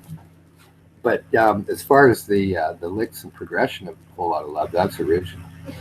Words aren't. But plagiarizing, if you want to go through, how are people going to write music or even know it unless they've listened to it? And if you've listened to it, that's what influences you. So, how are you going to sit there and have this original thought? Yep, I was born in a box, never heard a thing, came out with Tchaikovsky's Fifth. Yeah, give me a break. It's like saying you own a chord, like the C chord or the G chord or the A chord, whatever. Or if you've never heard anything before, all of a sudden you start writing, like I said, Beethoven's Fifth or something. It's like, well, I really don't think so. I think you have to hear the sounds first to be able to have them in your head to put them together. But, this is plagiarizing thing. There's direct plagiarizations. We know that. Yeah, I was shocked when I heard that about, somebody taking them it's over just that song. it's the same thing as like the girl that slept with a sports star. She figures that, it's an end way to get some money. It's an easy way. Like, how can I con this person to give me money? It's the old American way. Yep. Yeah. More so than that, those people do that kind of thing, set people up for fraudulent accusations to try to gain money, to get paid off, right? Right. A lot of people sometimes just pay money to make it go away because they don't want to have the publicity. So these people, oh yeah, I'll just accuse them of that. I'm not saying all those Bill Cosby people are like that, but there is a few that are out there and jump on the bandwagon and go, yeah, me too. I was abused. I want 10 grand. What about me? So you always got to worry or wonder, who's real and who isn't. But as far as that, always trying to sue rich bands because they stole your song. I mean, it happened a few times. I know that. Yeah, But, well, that's why they hire these lawyers and stuff, Oh yeah, the lawyers say, yeah, we could do it. But when you listen to that progression, it's not even close. I mean, Yeah, but I'm referring to the bands. That's why you have to hire lawyers to protect you against these other people. Well, I know it's just and anybody can make the accusation, and then it's up to you to prove no. That's Right. the biggest piece of bullshit is when somebody, like when I was talking about those human rights commissions, somebody can come in and say, I'm a Islamic homosexual and this person was discriminating against me. And it's not like, well, are you sure they did? Okay, what was the situation? Do you have witnesses? How did this come across? What was said? It's more, okay, yep, here, whoa, whoa. And then all of a sudden the person that's accused has to sit there and say, what? I don't even know the person. Never came. Right. I mean, they And, passed and some they go, law. yes, well, this person said this, and this person said that, so you have to come and answer this. It's like, it's one Right. person that's frustrated trying to make a shakedown, or because they don't like me, they want to destroy my career, and all of a sudden you take them as the fact. Investigate this person, because Right, it seems but- after the fact, it's like, oh, we're all, oh, sorry. They don't seem to do anything to the person that perpetuates the lie. I mean, they passed that law in New York, right, where you can't, say someone's religion and stuff. Well, I know. I mean, if you're sitting there and accusing like Islamic people of like, um, horrible deeds against women and the way they treat them and stuff like that, all of a sudden you're Islamophobic. No, we're asking a question of some very barbaric cultural practices that we don't accept in this country, and maybe we should put a stop to it. And if that's the culture that you bring in, you think you're justified in doing, no, sorry, we have laws against that. You can't do that. Oh, you're an Islamophobe. No, I don't like woman beaters. I don't like people subjecting others to terror and torture. I don't care what you disguise it and cloak it in. You can cloak it in your noble cause as much as you like. It isn't a noble cause if you're going to do that. That's called, human rights. You don't cloak it with something, and then all of a sudden when the question's brought up, it's, oh, Islamophobia. Like, fuck it is. And if that's part of your religion that you practice that, you better get rid of it and reform to a different type. So you're here now. You're not in Saudi Arabia where you cut somebody's head off just because they're female. Yeah, that's crazy, huh? But that's imposing the laws again. They sit there and they lobby and stuff. It's like that Christmas tree argument. That pisses me off again. Because I'll tell you why. It's a certain segment of people that hate Christians. They hate Christians and Jews, and that represents Christianity, which it doesn't. It's a decoration. It doesn't have crosses and God flying over and Jesus. It's just a decoration that's kind of morphed into that through Christmas.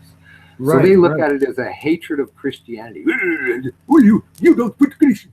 And then they disguise it, saying, they shouldn't be allowed to, just pose all these religious things in front of us because it offends us. What do you mean it offends you?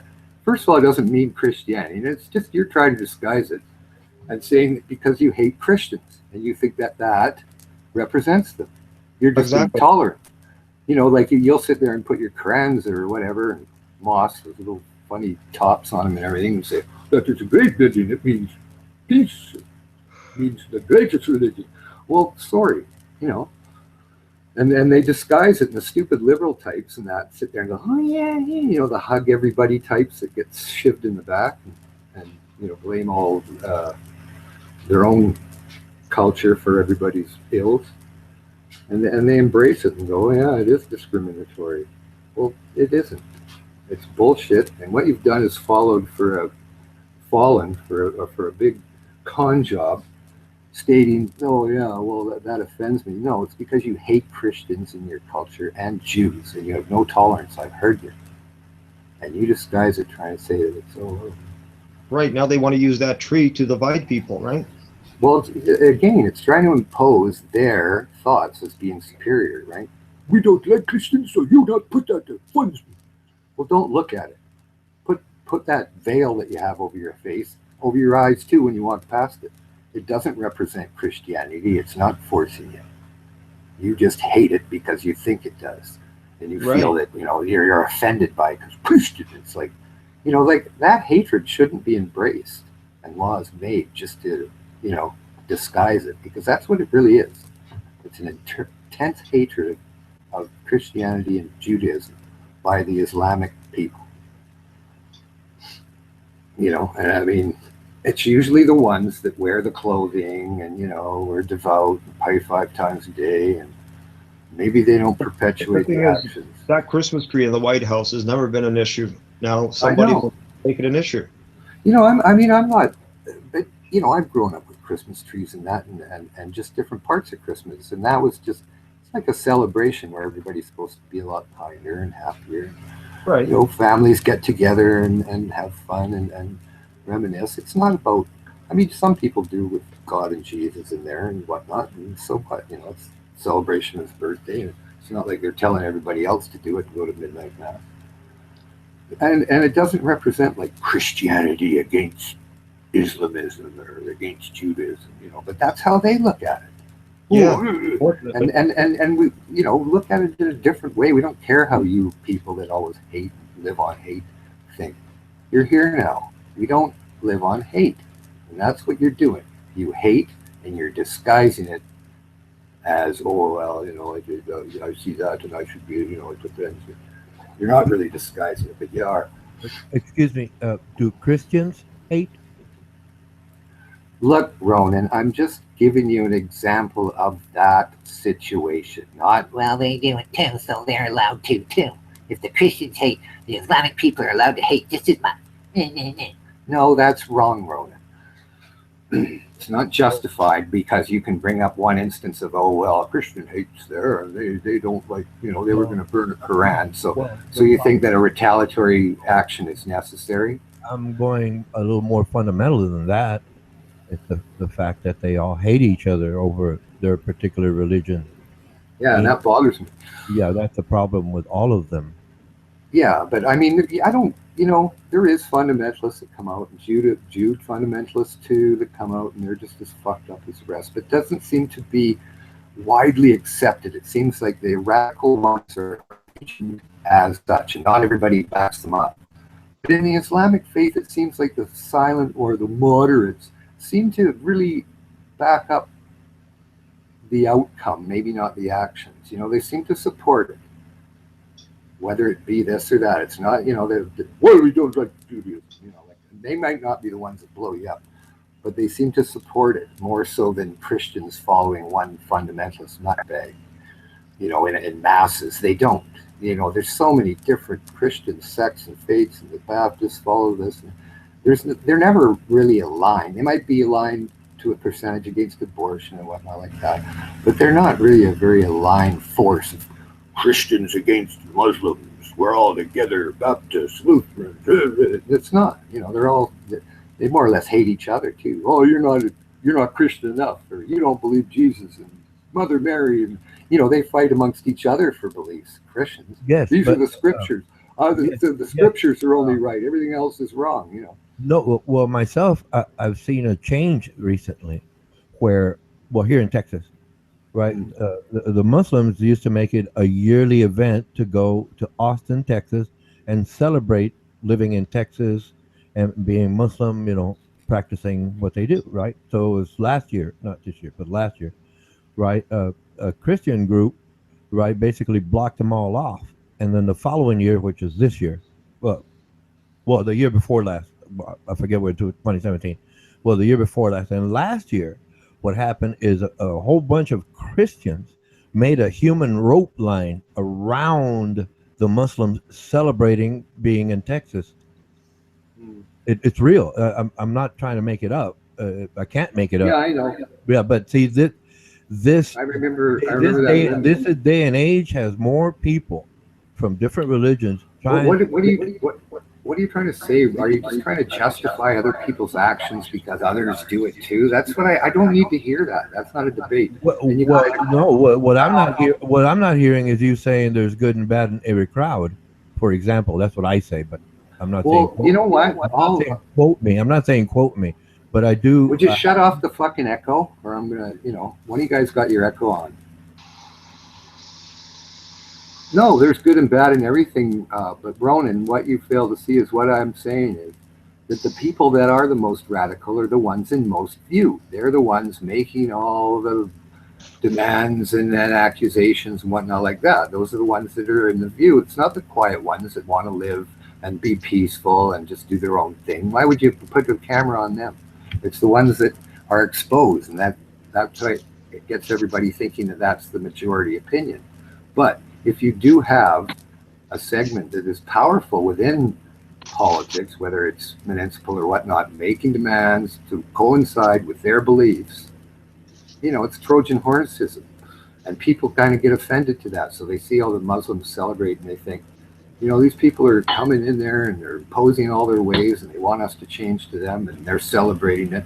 So I don't want to see that, it's just, it morphs into things when you sit there and you have a different culture that's alien and you have hatred and you have certain segments that blow each other up because you're not believing and you believe in extreme Sharia and women should be covered and beaten and all these culture things are shocking to some.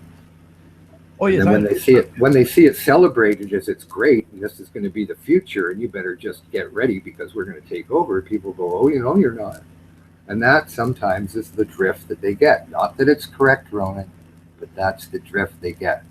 Here's this people that aren't trying to integrate. They're trying to isolate. They're trying to become a state within a state, their own rules. They don't like our ways. They treat their women as such. They do this and that. And it's foreign. It's a threat. And that's how people see it.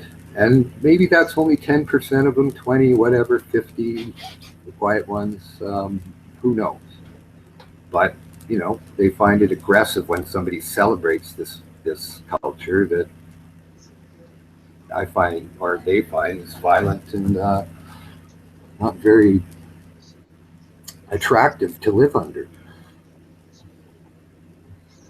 That's all, Ronan. When people try to impose ways into a culture that people are comfortable with, because they have been chosen to have a better way in their own mind, people take offense to it.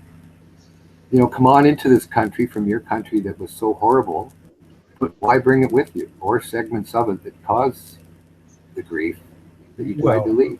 Well, I'm sure if you went to another country, it would be the same thing in reverse. You do understand that. But the thing is, Ronan, if I went to another country the way I looked, right, 6'3", blonde hair, everything else, they would just, if I said one word, they'd throw me in jail and kill me. And then it'd be over. I wouldn't be able to say another word. It would be as simple as that. Done. No, that's not necessarily true. Oh, Ronan, grab a brain. Walk there blinded. Guy that looks like me, if I was mouthing off in any Arab country, I'd be in jail and dead. Over. Done. Maybe not Israel. They wouldn't care. They'd say, oh, this is some nutty Arab or European that's come. But anywhere else, done. Then you wouldn't be able to say anything more. No, that's not necessarily true. Okay. Try going over there, Ronan, and stand on a soapbox and start spouting off anything. There's a lot of Americans. There's a lot of Americans that go to Saudi Arabia, for example, and they're but they don't stand on soapboxes spouting off anti-Saudi fucking stuff. They sit there and nod their head and go, yes, sir, yes, sir. Well, according to law, you're bound by the laws of the country that you are in. My ex lived in a camp or one of those enclaves in Saudi Arabia because her dad was working for Saudi Air, putting in a new computer system. She wasn't allowed to go to that camp without the suit on and or all, you know. And I mean, she was kind of young, but she was still 14 or 15, and you know, she didn't Well, spend much time outside of that camp because she'd have been shot. And I mean, when she did go out, she had to wear all the garb. well, yeah. You weren't allowed to do this. You weren't allowed to do anything. Well, that's the Like custom. she told That's me. the, She said you couldn't do anything as a well, woman. that's There's the no way. custom in that country. Ah, so it's justified. I see. And that custom should be I brought didn't say wherever that. you are Excuse me, I didn't and say that. imposed on everybody else, right? I did Because not say that. it's their custom, so they should be able to live that way wherever they I choose, didn't right? say that. I said that's the custom I in their don't fucking country. care if it's their custom. They're fucked up and they're sick and they're not Well, going to bring it in other words, out you're being. somewhere else. In other words, your point is emotional. Okay, so Well, okay, if you like that custom and culture of putting everything to death for anything, fine, embrace it and say we understand. We understand that you're such a great culture. We hope to implement it here. I'm trying to have a simple, logical conversation, and your feelings are coming through, and so I see no point I know. in continuing. No, I'm sorry for that. It's just they wind me up sometimes. Civil conversation with you. Well, I get wound up about that conning of the Islamic bunch there and how everybody goes, yeah, you're, and I just hate people falling for cons and all of a sudden implementing laws due to it. Yeah. And they won't bring up the facts. I mean, I will. You can argue. Yeah. You hate Christianity, and that's why you hate the Christmas tree. There's nothing to do with whatever your argument is. It's a lie. I never said that. You're being emotional. You're not being reasonable. So, hi, Grizz. Reasonable. Hey, Grizz. Hi. How are you guys? Good. How are you doing, Grizz? Thanks. It's been nice taking a break from you. He's got my sanity. You guys good? Yeah. How are you? Good, thanks. Well, what discussion did I walk into? I just joined without looking at YouTube because that's how I've been invited. So. We were talking about how we all couldn't even imagine to know as much as Lysearch. Ah, that is fake news. I think that is fake news, though. Fake news? Yeah. Oh. Alternative facts, maybe. Yeah, alternative facts. I got plenty of them. Not. No, I mean, you can try and be respectful, but if someone doesn't treat you with respect back, then that's how you end up into Always remember, you're talking about facts. I was told a theory is the same as a fact. Exactly. Wow. By Lysearch. So the theory of relativity is now a fact. I don't know. Well, remember you taking quotes from a guy who claimed to be more intelligent than Isaac Newton. So Right. just remember that. Okay. I have. I show nothing but respect for the ultra intellect. The one who has changed the world in such ways deserving of a Nobel Prize. But even without a profession or a trade, I guess that's hard to do. You have to be recognized as something, not just a talker. Well, the biggest flaw with Lysearch is that he can't treat others with respect. Like, I literally joined the chat the other day for 5 minutes, and he was throwing ad hominems at me literally 2 seconds after I joined for no reason. Yeah, it's funny. I don't know what angers him so much. I guess he figures that people don't see things as he does, because he's been enlightened and they're just ignorant. But even when he's talking cordial to somebody, he picks a fight somehow. Who knows where it comes from or what sets him off. I guess I've met people that would walk on eggshells. You don't know what's going to set them off, and he probably would be the same type. You just don't know what's going to set them off. It's like, oh. I know. It's like you can be trying to speak to him in a courteous manner. You asking how his day is, and then next all of a sudden he's flipped and he's insulting you for no reason. That's yeah. Well, like I said, I tried to have a discussion with him, and then the first thing got down to was that a fact was the same as a theory. And I said, well, no, theory is, based on facts, and there's no other conclusion that science could, come to. But it's still a theory because nobody was present. Nobody's got actual proof, photography, or anything that something happened. Oh no, same thing. So right then, if somebody's going to argue that, why would I stay and try to argue? I just went, yeah, I'm out of here. I mean, it's not worth it to me. I'm not going to spend energy that the word fact means the same as theory. There's a dictionary to look up where you can get, examples of each word and how they're used. Well, then they say that there's the other explanation of the scientific theory there, where they say, I'm going to have to look at the definition. No, well, I mean, if there's a conversation based on something, then because you're stuck or whatever, you start trying to twist and find somewhere else where you can focus on to kind of take off the topic. And you start arguing that two words are the same that aren't. It's like, what am I doing here? This is just futile. I just bailed. Yeah. Well, that is I left the other day. They? I said that's the whole reason why I left the other day, because of what I said. Well, yeah, like a lot of like him and others, they will yell at each other and continue right on here, like for goodness knows how long. I just can't do it. I just won't. Like just no way. I mean, I might have back when I was in the sandbox and stuff on here, and about about usually such stupid.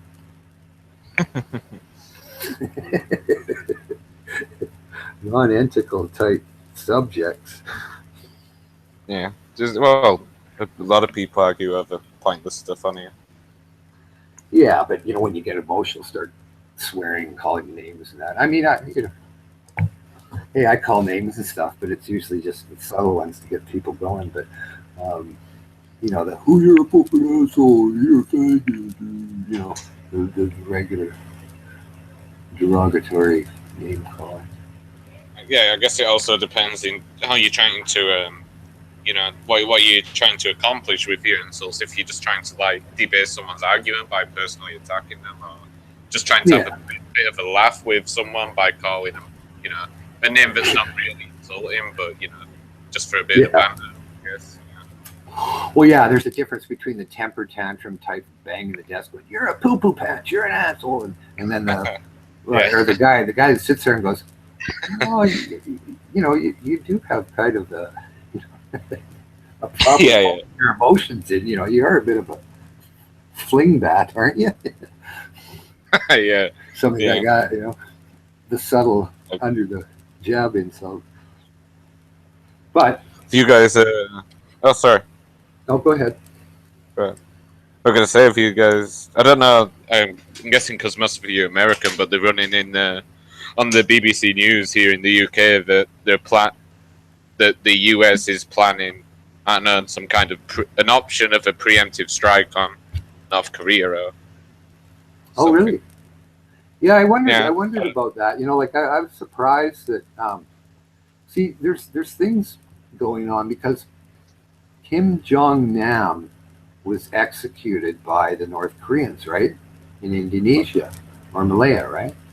Now there has to be a reason. That's the brother of the leader, Kim Jong-un. Yep, Kim Jong-un. They executed his half brother in Malaya, and I'm wondering. I always look for motive. Like, what was the motive? Was it just because he was? So I started thinking maybe China was kind of half grooming him, so if they did an inside coup, they could actually throw another guy with the same name so the public wouldn't get so upset or whatever if there was like an inside coup, like not a shooting everybody coup, but just moving the guy. And then they'd throw him in there, and all China has to do is open the doors and throw some telephones, cell phones in there, and some food and a few toys or new blinds or some drapes, and the people will just, they'll freak right out. I mean, they'll go, what? That's all you have to do. I mean, China's got enough consumer items. Just throw a bunch of them in there after you get rid of it, and everybody will be happy. They won't freak. But I wondered if that maybe was, possibility, or maybe North Korea thought that was, and they executed him because it pissed China right off, right? I mean, they stopped all the coal coming from North Korea into China, and that was basically their economic mainstay. I think they've opened it up now again because they always do that. But so it did piss them off, and I thought, why did it piss them off? He was in exile in China after he was banished by his father, Kim Il Sung. But why did they just go and execute him now? Like, there's usually a motive, right? Yeah. Not just go out and execute him because he happens to be there. I mean, he wasn't speaking out or anything like that, or being a big problem for North Korea. But why did they execute? He was going to be a problem. He knew some stuff, and he was going to relay some stuff, some information. That's why they got rid of him. He would have relayed all that when he first went to in exile in China. China was protecting him, but North Korea's only ally is China, and to do something like that to indirectly piss off China doesn't make any sense in my head, except if they thought. How do you know he wasn't going to be talking to the Americans? Well, it could be.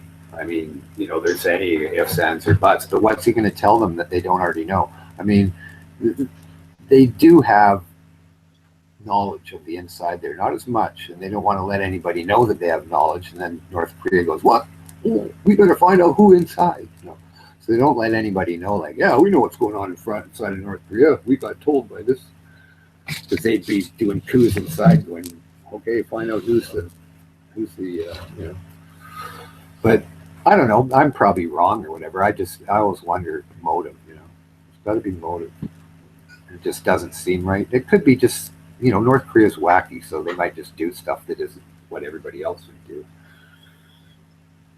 But I don't know. I think that somebody has to kind of put a cap on his head, because he's got a shitty, stupid country, and all he wants is something and he's always rattling the sword and whatnot. I don't know if he'd ever try a big attack, because he'd get throttled within 12 seconds, unless China came in. But China has a bunch of, they actually have a planned tactic to take over North Korea, to nullify all their tanks and artillery and whatnot. It's a big plan. They've got all the armor sitting there on the border, or pretty close to it. I know. And it's a big plan on if the North Korea goes goofy and starts firing missiles at South Korea, that China will go in and take over. And they have a plan to knock out these tanks that they've got, and then they go and get them. And it happens all within about 6 hours. And there's a river there that they close off so they can't go over it. It's a whole plan China's got, like to nullify North Korea's. I forget how they termed it, but it's there. Yeah. Whether it's abused or not, I think it's more there just to show North Korea what. And that's why I say you go too far. You go too far, we come and pummel you. That's why I say this guy got whacked. He had information he was going to give to the Americans. Could be. I don't know. I don't know. I would never speculate that I'm correct or anything like that. I just like to speculate. Like for me, I look at things in law type terms, and I want to know a motive. I mean, there's got to be a motive. Give me a motive, okay? Because if there isn't, well, you're pretty well puzzled. There also a motive, right? Oh. Then I just try to, search whatever possibilities for a motive. For what I know about North Korea, which is, as much as anybody else. I don't know. I'm skeptical of whether he's as insane as the media makes him out to be. He's basically. Well. It just seems to me like they're making like another Osama bin Laden type situation. Well, got nukes, he's gonna kill us all. If you look at history, though, ever since Kim Il Sung and then Kim Jong Il and now Kim Jong Un, no, it's a pretty fucking backwards, fucked up place. Ever since when Kim Il Sung took over in '48, I believe, just after the Second World War. It's pretty well gone along that line, pretty isolated. I don't see what's wrong with isolationism.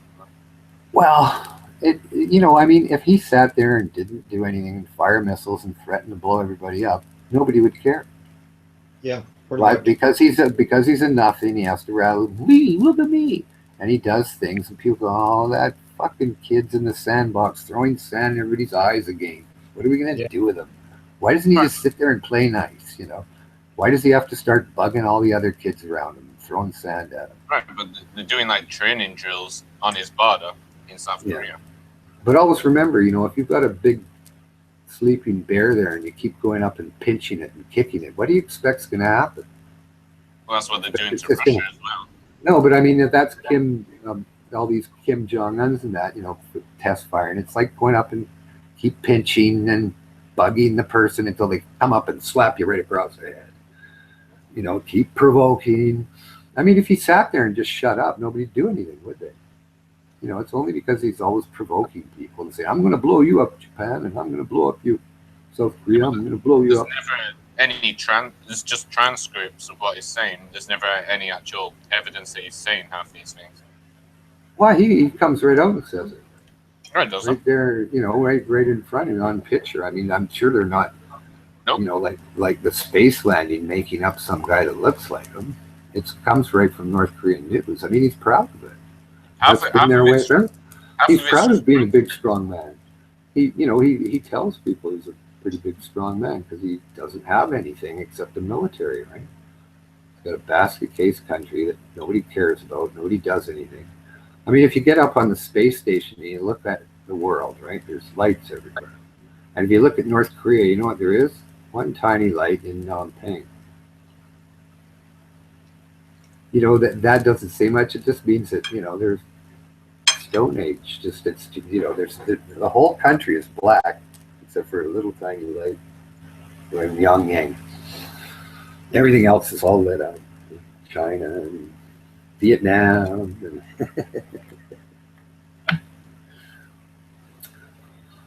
I mean, I don't know how I would treat him if I was the U.S. I'd probably just sit there and treat him like a pain in the ass, like Lyser, be like, "Oh, is that guy doing? Jeez, what is going to satisfy him, and what is going to make him go over the edge? That's the question. What'll satisfy him? Probably nothing, except, you know, invading South Korea. And what will make him go over the edge, like if he had to, where he just like, I don't care, we could blow up everything." I don't know. There is a few other people in that government, military guys. It's a puzzle. But, I mean, his Scud missiles and that, I mean, what's he going to do? Fire one at Japan or something? What does that do? Does that get him more food or something? That's what I don't understand. Like him firing a missile at somebody, what's that going to get him? Except completely glassed. It just doesn't make any sense. You know, how can he win a war? Well, exactly. So, what even makes you so sure he wants to war in the first place? Well, yeah, exactly. So it's just more he's an irritant than anything. It's like, oh, here we go again. You know, I mean, you can't. You know, I don't know if you can go in there and just blast them yet. I mean, why? You know, you're not going to be justified. Again, it's that you're just as bad as him for doing what you're doing if you go in there and try an invasion. And I mean, what's the world going to do? China's going to sit back and allow that? I don't think so. You know, it's too bad. I've never seen such recklessness in my life leading the United States. All I can do is shake my head because it's even worse than I expected. Like I knew Steve Bannon was going to start. You know, another thing. You know, this latest. I just can't understand. They're supposed to have legal minds in there. You know, this latest Muslim ban, as it's called. How can they be so stupid? Do you know, if you wrote up a law stating that you will have not a ban, but an extra venting and maybe even refusal of entry to any people coming from a government that is unstable, dictatorial, lacks respect of human rights, has internal turmoil, maybe civil war in partial and total, which would that includes Pakistan, or governments such as that are military dictatorships. And you see, if you go with a dictatorial, totalitarian government with disrespect against human rights. You can blanket anything if you want. You can add Philippines to that, China, everything. And then you can pick out your countries with the more extreme. If you want to disguise it and have it legally accepted, like the Muslim countries, but you'd have to include which are the worst: Pakistan, Saudi Arabia, and Egypt. It's just the way it is. I mean, if you want to talk about terrorists and where they've come from, that's where they've all come from that have done anything to the United States. They haven't come from any of the countries that they're banning. The ones that's been from Saudi Arabia, Egypt, and Pakistan. Not all the countries he's banned. So I mean, again, and if he wants to disguise it as such, that's all you have to do is make it as governments, and these different governments can be assessed as such, and then you can put the restriction on it, and you can hide it all cloaked and everything as your Muslim ban because you're a racist Bannonite, but you can disguise it in that it's just from dictatorial governments, people that are coming from there. We don't know. They could be sent by the governments as infiltrators or whatever, and you disguise it up. But legally, they can't challenge that. Because all you do is you're saying it's the different governments, not Islam and not any religion or anything. It's a different extremist governments. The people coming from those countries shall not be allowed or extradited or refused entry. But you disguise it on the government, and individually you can pick out who you don't like the worst. But you wouldn't be able to like he wants Saudi Arabia because there's lots of money coming in. And there's a lot of business transactions and huge amounts of capital, so they're off because of the money power. And Pakistan, they give tons of money to, and they have like that weird relationship with them. It's kind of like they hate each other, but they need each other. And Egypt, they give billions to every year too. So I don't know. It's just so stupid to try to make a law like that. And if you do it, you have to disguise it as being that it's not targeting anybody and making it against the Constitution that was written. I can't understand how they would let it go twice. They have stupid fucking people in that administration. I'm telling you. Because they could have easily, like I said, written the law the way I said and disguised it as such, and it would have passed because it wouldn't have been directed at that. But they're so dumb, they tried it again and it was blocked right away.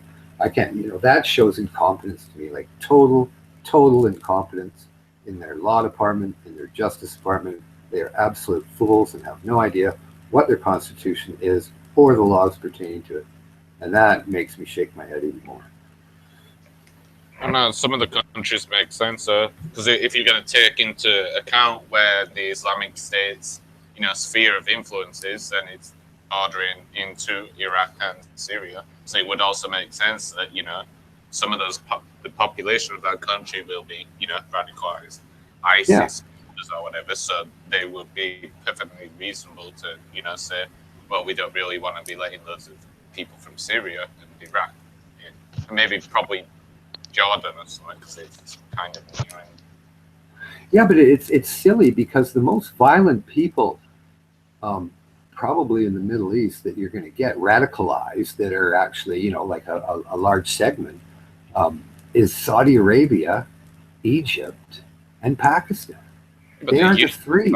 They are the three that would have the most cells of popular terrorists, in any of those countries. Well, Syria, you could, there's Daesh there now, and there's Daesh in Iraq, so you could say, there's quite a big segment there too.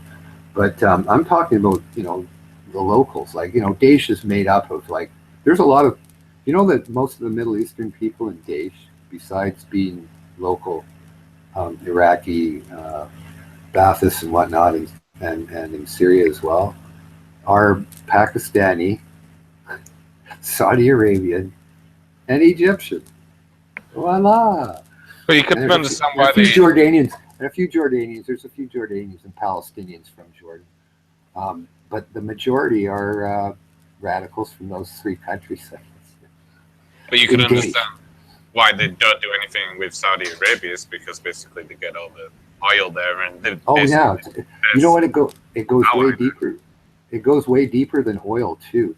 There's all sorts of like big oligarch transactions, like it's kind of a money laundering, but not really, but it is. And there's all sorts of big money transactions go through Saudi Arabia from, well, even Israel and all these, and it's kind of like questionable money. So they don't like interfering with that because there's a lot of capital flowing through Saudi Arabia, and a lot of it's kind of like questionable. I guess you don't do anything with Egypt because Egypt's quite stable. So, Well, yeah, like Egypt, it's not the government that would be, like Sisi in the military that would be a problem for the United States and that. It's the group. You've got quite a radical group there, eh? Well, yeah, you always see the Muslim Brotherhood. The Muslim Brotherhood has quite a large following in Egypt. Egypt has pretty radical thoughts. I mean, 70% of their population said that those people from Charlie Hebdo should have been killed or at least in prison. Yeah. They're not just these nice people in Egypt, let me tell you. And there's a lot of Muslim Brotherhood people, Mohammed Morsi followers, Forbia or Dogan type. It's not just 10 of them. Quite a segment. Well, yeah, you can tell that there's a quite large, I don't even know if you can call it minority, but a quite large group of Egyptians who I guess you can class as radicalized because you always see them about killing minorities like Coptics. Cops, yeah. I knew you were going to get into the cop thing, yeah. Yeah, but it's bigger than that too. I mean, Mohammed Morsi got in by 50% of the vote, or whatever, 50.5. So there's, I mean, there was a lot of younger people that just thought, they were kind of sucked into voting him in, and they were really upset after. So I never voted for him, But there's still like a 25%, 30% steadfast, pretty Sharia inclined Muslim Brotherhood segment in Egypt. It's quite large. And that's not just the people that are fighting in the Sinai. The Sinai fighters are kind of like Bahudin from way back. They've always been there. But there's quite a big segment in Egypt. It's not, we don't hear a lot about it, but it could blow up anytime again. But the military keeps pretty heavy hand on everything indirectly. I mean, even so after the Arab Spring. Yeah. Kind of back to the gun in the face, do as you're told again, to a point. But a large segment likes that because it's more stable. Like there's a lot, say people my age and down to 40s and that are more family orientated or whatever. They'd rather have stability than everybody going crazy, right? So they know that the most stable is the military. Because they tried Morsi, and Morsi was there, and then all of a sudden he tried to bring in the Sharia laws, and then people went, what? Oh. So they started hating him and rioting. And then the military saw their opportunity. But it's not going to get any better over there unless there's food and jobs. It feels reminiscent of that Erdogan situation right now. Well, there's another one, He comes in there, and first of all, when he wasn't in power, there was Hizmet, Fethullah Gulen and his movement. Yeah. And they were infiltrating all different segments of, government, military, judicial, court systems, and everything like that. And it was more of a, take over from the inside type strategy. Yeah, if you read Hizmet and Gulen and whatnot, that's what it was. And then Erdogan came in with the AKP, and they were aligned. They were allies with the same kind of strategy to take over the secular system of Turkey. So they aligned with each other and whatnot, like they do. And, it's going along pretty good. Gulenists were quite infiltrated in all the judicial. But then they had a fight, and the fight stemmed from all the corruption in both sides, but mainly in Erdogan's AKP, like Bilal Erdogan selling Daesh oil and doing the little shuffle there and making all Yeah. that money off that, right? And guns for oil they were doing, and all that kind of shady dealing. And Gulen brought it up because he felt that he was being forced out Yeah. by our Dogan's AKP. So then there's that infighting, and that came to a head there in 2013, with each side accusing each other of this and that and this. And that's when he started with his battle against Gulen. And actually, Gulen was exiled. He exiled himself before Dogan got in, and that's when they made their alliance, right?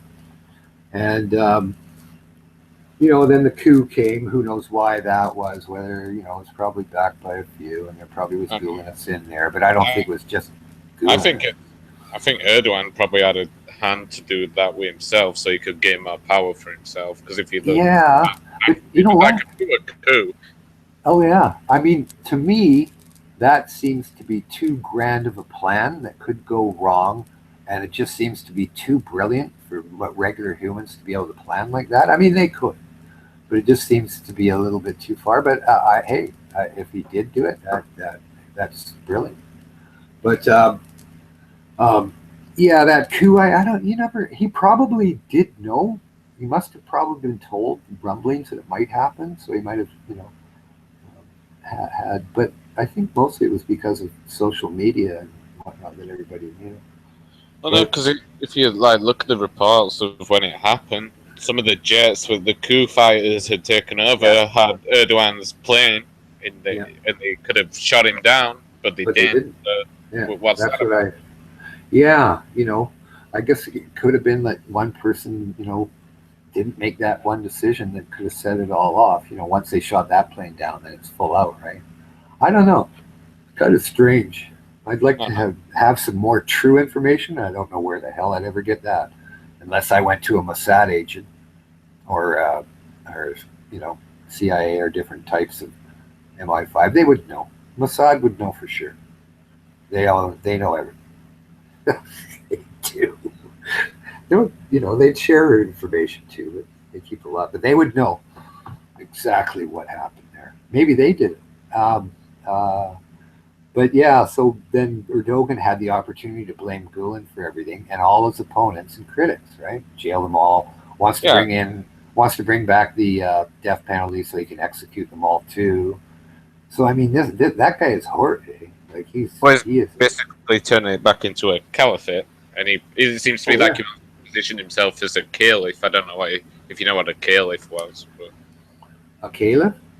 Yeah, it's basically like a leader of the Islamic State back in the day. Yeah, basically. A sultan. Of the caliphate right to Persia, Second Ottoman.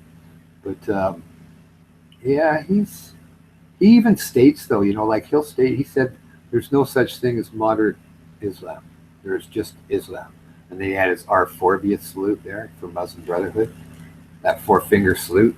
Yeah. Just look up R-Forbia. That's what they do. That's what Morsi and Erdogan does it. And it's all that kind of like Trojan horse, like we are Islamists and we will take over. One day we will rule the world. We will rule all of Europe. That's what they talk like. It's funny, just like people Superman used to fight Batman. All these people, they want to take over the world and rule. The superheroes used to fight him. But they're out there. Yeah, it's too bad about Turkey going that way, but that's what the people seem to want. They want that man. It just depends how much the population is actually behind, or actually wants it to go that way anyway, because I don't know how secular most people are there or whatever. Well, I know they were before. The women I have met are, but there's a certain segment in there that likes that dictatorial Sharia way, and they seem to, the thing is, like, those people seem to be the most aggressive, and if they're in positions of power, like judicial or police, they threaten people, and they'll say, "You back up for Dog AKP, you Gulenist," and they scare people. Like, if anybody has, like, even I've heard, like, a book or something, and maybe you're noted as being anti-Erdogan or not quite, some Gulen book or anything like that, you're in prison. I mean, He's got so many people in prison that he had to release half of the criminals, so he put all his political up on. Oh yeah, 50,000. I think I remember. Did he jail like 22,000 Yep. soldiers? Yeah, and like 15,000 people in the judiciary, Yeah. prosecutors, and everything like that. I think 1,000 judges. 1,000. I mean, it's a big country, but 1,000. Yeah, And for judges, it's not. and Yeah. 30,000 civil servants, and like it just.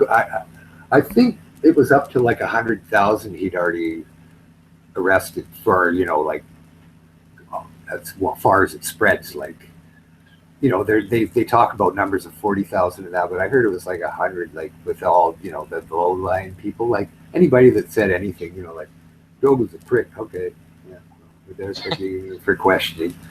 Well, he's doing quite a thorough thing. He wants all opposition, like all his opponents and critics, he wants jailed or executed. So, Well, yeah. Then he's basically can set up the state the way whichever way he sees fit.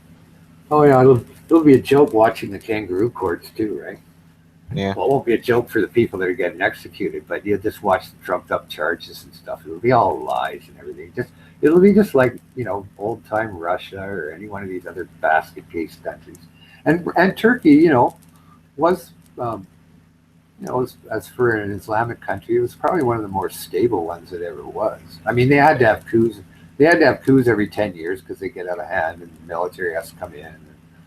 But as far as compared to other, I mean, the only stable country in the Middle East politically is Israel. Yep. Can't really, I mean, you can't really. I mean, everything else has to be a dictatorship, and they run better. With the rule by the end of a gun. It's just look, if you go mental and start blowing stuff up, you're going to get shot through the head. And you can't do that. You got to, like you almost have to come in the room every morning and go, okay, this gun here. If you do anything wrong and start stirring up and try to cause trouble, I'm going to put a bullet in your head. And then I'll be back in the morning tomorrow to warn you again.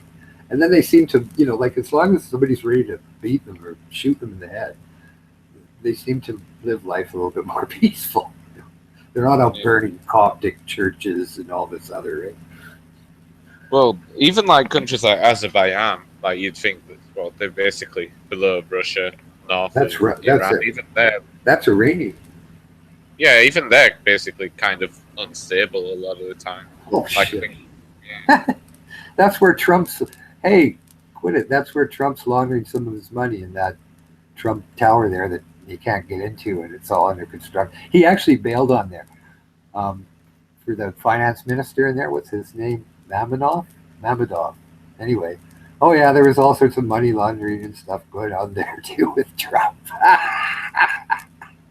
With this tower, you should just Google it up. This Trump Tower. It's in the middle of nowhere. It's not anywhere by anywhere the seaside or any of the resorts are. It's out by itself in this piece of land, and you can't. And the taxi driver was even joking, trying to take Ivanka Trump there to look at it. And they couldn't get in. There's no entrance. They're driving around for. He pulled out of it though. But it was funny. This Trump Tower sitting in the middle of nowhere, like by railroad yards and stuff. All the rest of the top motels and hotels are they are the ones. It's actually like train track. Yeah. And it's sitting there. I mean, what's it for? You know what it's for? It's money laundering. It's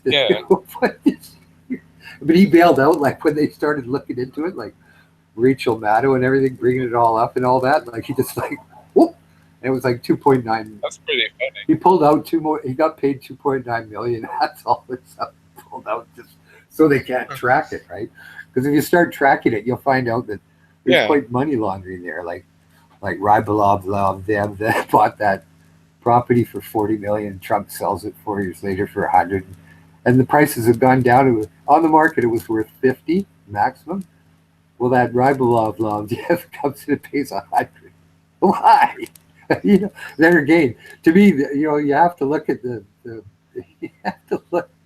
motive. Like, okay, why do you pay 100 for something that's worth less than 50?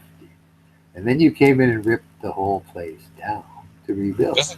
It doesn't even look like I don't think it looks fully built. That No, I know. I know it wasn't him. But the reason was like that finance minister is under some major worldwide focus for all this money laundering and fucking around, right? That's why Trump went, oh, he bailed just.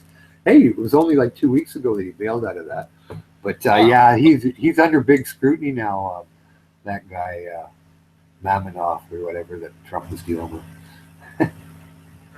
you sure? They're looking at So that was only like 2 weeks ago when that finished. Right? exactly. Yeah, and then he bailed out. He just went, oh, see ya. I hadn't even heard about that until now. No, well, they don't want you to. You have to go digging for the real stuff, and it's not like this is this is money laundering and stuff. It's not like they just want it thrown out there, but it's not really that secretive either. I mean, the trail's easy to follow to a point, eh? But then it's still hearsay. It's like the guys still sit there. They go, oh, gee, you have to look at the proof being that there's all the motives behind it, right? You can't, if a guy goes and does something, you go, okay, why'd you do that? And they go, well, because I felt like it. You go, well, that's not good enough. Now I have to start checking, because you're not going to get any answers that are true or anything, but, you have to look at motive. Yeah. And that money laundering that Trump's been doing there for the past, whatever years, it's going to come to light, eh? And that's going to not look too good. I mean, he might be able to hide it indirectly, but these are just the tips of the iceberg, right? There's been a lot of money transactions through Jared Kushner. Like, I'm not talking just a year. I'm talking, years back. Yeah. All those guys. And that Michael Flynn, I didn't know he was getting paid off by Turkey too. Where the fuck did that come from? That made me, oh, geez, how much is he into? Now he's getting paid off by Turkey? I think it was Russia all the time. That was easy. Yeah, there's some connection to Michael Flynn and Turkey now. Turkish government paying him off.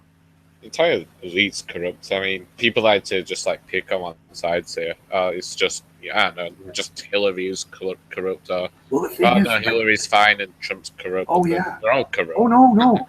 If you follow the money trail, I bet you'd find all sorts of Hillary people coming in there being Russian oligarch.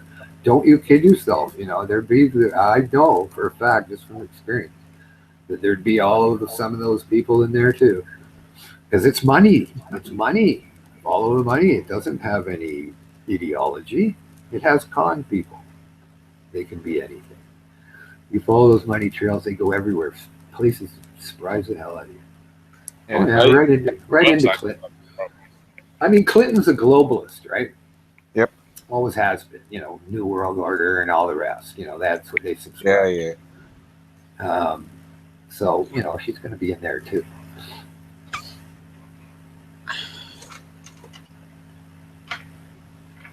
Hopefully that Clinton-esque group will be tossed. I don't think they will. They're pretty entrenched. Huh? What's pretty entrenched? Well, the Clinton-esque group, that the gilded bunch there that have been around the Democratic Party and the money part of it for Wall Streeters and that forever. For quite a while anyway. They're quite established and had been. They shouldn't be tossed. I mean, they can try chameleon and change your shell or change your skin like a snake, but you're still that snake. You can't shed that Clinton skin and hope to come as a swan. It's just too corrupt, too established, too entrenched. Well, that's why I get annoyed when people basically choose the side. They're like, oh, this side's so good and that side's so bad, and then they basically fall into Hegelian dialectic where I can't. Well, that's the lemmings following their Pied Piper. Nope. I can't. I usually, when I vote, it's always to keep somebody out. I don't cheer for the one I'm voting in. I just go, well, that fuckhead is going to affect my life way more with his stupid ideology in my pocketbook than this one. And I've learned that. So I'll be satisfied with this one. But I sure won't be with the other one. Because if I get a politician that does stuff that starts making me mad, I have to go and find ways to get rid of my frustration in that. Because they do. They make what the fuck? And I should. So I try to keep myself voting the one that's not going to rile me up in certain. I mean, I'm just buttering the toast, make it sound better, but that's the way I look at it. I mean, am I going to get perfect politician that thinks like me? That I think that I'm so correct at? No. I mean, there's been politicians that I have respect for that have done stuff, even in this province, that were neither right wing or left wing, but had a plural economy, such as, they would nationalize the hydropower and electricity and the provincial railroad and the ferries. And the rest was, like if you're going to, I mean, it was social credit, but back then it was pretty, capitalist. And if you're, a lumber company wants to open a mill, it's better to be a community type company. And that's what it was. McMillan Blodell and all those, they were community based lumber companies, and they were given good prices on power or fare and shipping their product by rail. And they did quite well. I mean now, we're talking the 60s and 70s and stuff, so it was a different era. But it worked. It worked well. He didn't have to deal with Americans setting power prices or transportation costs. And did it himself eventually and benefited the people. And that's, we don't have that anymore because everybody's bought. And they don't have that focus or that vision anymore. How often have you ever heard a visionary politician anymore? One that, used to talk like FDR or Teddy Roosevelt. Well, they had a vision. I mean, and I'm not talking about somebody that made greedy. Yeah, we're gonna make that. I'm talking about something with substance from a person with substance, not a con man. Yeah. But I always longed for the Teddy Roosevelts because I thought he was a good president. But he tried to bust up the trusts and the teapot, whatever that. And then Taft, they tried to kill him there, tried to shoot him in his badge, or whatever, in his pocket safe. I don't know. I guess because he liked setting up national parks and that, I have a soft spot. But he was a pretty good, strong leader. I mean, yeah. It was 1900. It's different. But we sure don't have anything now. All we got is con men and paid off special interest fools and lying wimps and. Ugh. Right, but you're at the top of the pile at the moment. I mean, people are in the same situation as you with the corrupt politicians, but they're like Greeks with 25% of unemployment. No, I know, poor things. Population starving and no jobs because the bankers have fucked them up. I know, but when you think of like a population and what the economic mainstay to keep employment and whatnot like that, I mean, what does Greece have? It has like some agriculture and tourism. That's it, and some agriculture too. Make a bit of wine and some of this. Yeah. But is that enough economic mainstay to sustain that population that keeps growing as such? Right? Just isn't. And where do we look for the next boom or the next type of large employment sector? There isn't. It's speciality and high tech. As far as machinery goes, sure, development, research, and maintenance. I just don't see. I've always been into automotive or heavy-duty mechanics or even railroading and whatnot like that. So those segments, I mean, they change in workforce numbers, but they're always in demand. And say with heavy equipment or automotive, I mean, you just get more into the computer aspects of it. But there still is the mechanical part needed to be analyzed and worked on by humans. Yeah. But otherwise, there's not a lot of labor-intensive jobs anymore as such. No more green chains for lumber. That's all automated. That's because a lot of those easy jobs have been outsourced to countries that are going to do it for 5 pence an hour. Well, yeah.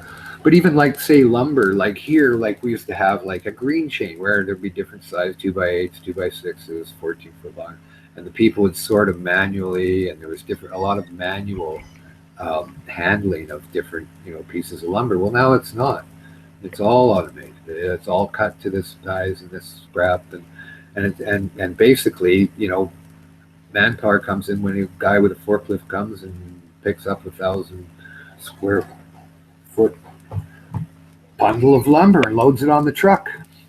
And there's no more hand bombing and the labor intense. I mean, I remember going by on the train, back in the 70s, and you'd be looking at the green chain guys all sitting there. There'd be 20 of them, both sides of this chains where the lumber's coming out, right? There's not anything like that anymore. All the mills are fully automated. And Yeah. I mean, where do those guys work?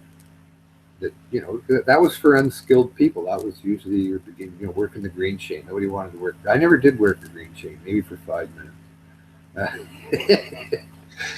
It was always the worst job, But I didn't work much in mills ever. I think maybe for a couple of days, if. But I remember going by all the time. I was always pulling lumber cars and spotting them and coordinating, talking to lumber people. I was always dealing with lumber mills with working on the railroad, whether I was switching the cars as a kid or talking to the superintendents on the telephone, telling them I can get them more efficient shipping. But even here we don't have the employment opportunities, for a rising population in the future. I mean, there still is, but you pretty well have to be educated and have a trade or a profession. Yeah, but even those jobs are limited at the upper echelon. I mean, they can't have 60 million bankers of the like 100 million teachers, or it's got to be in like you're talking cliche, but it's got to be in a pyramid shape. And you're talking about you have to have substance before just paying people for just numbers. Yeah, you need there has to be something done in a task to be able to pay for it. It normally starts with consumerism. Normally, it's meant to be the basic building blocks of building things that people need. Whether that's like toys. I don't know. Yeah, just like easy stuff like heaters or pipes for plumbing and just basic stuff. You got to build that kind of level, and then you build up to like the more fancy jobs that you don't need as much. Like I don't know, philosophers or whatever. Stuff like that. Yeah, consultants.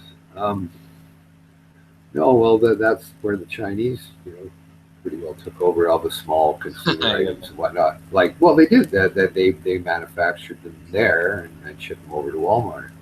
But I remember even in the '60s, the Japanese were doing it, and we used to complain about quality then about the Japanese. They made in the '60s the quality was always not that well. Like I'm not talking about cars, but it was it's made in Japan. My dad had always complained. I remember, but made in fucking Japan. Bloody crap!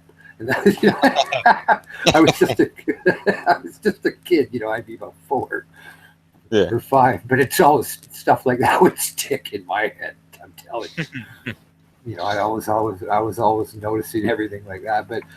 But then it went to Hong Kong and then Taiwan and for the like consumer item type thing, mass produced. And the thing is, like, you're always selling to the Western world, right? You're not selling to your own. And and there's no cycle of capital. It's all export, right? Yeah. And when there's too many consumer items and there's not jobs to sustain, or the kids born that want new toys and everything like that, the consumer manufacturer goes down too. Yeah. It's just I don't like to say it, but there's just too many people on the globe. It's too bad. Too many to sustain. I know, I kind of just. Well, I know, but you're talking ultimately, about people. you can't have an Israeli kibbutz on the earth where everybody functions in a proper manner, grows the same amount of food all the time, Everybody greets each other and says hi, and nobody's angry, and Well, if nobody the wants elite, something else. I'm if the saying elite it's manage their hard. economy, It's won't be these problems. If the elite well, manage their you'd have to have economy, extreme dictatorship to be able to go to everybody and say, look, this is the way it is. You're not going to argue. You're not going to fight. You're not going to do anything. You're just going to do as you're told. You're going to go out and grow that food, and you're going to share it. Everybody's going to survive. Otherwise, people will be trying to take this and do that. It's just human emotions. It's really hard to deal when there isn't enough space or opportunity to live, I guess, as you would say. If you try to enclose a large amount of people, you're not going to be able to do it unless you have an extreme dictatorship where everybody just functions the way they're supposed to. remember, it's not even that. Most people would happily live in the means with just a decent sized house with Yeah. food, I would. water, and some basic commodities. But Well, I'd be the fine. fact is that, I mean, like for example, farming is not really subsidized. They get like a bigger subsidy for like producing things that'll go in alcohol than anything else. Yeah, that farm. Yeah, That farm bill in the States is something else. How they'll pay a farmer $4 million not to grow corn. yeah, like they'll subsidize people to, I don't know, make like barley to go in, beer and stuff.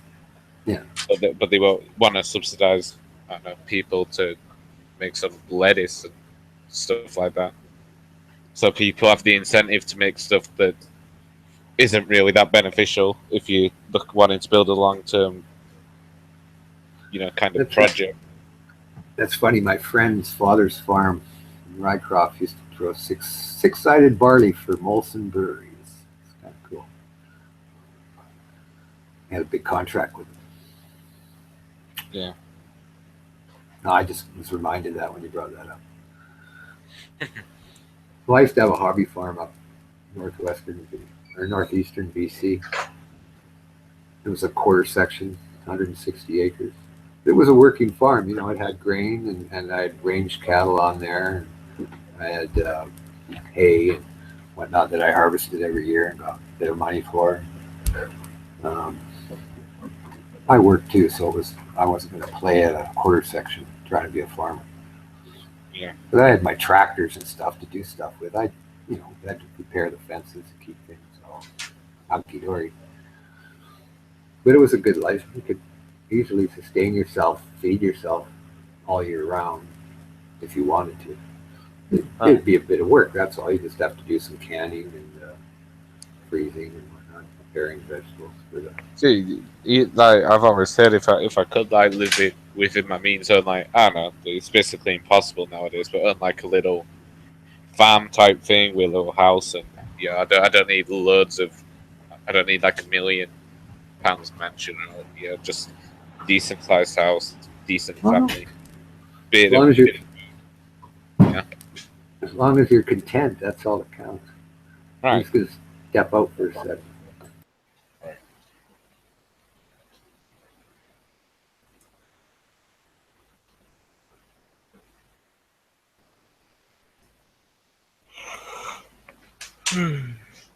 Well, I said you are boring. I mean, I think it's funny how basically the first thing you do when you join the channel is troll. Basically throw ad hominems at other people to entertain yourself. Rather than, actively contributing to the topic that was being discussed. But I guess that just shows your mental age overall. You're quite immature to say you claim to be more intelligent than Isaac Newton. Pretty sure if Isaac Newton was in this day and age, he wouldn't be spending on his time on the internet on a Google Hangout trolling.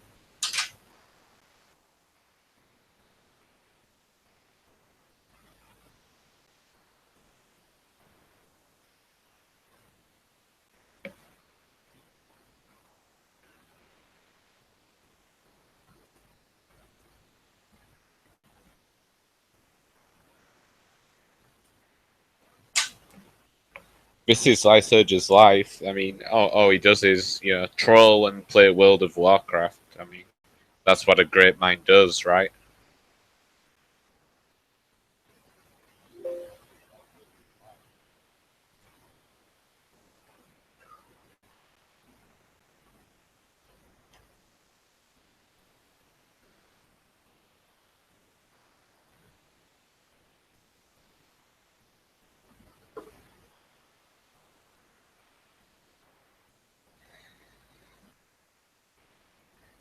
Questioning, the first thing he did was troll.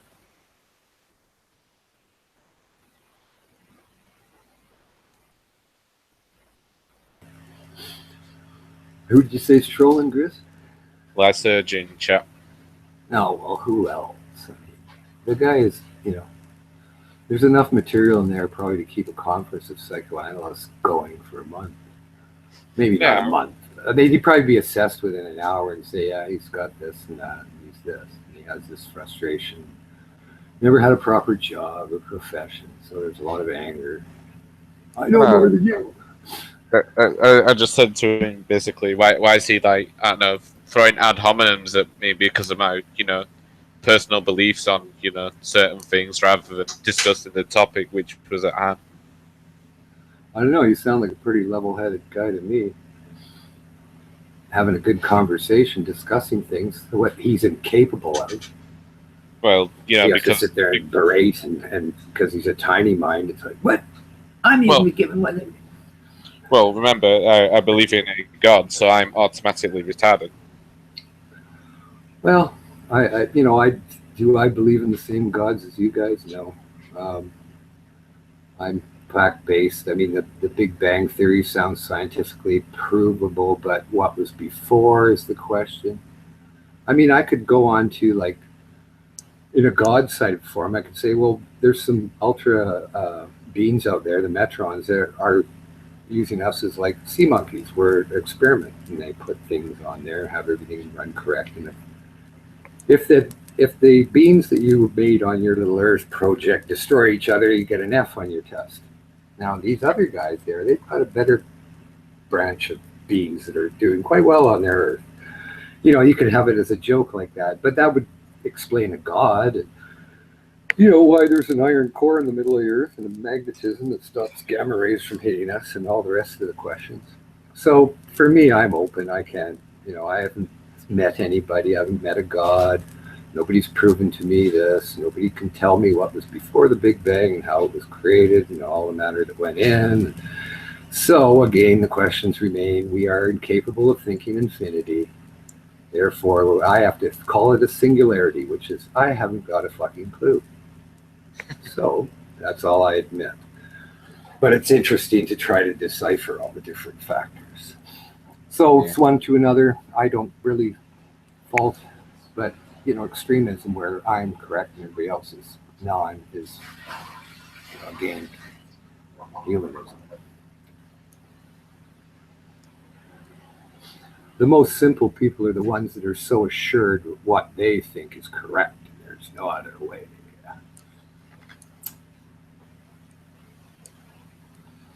But I don't criticize others for their belief. Sometimes it's a good thing. I can basically have a decent conversation with anyone here, whether they're, Muslim or whatever, but some people like Lysurge, I'm incapable of, I am too, and we're completely different people, me and you, but we're conversing here and having respect. But I can't converse with him, and neither can most other people. I've never heard him have a semblance of a normal conversation, unless it was about music, where there isn't that much in the topic to be controversial. Right. So what do? Treg eggshells so you get the topic that's correct for little Lysurge because he's so out of control? Like, fuck this stupid bonehead. Yeah, I don't know. It just gets tiring. Well, him. We're not here to try to compete with each other. Going, oh, I know more than you, and I'm going to twist this conversation to make everybody think I'm smarter than you. It's like, oh God. How can you even start with something like that? You're going, oh, I have to deal with all these stupid emotions. Jesus. That's why that's why I stayed here to discuss what we were speaking about. It's like a discussion where you throw in some ideas about what might be happening in North Korea back and forth, and oh yeah, that's plausible and stuff. Not no one just Well, getting. exactly. Yeah. Exactly. You can only go by what the information you get, and to recite off one individual or one source of information doesn't make sense because that source is what proclaimed by you to be the only truth. That's why I'm not sure because I go for a lot of different sources that other people can't have access to, and even then, I can only make judgments on what I see.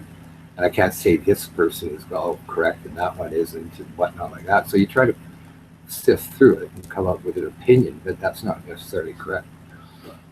I just try to go through facts and come to a conclusion, and maybe it's hearsay.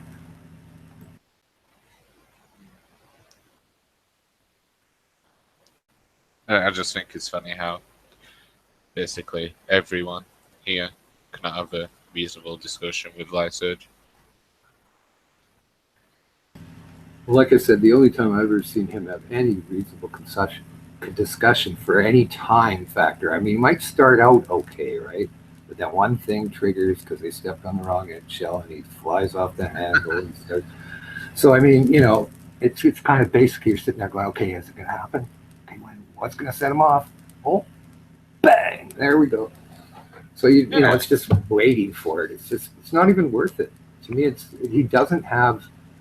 He professes to and tries to make it sound a lot better than it is, but it's not based on any higher knowledge or fact. It's what his opinion is only.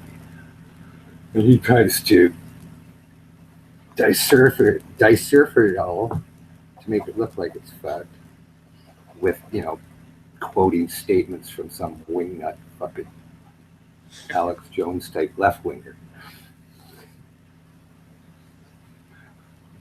But we shouldn't converse just about him. There's enough time been spent on him already.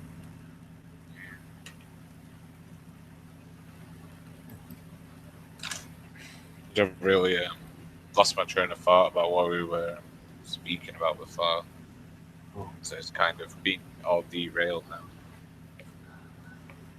I know Ronan's been quiet for a while. Does he want to have an input on anything we spoke about over the last, I don't even know, was it about half an hour we spoke for? I don't know. I was discussing with Ronan about the Christmas tree thing, but he said that they're justified in hating.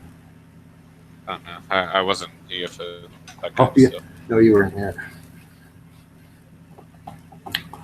No, I was saying that, the people that hate Christmas trees and that's usually a disguise because of their religious beliefs of hating Christianity and thinking that represents it. I was saying it doesn't really. It's a decoration. It doesn't really have any religious basis to it. It's a decoration at a time that maybe is a religious celebration, but it doesn't really represent. It represents more of a commercialization of Christmas than biblical sense, But they hate it because they hate all Christianity and Judaism. They try to disguise it. It offends me. It's just because of your inner hatred. Shouldn't be making laws against one faith because another hates it. Even I don't really celebrate it in that manner anyway. So, what, Christmas? No, it's a nice. I think it's pagan.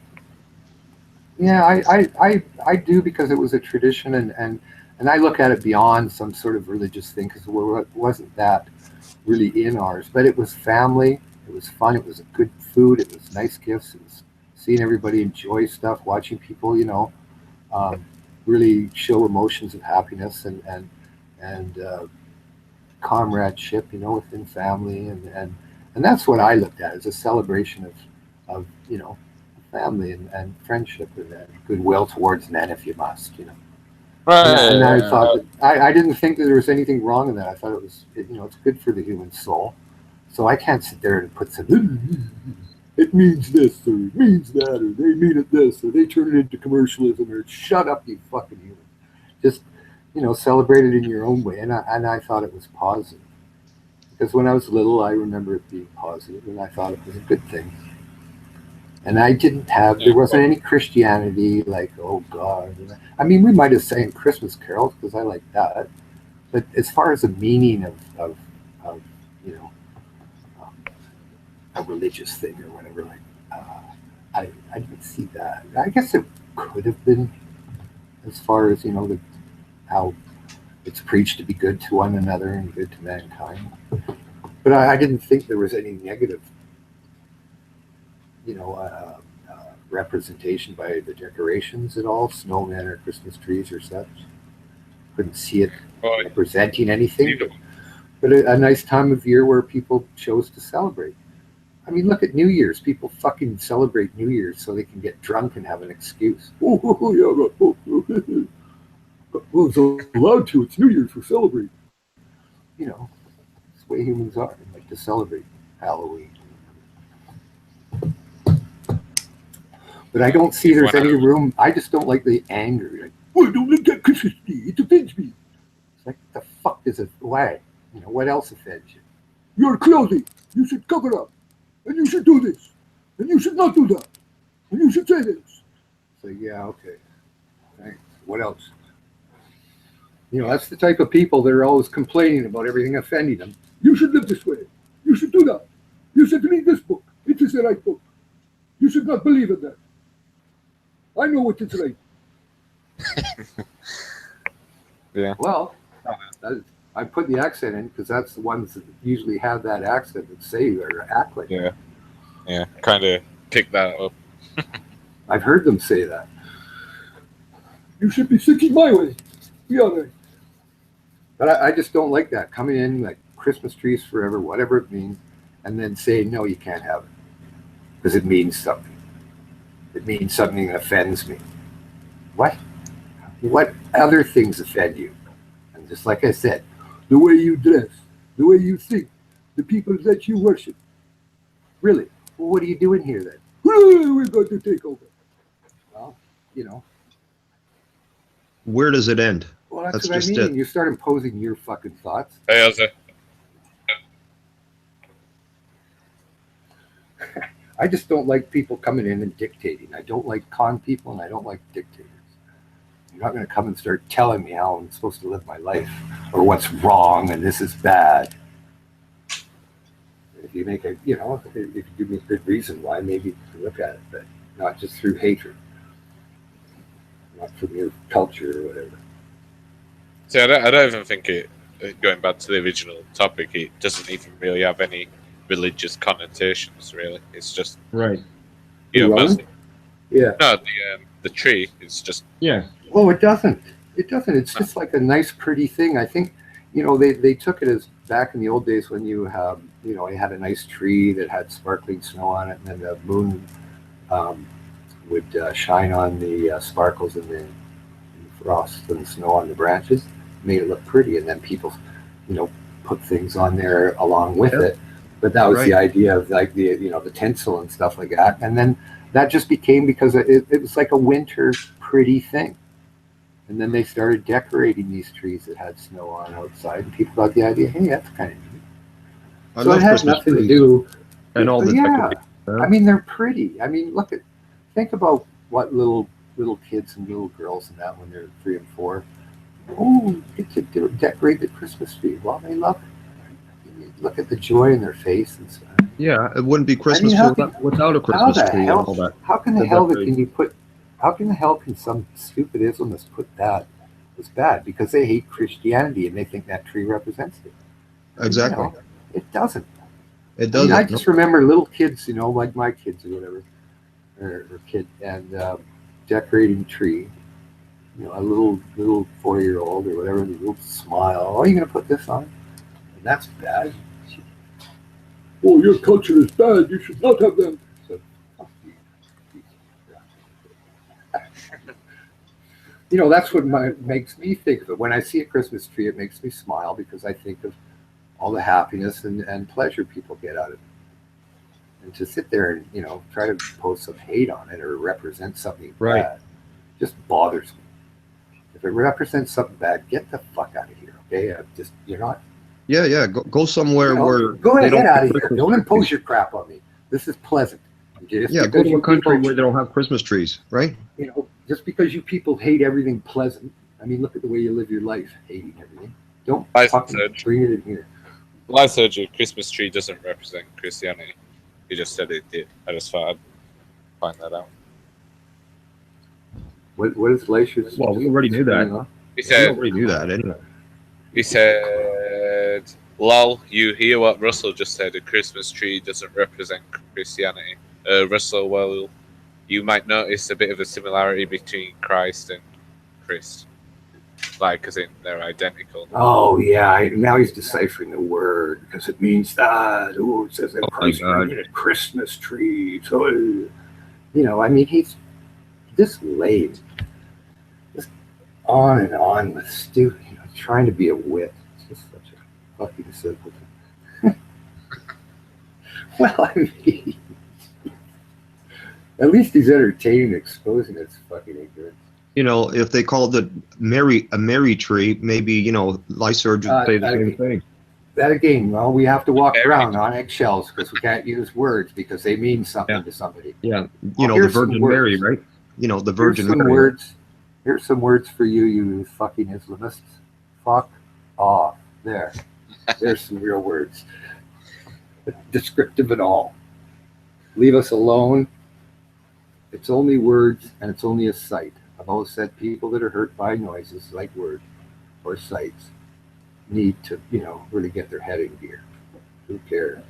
Now, if it comes and hits you in the head, that's different. That hurts. Now you have to retaliate.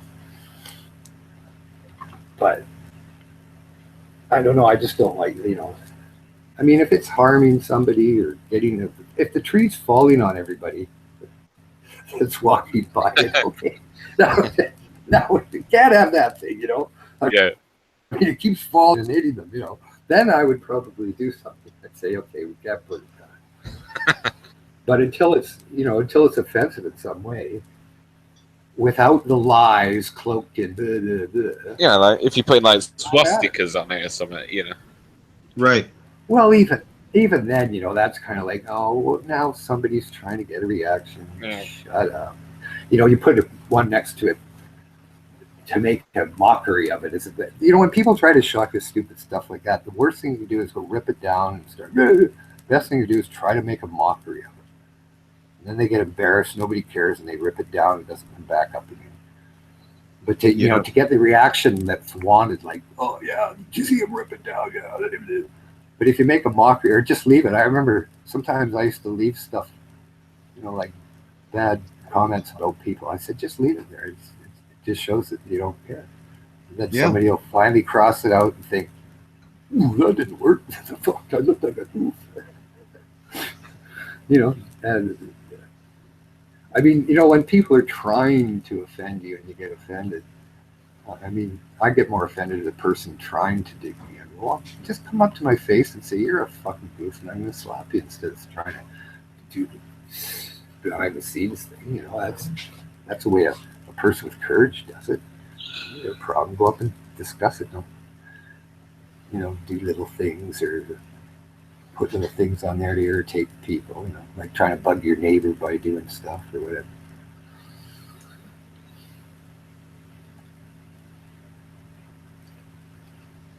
But cities are changing a bit. Enlighten me, Lysurge. Who is he still putting silly stuff?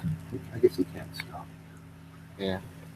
That's his whole life, on these chats and whatnot, just arguing with people to try to prove that he's right. That must be his whole charge in life. How sad, Never have a career, never have a profession. And then you end up at 42 sitting on chats, getting mad and having big... It's sad, really. What's to stroke his ego? Eh? That's how it is. It's to stroke his internet ego. Yeah, but if that was you, right? Like put yourself in his head, how would you feel? About what? about his conduct. How would you feel about yourself looking in the mirror like, God, I think I was a goof. I know. I can't imagine myself being so shallow. Well, that's it. I mean, you know, try to put yourself in his place. I mean, fuck. I wouldn't like looking in the mirror in the day. You know, get it up in the morning, look at the mirror, and go, what a fucking goof looking at me.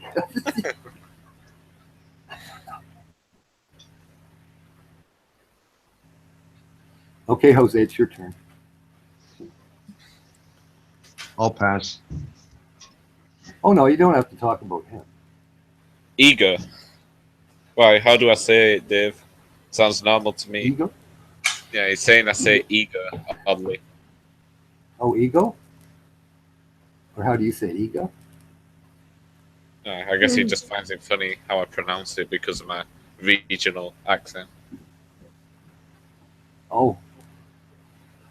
Well, you're quite easy to understand, but then, you know, people go, yeah, well, you used to live in England and whatnot, and you can talk like that, so you can understand. It's true. Well, yeah. You know, I even used to have some of the people in the way backwoods in Scotland when we were visiting these locks and that. Like I forget what town it was, but like people in that, I couldn't understand nothing they said. No, I couldn't. It's I went so broad, you know. I couldn't understand it at all. Yeah. But I it's actually, so broad. I think it's I easier remember- to understand the Irish accent, the Scottish accent. Yeah, but I found it, you know, like the regular people in Glasgow and Edinburgh and all where we were traveling around, there's no problem. But just these people that were way out in this loch, and we spent, I think, 2 days there. Dude, fish and everything, right? Deer running around.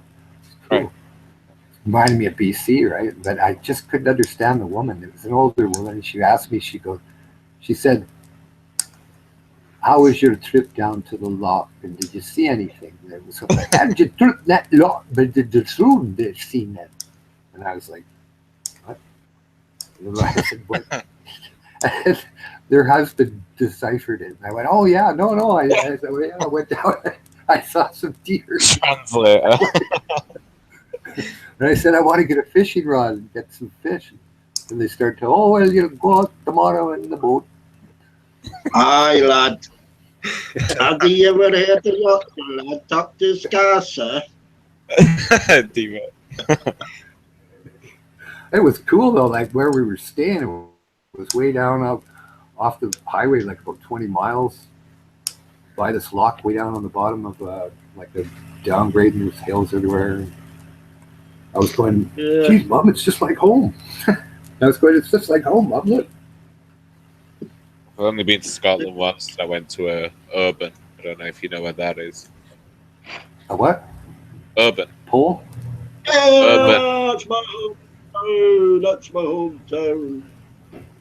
Where? Okay, you're from Urban, D-Beck?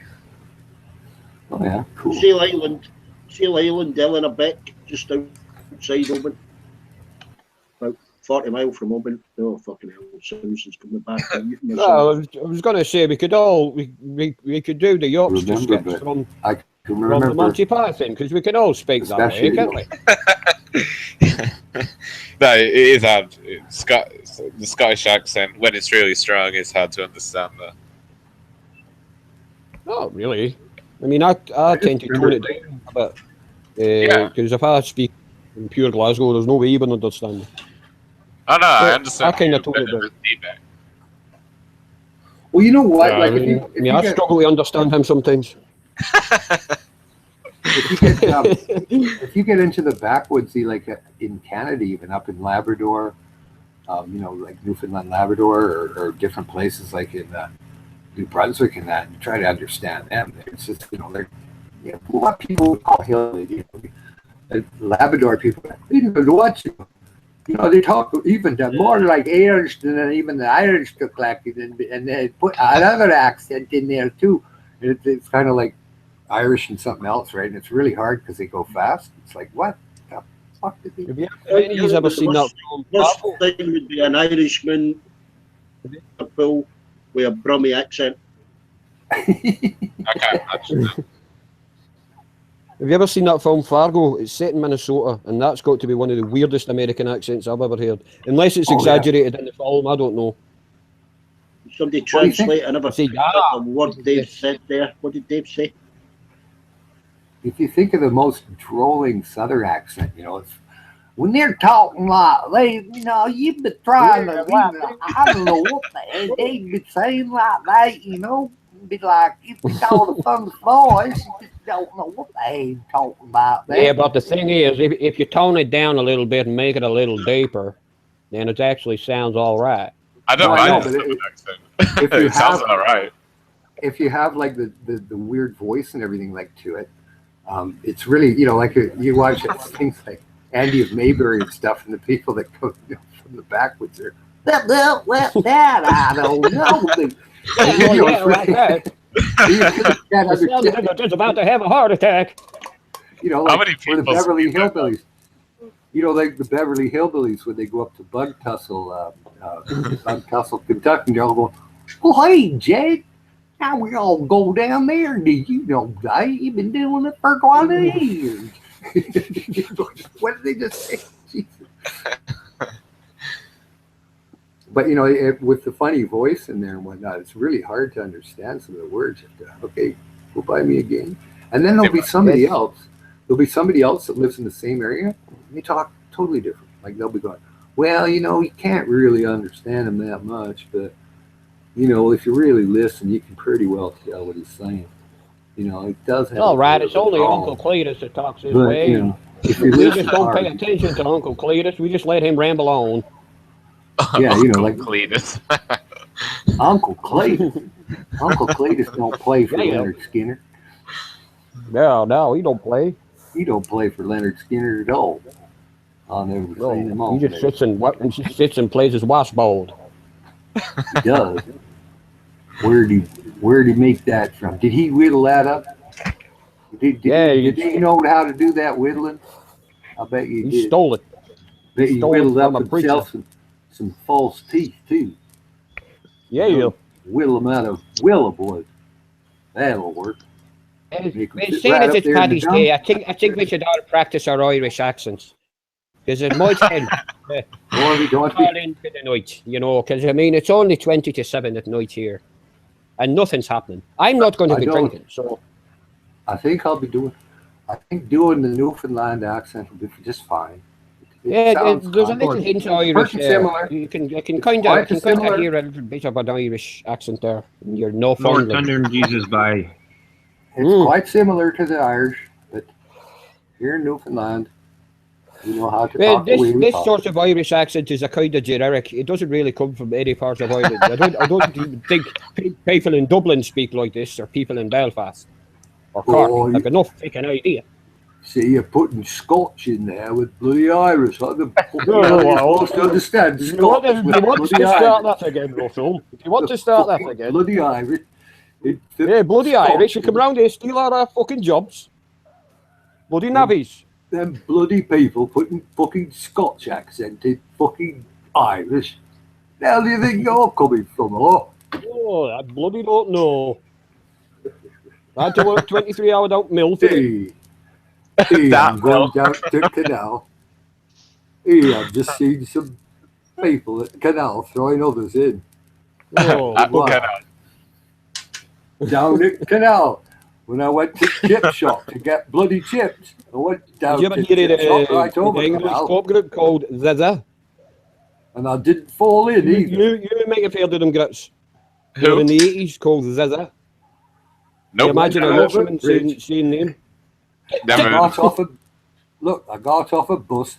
I went over the bridge. I went to the chip shop, and what do you think I found? Your accents I've actually got sound. bloody idea. Bloody newspaper all over the ground. No, and an bloody outhouse. hell. I had to use a bloody outhouse out back, and all they had was Oh, bloody fuck's newspaper.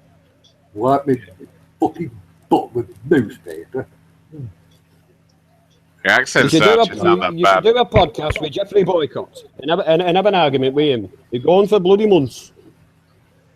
Pull a bloody chain. Do you remember them bogs outside that had up a tank and you pulled the chain? We never had bogs out our back. We had a hole in the ground. I remember going down to Scruffy place across the bridge at Ely Wood.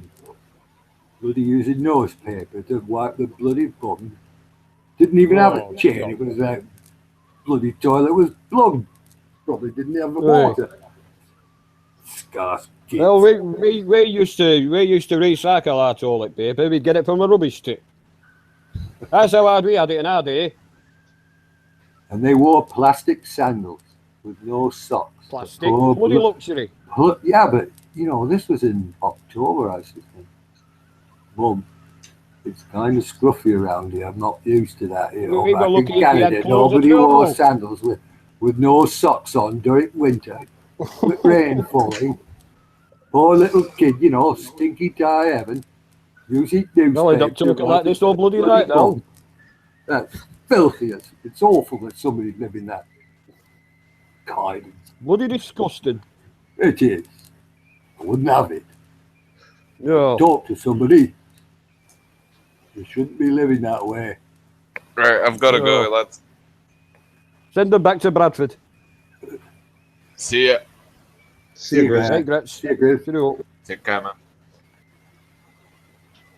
Oh, we didn't force you out with his silly accent. No, I don't think we did. Probably off down pub. Oh, going for a pint. Bull and Butcher. A couple of pints. Maybe a John Smith's or something like that. That Bull and Butcher. Viking cock. Who else? What else was up there? Oh, My dad always went to Viking cocks. I used to go to Bullet Butcher because you could walk. But I was too young. I've only been to Yorkshire a few times. I've never actually spoke the dialect when I went there. I'll probably get my head kicked in. Well, you know what? If you're with a group of people, like the way I am anyway, if you're with a group of people and they all start speaking like that, it's constant. It's just easier to kind of speak in the same way, and then it's easier to understand. The likes of the folk in here, the likes of Shan, I've tried to do a Welsh accent, but she hates it, so I don't do it. Petra doesn't mind if I talk, if I try to talk Scouser to her, you know. Hers is tough. All right, Petra. Well, I'll she talks really quick. She talks really quick, so it's really tough. That accent isn't the Liverpool that I knew when I was there. That's something. Yeah, I suppose it changes through the generations, you know, Well, because they use more modern words. Different segments of the population, like, you know, my Burnley accent would maybe be different than people in Bolton, but I don't think so. Right, well, you know, Blackburn. Gone, in Nelson and Gone, they talk the same back then, but you know, like outside, like Yorkshire would be a bit different. But yeah, hers is pretty. It almost reminds me of London Cockney. You know, the real low. I don't like people that take that, but you know, like more down in the row houses. You know, East End where the row houses. You know, they'd have much more of a thick accent. I mean, my father never lost his accent. He was pure London, like that. Pure London. Always spoke like this. Never changed his accent. I mean, he moved up here in 1970, and he never changed his accent. He spoke like this all the time. People always used to think he was Australian for some reason.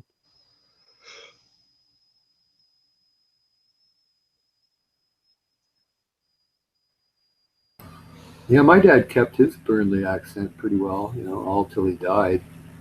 I mean, for me, my brother never really caught the, I mean, he can do it, but he never caught the accent like I did when I went to Burnley. But that was just something that I always did, copy people, you know, copy accents. And I found it too easy not to.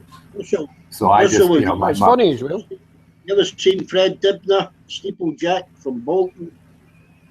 Who? No. A show?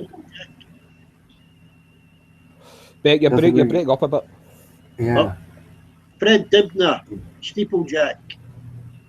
Steeplejack? No, it doesn't ring a bell. Might have. It's on YouTube. Used to demolish big chimneys. one of the last steeplejacks in Bolton.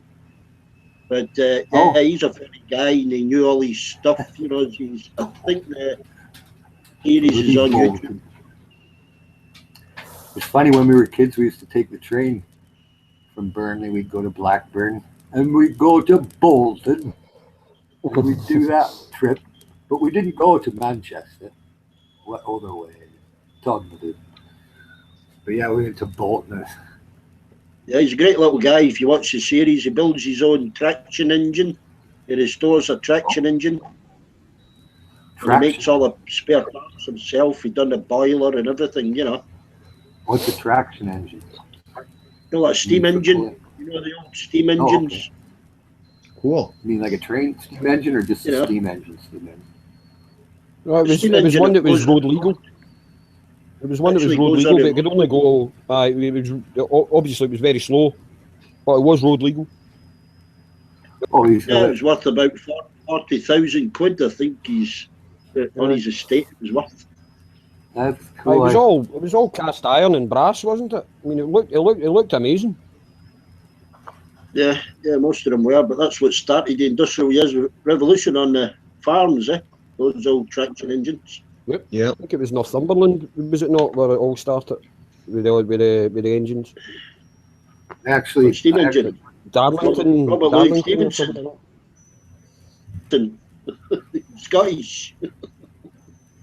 Okay. Robert Louis Stevenson was an author. Yeah, you're talking about, the inventor of the steam engine, for fuck's sake. I actually took that route, the Flying Scotsman.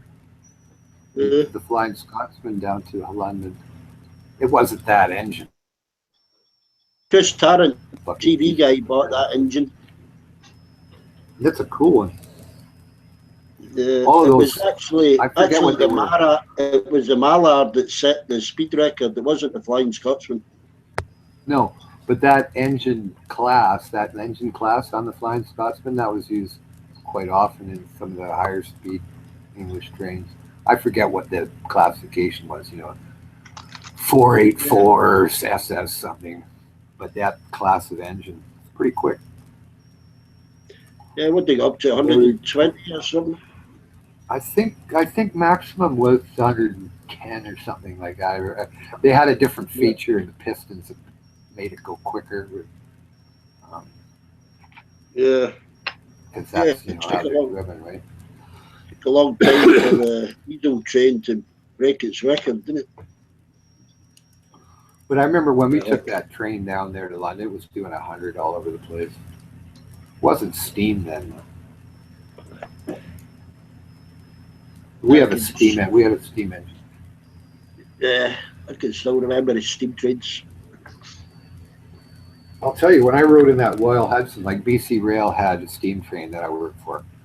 And, it's pretty fucking hot and dirty in there. And I mean, this is it's oil now. There's no coil or anything.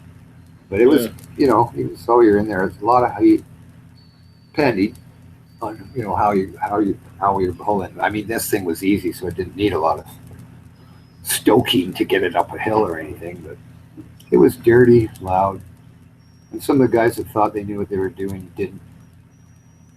They actually separated some of the steam. They got it too hot, and then they put fucking cold water into the high superheaters, and it cracked everything, and the guy denied it. Still bug him about that. Yeah, geez. Talking about snowplows on the front of trains earlier. There's a clip on I run one on YouTube with the passengers getting covered in snow in New York with a train coming into the station. I ran one of those things one time, and it was such a pain in the ass that I wanted to quit running it, because you don't see anything. You got to go way over the speed limit. Like, speed limit for the track's 30. They want you to do 50, 45. And, my superintendent, just do it. Right? And I had a guy that was from Portugal or somewhere. Forget it. I think it was Spanish. I can't remember. I'm Gary. But, we were on a signal system, and he's trying to tell me the signals, and I couldn't understand. So I stopped everything. Right? I go, this isn't going to work. You're going to have to do exactly as I tell you. or we're going to go back. And so finally, you know, he got another guy there that could speak English, and he told me the right signals and what they were, so we carried on. But you sit behind there, and all you see is snow until you have to raise the blade to go over a crossing. And then, you know, you got the crossing board, and you raise the blade, and then you go back down. Then you have to boot it at 40 miles an hour. You can't. Me as an engineman, I got this plow thing in front of me. I was like with boost, and I can't see anything. And I'm going, this is as bad as running in the fog because I don't trust those guys up there. I mean, if I was up there operating, I wouldn't care. But I have to relay some guy telling me that doesn't really know. You know, and you're trying to put your trust in them. And it's just like, I hate this. But we didn't have much use for. We didn't have on that YouTube clip. It was just you got diverted onto those snowplow trains, and some of them you didn't even see the train. Like 9, 7 meters of snow, and all you saw was 2 jets of snow coming up. Well, when they get the 50 miles, you couldn't even see the train even when it passed. Trying to throw that snow way out there, you should see the performance. It's spectacular if you're watching it. Just the snow goes at least 100 feet each way. Yeah, there's a lot of clips on YouTube. Snow plowing, 2 diesels pushing it, you know. Yeah, I only did it once. That was enough. Let somebody else do it. I like to be out front and looking what I'm doing. I don't want to hit something. Oh, gee, sorry. What? Well, you're doing 50 miles an hour on a 30 track.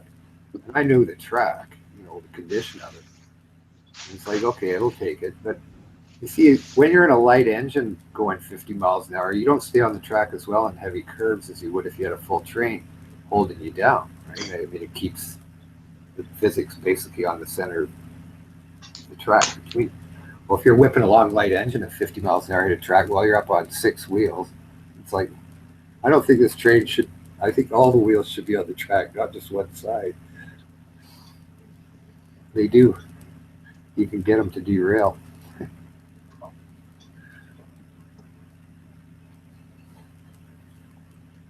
Yeah. So has Lysearch settled down yet? I shouldn't even be bothered. But so I couldn't believe what he was typing to Amanda last night. You know, I hope your kids get ripped by a pedo and fucking shit like that. Holy fuck.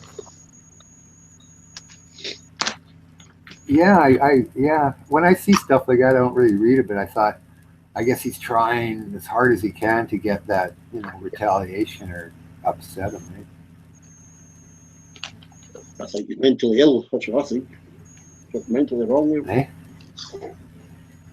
Well, I mean, you know, when people are frustrated, they're going to try to say anything to get, you know, retaliation out of the person they're attacking.